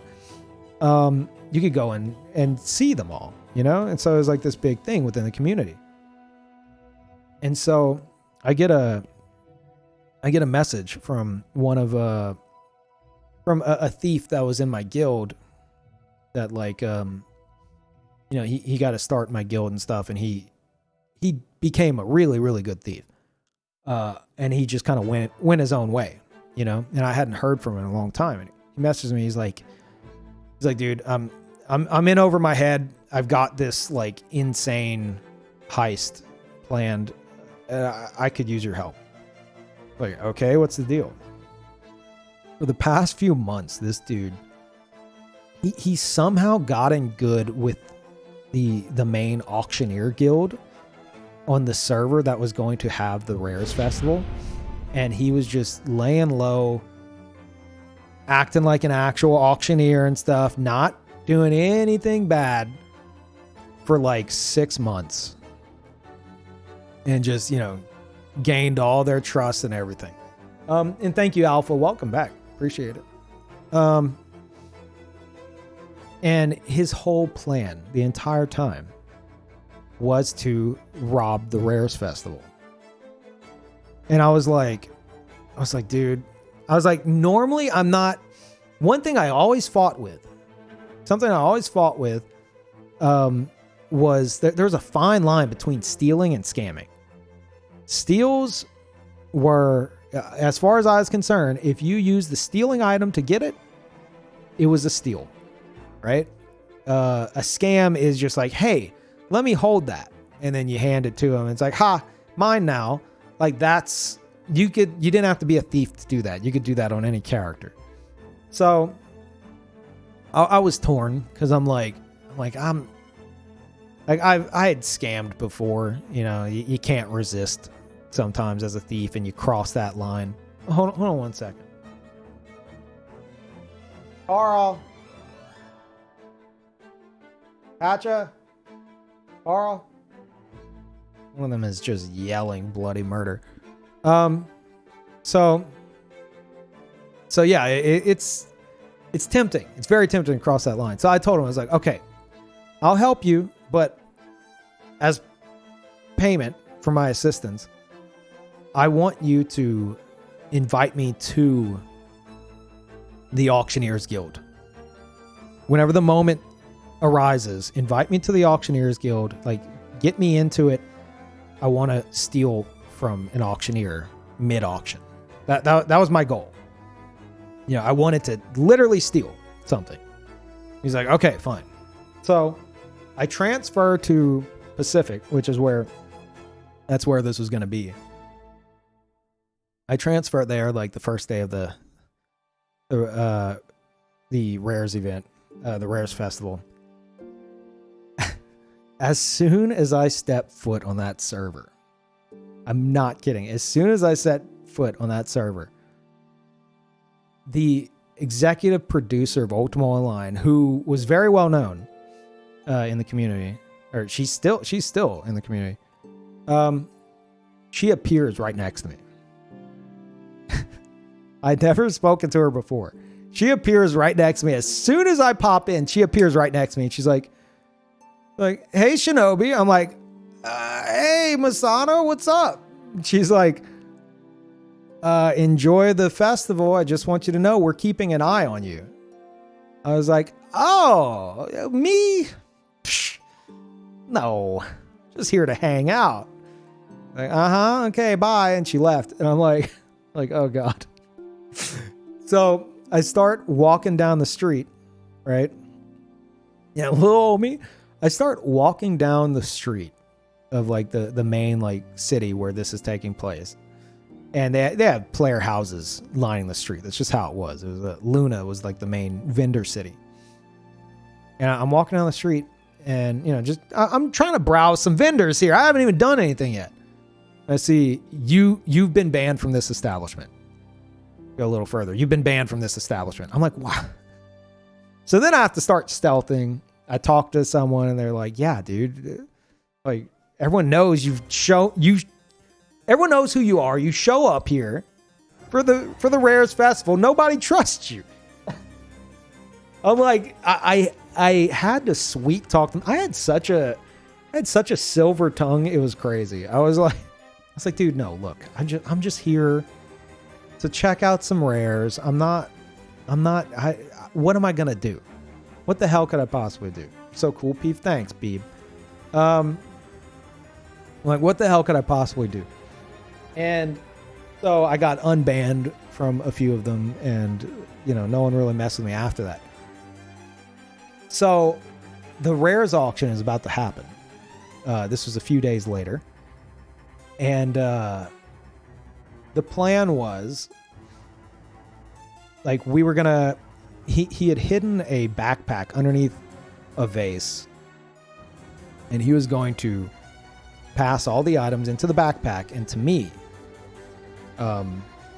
sitting right in front of it. But we needed a distraction outside to get as many people out of the room as possible, like, because this was right before the auction was going to start. So he's like, we need a third. I'm like, no, I think we could do this, just the two of us. He's like, we need a third. I'm going to call in Oblivion. I'm like, dude, don't. I was like, no. Also, Red, don't give Beeb anything. Thank you, Red. Beeb, get out. So I'm like, the two of us can do this. He wants to bring in Oblivion, which was another thief that used to be in my guild, but I kicked out because he was caught trying to scam other members of the guild. And I told him, I was like, I don't trust them.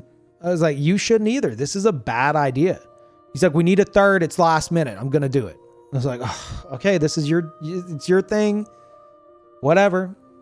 Do it, but it's a mistake. And Leg, thank you. Welcome back. And Mucklejaw, welcome back. Thank you too. Thank you guys. It's a rerun, right? Might as well be. So I'm like, all right, fine. Let's do it. Brings in Oblivion. Oblivion transfers to the server. The main thief whose idea this was Tetracide. And the new plan was I was going to stealth outside. I'd bought a bunch of these. This was my addition to it. My part of the plan here. I decided I would buy a bunch of the. They had these crystals that they're very expensive, and they would summon these enemies called harbingers, which were like these massive enemies that multiple people would have to come to fight.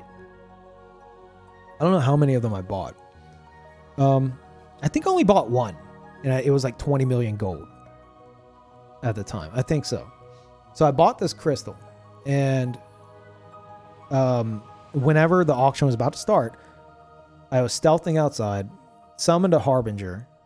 Everyone inside is like, oh my God, the harbinger's going to kill everybody outside trying to get in. Let's all go take care of it. So everyone rushes outside. While that's going on, all that chaos is happening, Tetracide is passing all the items to Oblivion. And then, and then they, like, Oblivion just vanishes, of course. And Tetracide is like, what should I do? Like, we have everything. What should I do? And we're talking the rarest items in the game. Like, items, tons of items worth literal thousands of dollars. And he's like, what should I do? I was like, they might try to, because this is like, we're messing with the whales here, right? The whales of the game. I was like, they might try to revert the server. I don't know. I was like, you should transfer off the server. He's like, all right, I'm going to do that. And he added me to the guild so I could try to steal from an auctioneer. And then at that point, I was like, it's not even worth it. So I left the guild before I could steal anything. And so I was the only one left on the server of the three of us. And I got to watch it all unfold. The auction went to start. Oh my God. The auction went to start. And this is like a once or twice a year auction. The rarest items in the game. Huge crowd all surrounding the auctioneer table. And they're like, where's Tetracide? I don't know. I don't know where he went. Okay, well, we'll do it. And so the auctioneer is like behind the table, and he's hey Parl. He's behind the table, the counter. He's like, one moment, ladies and gentlemen. We'll be starting in a moment. And I already know what's happening. And everyone's just kind of talking amongst themselves, hanging out. And then someone's like, can we get this going? Like, I'm in a bit of a rush. Were these the rarest items in the game, though? Yes, these were literally the rarest items in the game. And some people were like, yeah, what's taking so long? He's like, a bit of technical difficulties. And they're like, wait, people started panic. They're like, I gave you my items. What do you mean technical difficulties? You didn't lose our items, did you?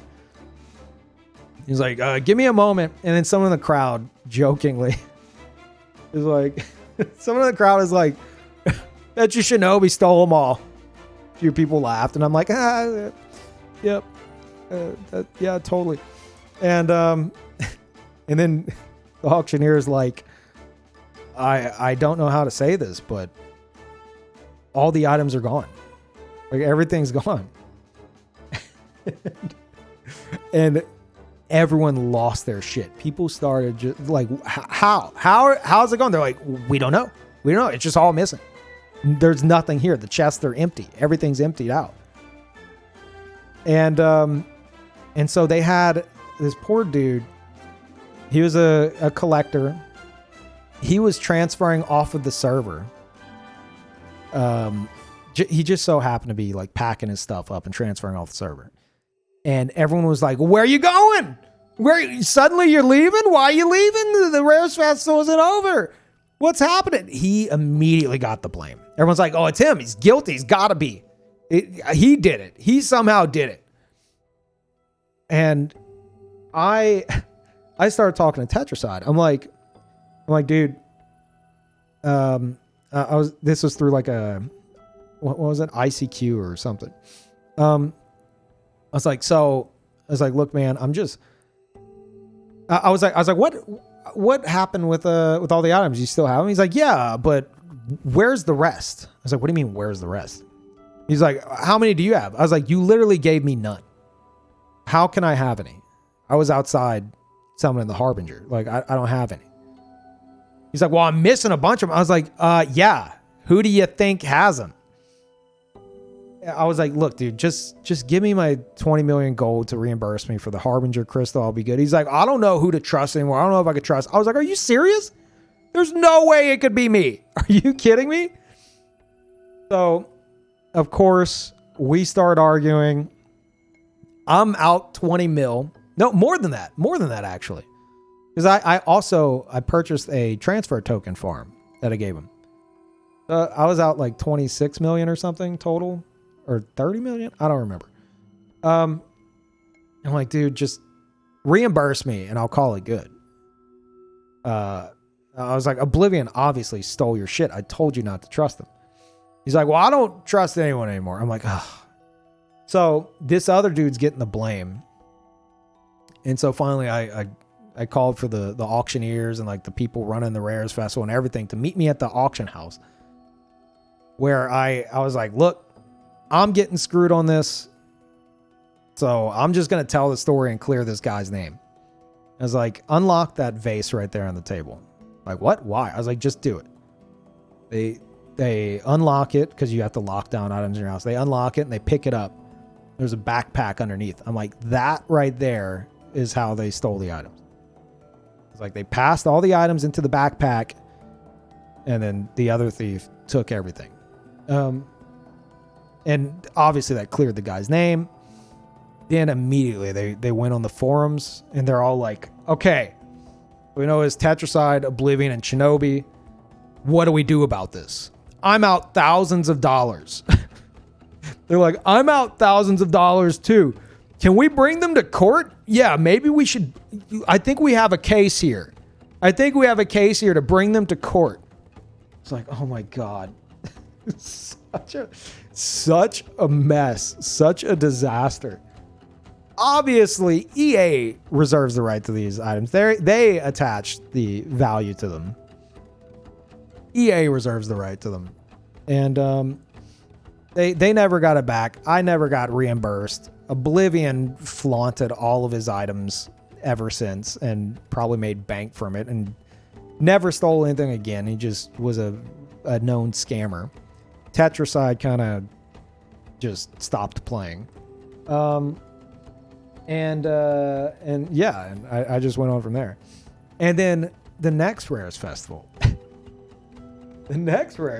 Suddenly, I'd gotten over it. I'd come to terms with it and everything. I was like, I'm done. I'm done with it.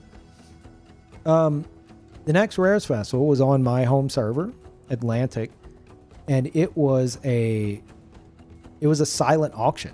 They decided to do a silent auction this time because of everything that happened at the previous festival, where you had like you had an item on display, and there was like a bulletin board for each display, and you could place your bids on the bulletin board, and that was their solution. And it hit me like a ton of bricks. I was like, oh God. And I was talking to the other thieves in my guild. I was like, they're like, what? What's up? I was like, I know how to rob the Rares Festival again. They're like, what? It's a silent auction. It's foolproof. There's no way. It's like, I already know what to do, and I feel like I could easily do it. I don't want to do it. They're like, dude, you have to do it. So my plan, I found one of the collectors who had an item. It was a few items. It was an entire suit of armor that was like one of two in the game. And he had a very simple outfit. He rode like a big blue beetle. It was very obvious. He was very dressed down. He didn't have anything mega rare on him. He just looked like your standard crafter. His name was Europa Trader. And I was like, I will just take on his identity, you know? So I got a name change token, not a disguise kit, a name change token.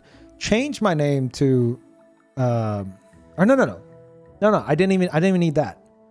I didn't even need that. I just made a new character named Europa Trader. Yeah. I made a new character named Europa Trader that looked like him. And had somebody name change their tailor to match the name on his crafted armor and robes and stuff. And they made me an exact replica of his suit. I stealthed around whenever he was online, and I I watched like his, like, I would say speech patterns, like the way he typed, you know? Because he had like a specific way of like typing, his font color, like everything. And then I took on like his persona entirely. Yeah, full on doppelganger. And I walked into the auctioneer house and I was like, hey, I have a potential buyer for my stuff. But I need to get a good screenshot with it. The dude didn't even think twice. He goes, oh yeah, sure, man. Here you go. Unlocks it, hands it to me. Like, all right, thanks. I'll be right back. I ran out. Within like 5 seconds, this dude comes bolting out of the house. He immediately caught his mistake. He's looking everywhere. He's like, oh my God. Like, immediately caught his mistake. So I go back to the Thief Guild house, ashamed, because here I am just like, yeah, no, dude, there's a fine line between stealing and scamming, and I don't like crossing anymore, but I couldn't resist. So to as I called it, send a message, because I wasn't, as much as I appreciated true rares in the game, I didn't really like that, like, the devs were like, it just felt like they could shut people up by just having more events for these rare, useless items, you know? Like, I don't know, I had this whole reasoning for it. So to send a message, quote unquote, I divided this one of two suit of armor. I divided up amongst 5 thieves, so it could never be put back together again. And you could label, like, you could get like an armor engraver, and you can engrave like a title onto like your armor. So we all came up with like titles for each other to engrave onto our own pieces of armor. Like, mine was like the helmet. It said Mastermind of Thieves. Someone else had like the arms, and it said like Arm of the Thief, etc. Very edgy shit. And I didn't want the heat for it, especially after the previous thing. so I believe it was Hoodwink, which one of you guys mentioned earlier. Was like, I told him, I was like, you can take credit for it if you want. So he was like, okay. So like, he posted about it on the forums and stuff, and boasted about it and stuff. And there was one reply as soon as he did it. They're like, bullshit, it was Shinobi. I was like, well, I didn't even. No. What are you talking about? I mean, yes, but no. So yeah, it was I don't know. It was that was my last big like rares festival thing. After that, there suddenly is an item in the game now that is like an auction safe, and it puts your item on display, and it's got like the menu built in. You don't have to unlock anything or anything like that. And it's safe to assume that the existence of that item is directly related to us stealing from the rarest festivals. So we did so many things that like changed the way like things were implemented. Oh God. Oh, such scumbags. Yotika, thank you. Welcome back. Appreciate it. Bravo. Dude, it's like, it's an interesting story. That's why I tell it, but I'm not proud of that. It's literally just the equivalent of like, hey, let me hold your stuff for a moment. Gotcha. You know, just, I mean, to a more exaggerated effect, but it is an interesting story. Again, is as far Ultima Online. With extra steps. True. That is true. I prefer my stories that involve actual stealing, you know? It was epic, yeah. Bullshit, you're proud? I'm proud of the heist itself, the plan. Not so much the fact that it didn't require being on a thief character. I don't know. I struggled with that. Like, constantly. It's like, oh, you know, I want to steal stuff because That's my entire purpose as a thief, to literally use the stealing skill to steal stuff. At a certain point, I might as well just be on a noob character, like... Ah, Jesus Christ! Kilo Honka!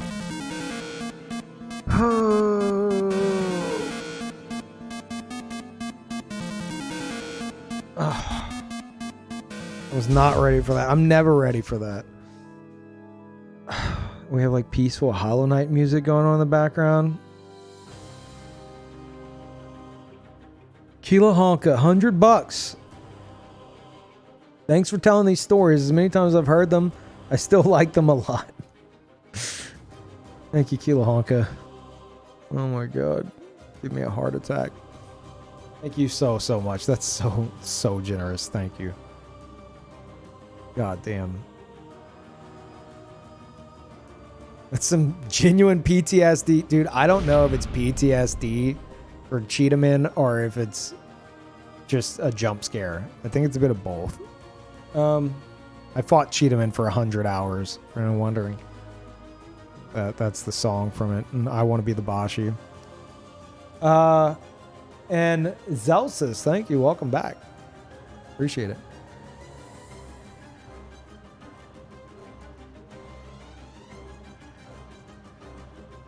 God damn. Thank you, Kilo Honka. Orphan's got nothing on me. He really doesn't. The bees, yeah. Oh, man.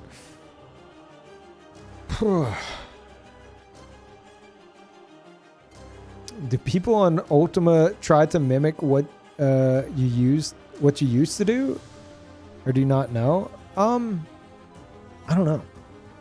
I'm gonna say no, because one of the most frustrating things for me in Ultima Online was the thief class. Like, there weren't many thieves left, you know, because everyone found it too tough after they implemented insurance. And whenever I would do these like grand steals, I guess you could say, people would see it and be like, I want to do that. I want to make a thief. And so they would join my guild and I would train them. I would literally train them and teach them everything. And either it would stick with them or not. Most thieves, though, they would, if I wasn't online, they weren't online. And that was so frustrating. It's like, if I didn't regularly log in, they would just stop playing their thief. It's like, oh, well, you know, he's not on. We're not doing anything today. So the thieves that stuck around were like few and far between, you know, that weren't directly related to whether or not I'm online. So nowadays, I don't even know, dude. I feel like probably barely any thieves that are, you know, are doing much of anything. Because a large portion of the thief community was tied to whether or not I was online. Very frustrating.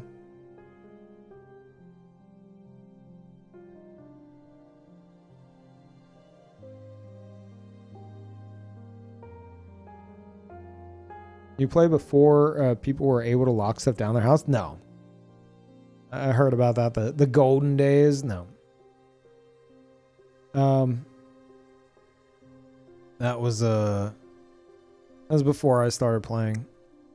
Yeah, thieves used to be able to before insurance and all that. You couldn't lock things down in your house, which would like make it to where no one could pick it up. You had a house key. If a thief stole your house key and knew where your house was, they could go unlock your house and just loot it clean. Also, these were extremely powerful because you could have a thief that was also, you know, also had some combat ability.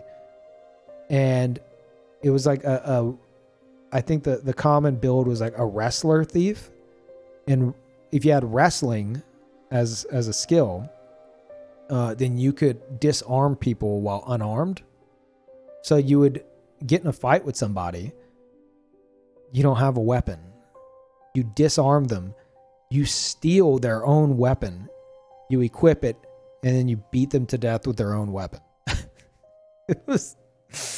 yeah, I wasn't around for that. I came after where like I had to completely innovate everything in order to succeed because of like insurance and blessed items and stuff like that, which I'm okay with. But that sounds like it was a trip for sure. In their own house. Yeah, potentially. Yeah.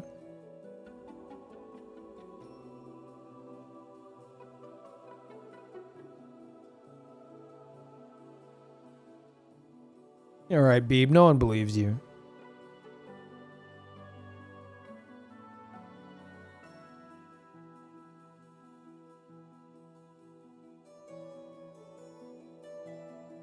You ever stolen Power Scrolls? One of the cursed items? Oh yeah. Yeah, absolutely. That was like a go-to for thieves. Stealing Power Scrolls, because Power Scrolls were like what you would use for anyone who doesn't know. They would raise like your skill cap. Or stat cap. They had stat scrolls too. And Power Scrolls you got from champion spawns. And these were like I was like the scumbag, like alleyway thief. Well, then eventually turned into like a high tech thief with like the crystal thieving and stuff like that, and took it to another level. But they always had like spawn thieves, and spawn thieves were like, they were badasses. They'd go to these essentially these dungeons. And they'd go to like the deepest part of the dungeon where this boss monster would spawn. And they'd have to be stealthing around, avoiding all kinds of AoEs and everything from like entire guilds that were like fighting over this monster. And then as soon as the monster's dead, you got PvP going on everywhere. As soon as the monster's dead, everyone who took part in it got a power scroll or a stat scroll potentially in their backpack. And so you had thieves that like people knew there were thieves everywhere and you just couldn't see them. And they would be waiting. And in the moment those scrolls would appear, thieves would appear to, they'd come out of hiding to steal the scrolls from them. And they would steal a scroll. And then as soon as you stole a scroll as a thief, like in one of these dungeons, you had to book it to like to the exit, and they would run while getting like chased down by entire guilds to try to escape with this scroll. And if they died in there, then the scroll would drop on their corpse and they'd lose it. And they would have to try to escape out of there. So yeah, spawn thieves. Oh dude, I could never do that. No way, dude. That was insane. I tried it a few times. See, I was scummier where like I would then go to the people who had the scrolls and be like, good morrow, sir. I'm looking to purchase one of your fine scrolls today. Or no, actually, I would be stealthing and I would have somebody do that. And it's like, that's a fine price, but could you maybe drop the price a little bit? I'm a little short on gold. They take it off their vendor. It hits their backpack. I appear out of nowhere and steal it. Like that was more my style. Oh, what an asshole. Yeah, good morrow, sir. Yeah. Did my guild ever get infiltrated? No. I was never worried about that because in my eyes, it was like, they would yell that all the time, like, oh, well, we're going to make thieves and we're going to infiltrate your thieves guild. And I was like, I don't care. Do it. One, if you have a thief, you're going to want to be in our guild anyway. Two, as thieves, like, we already know everything to do to protect ourselves from, like, if you're a thief and you're getting something of importance stolen from you, then you're kind of a bad thief, Like we just there was nothing to steal. There's nothing to steal from each other. And Sojao, thank you. Welcome back. Appreciate it. And again, Keel Honka, thank you. I want to just like gloss over that. Like that's insane. Thank you. Ever play with the locked explosive trap boxes which would explode if you snoop them? Yeah, I used to carry those in case thief was around. Boom, dead. Well, I think they nerfed them at a certain point where they wouldn't like insta kill you, but yeah, if I saw those crates in people's backpacks, I wouldn't even bother. In blue, thank you, welcome back. In legendary drunk, thank you, welcome back. God, my throat is like giving out on me, chat. Joining peeve streams mid MMO discussion or rant in general is like watching that one episode of a show they rerun every week. It's like I know some parts word for word. I love it. That can't be that enjoyable for you guys, though, right? Right. There's got to be a point where you're like, oh my God, this guy won't shut the hell up. I've heard this story 40 times. Can't even work nowadays. There'd be thief-proofing guides and videos everywhere. No, it still works. It can still work. Because if you wanna infiltrate a guild, then there are so many ways you can like if you really wanted to, and I've done this in the past too. You could name change, not disguise kit, name change to a different name entirely. And hang out with a guild, get in good with them, do dungeon runs with them, etc., to eventually join their guild, get put in their guild, and then steal from them. If you really wanted to go to that length, you could. Most thieves weren't into the long con. Most thieves weren't in it for the long con. Use a disguise kit. It lasts 2 hours. Try to make something happen within that 2 hours. You know.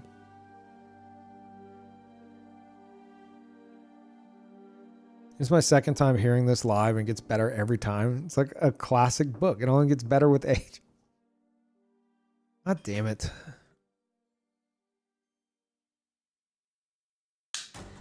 Oh, dude, my throat is gone.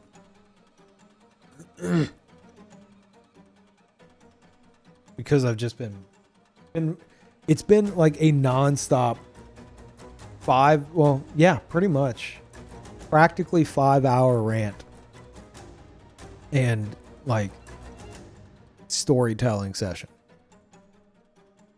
Normally there's some gameplay that I can kind of stop talking for a moment.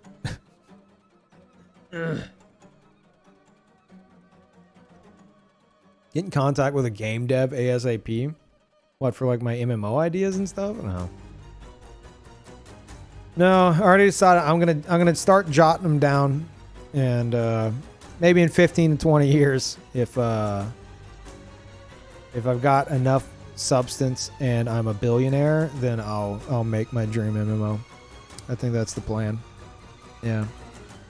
So, you know, if we're gonna get to that point, I don't know, man. Like, our sub count's okay, but I'm not gonna be a billionaire in 15 years. We really gotta get going. Powerball? Oh yeah, Powerball. Yeah, I was thinking subs. Can we pay Vadi to voice Peeves UO stories? I've considered that.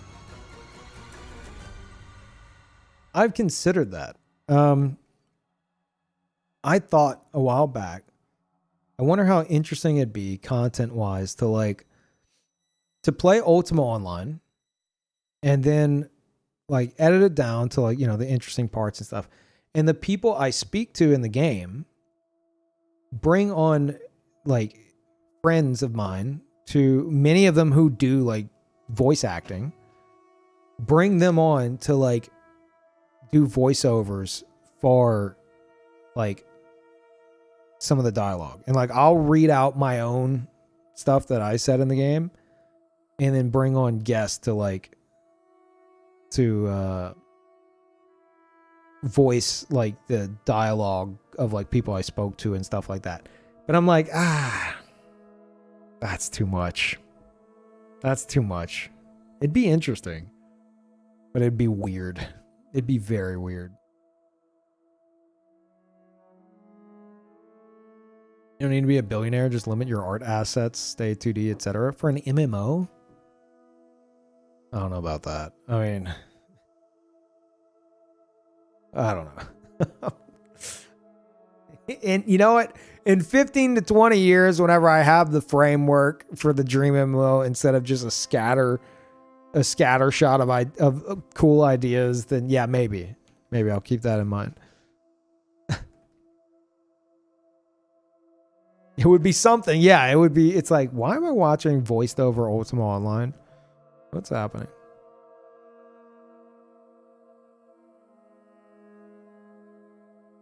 Interview of Shinobi. Shinobi-san is great. I did not come up with that last name. All right. The guy who conducted it, like I saw the interview. I was like, why? What is Shinobi-san? Oh, it's your last name. I'm like, what? Or actually, no. I don't think it was him. I think it was what's his name? Aaron.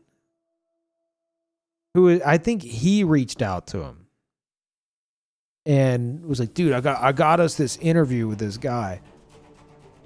Because he's like, yeah, I'm his right hand, and we go to the Tiki Top bar or something. Oh God, it's so cringe. I'm just like, no, dude. Oh, I hated that. He built a house next to mine, and he decorated the top like a tiki bar, which is fine. But he set up a bunch of NPCs up there that were girl NPCs, dressed down.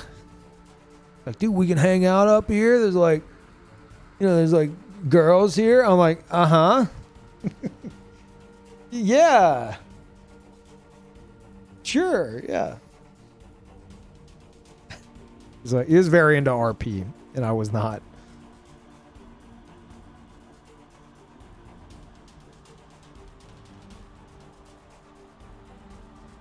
Permit me and I'll link it. What? No, I don't want to. No, absolutely not. Zero permission.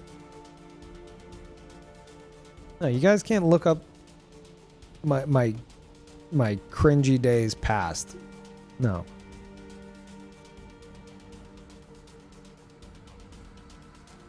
God damn it. Let me see how bad this is.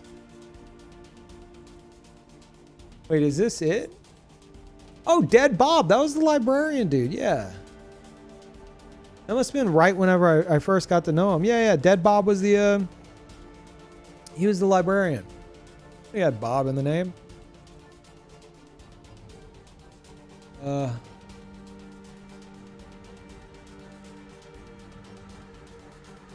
Oh God, this is peak edgelord days. I don't know if I want to read this.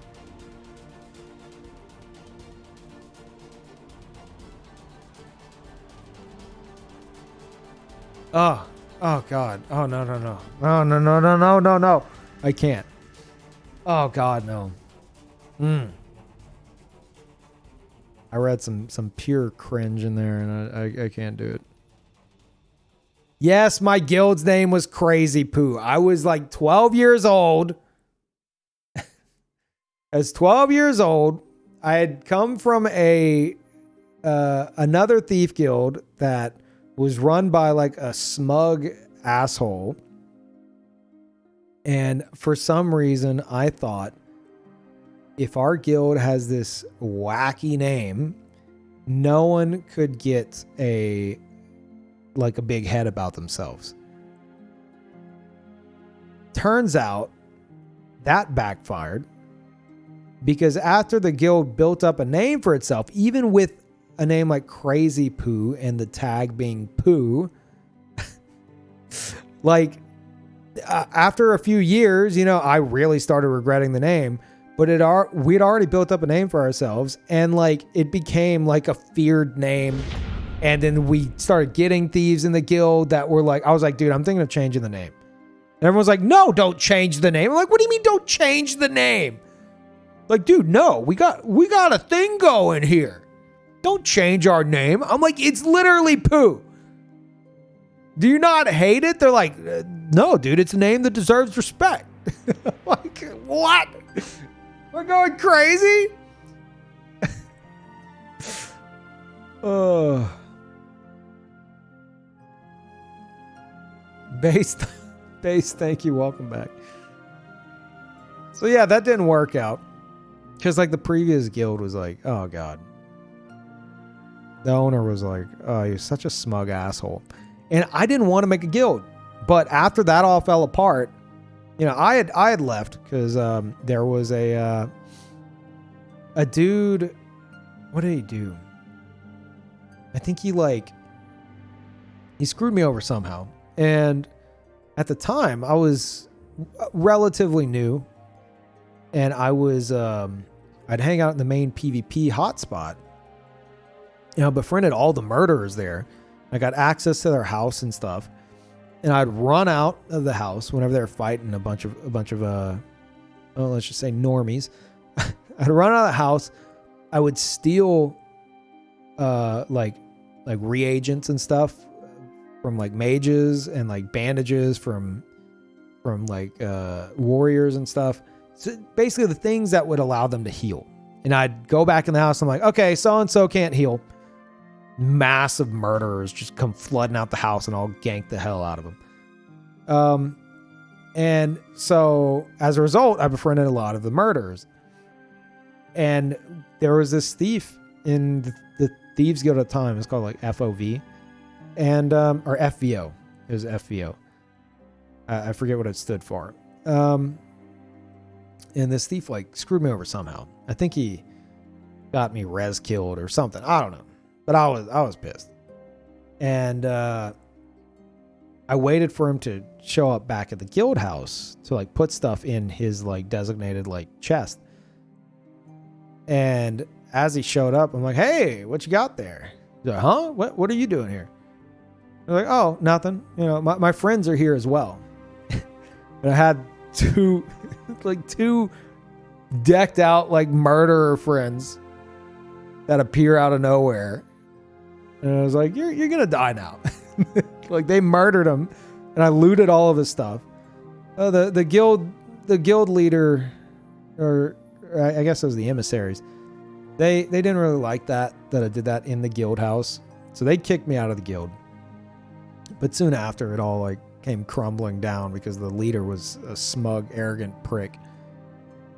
And then the thieves in the guild, they came to me. Like I was already out of the guild for a while. They came to me and they're like, dude, you need to make a guild. I'm like, I'm not making a guild. No, I don't do that. I'm done with that. Like, you need to make a guild for us. Like, we want you to be the guild leader. So I had to 12-year-old me had to come up with a name. And I was like, well, I hate the arrogant prick that led us before.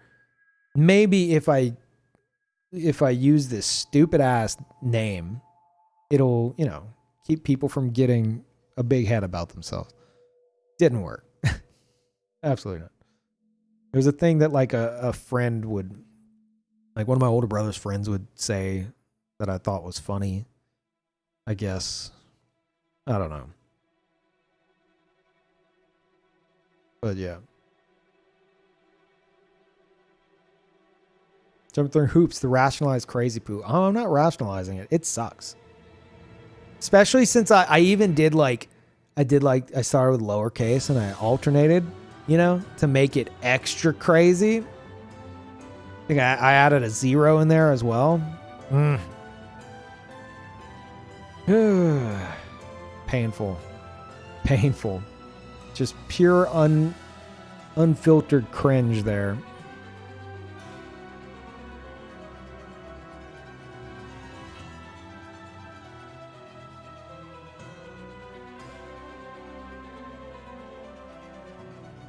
Dude, Reading P basically saying your era has passed, old man, about old thieves not liking methods. Oh, I'm not reading that interview. I don't even know what it says. I refuse to read it. I read one part where he's like, why don't you such and such? And my response apparently was like, well, that's weird. Why are you so ugly? Ugh. I can't, dude. Absolutely not. This is why kids shouldn't have internet access. I agree. I agree. It's even worse now, though. Because now you have kids that are like, worst I got is some forum posts, right? But now it's like TikTok, dude. Oh, my God. A lot of that shit ain't going to age well. Oh, man. Oh, God. I would not want to be a Zoomer. I would post the dumbest shit, guaranteed. The cringiest stuff. 20 years later, I'd be looking back on it like, oh, God, no. Oh, it hurts.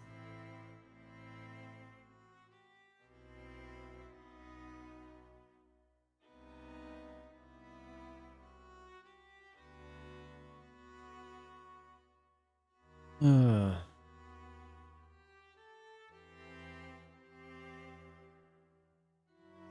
reading it on my next stream. Be sure to follow and subscribe. No. Absolutely not.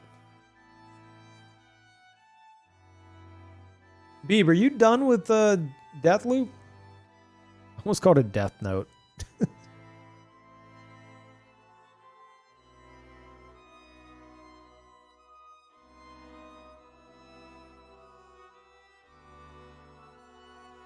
Getting back to it this week. Is it still holding up for you? Is it not? I feel like there's no way that... I mean, I haven't played it. I really don't know, but... How long can it keep your attention? The PvP won't be long term. I just want to beat... You haven't beaten the game yet? What?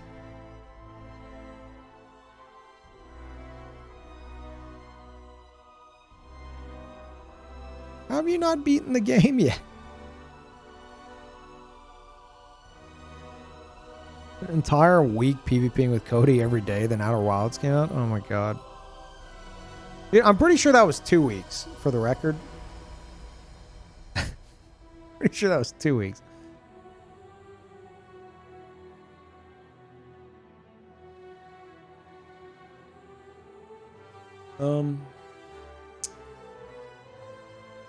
Oh, chat. My voice is like gone. Yeah. I'm in pain. You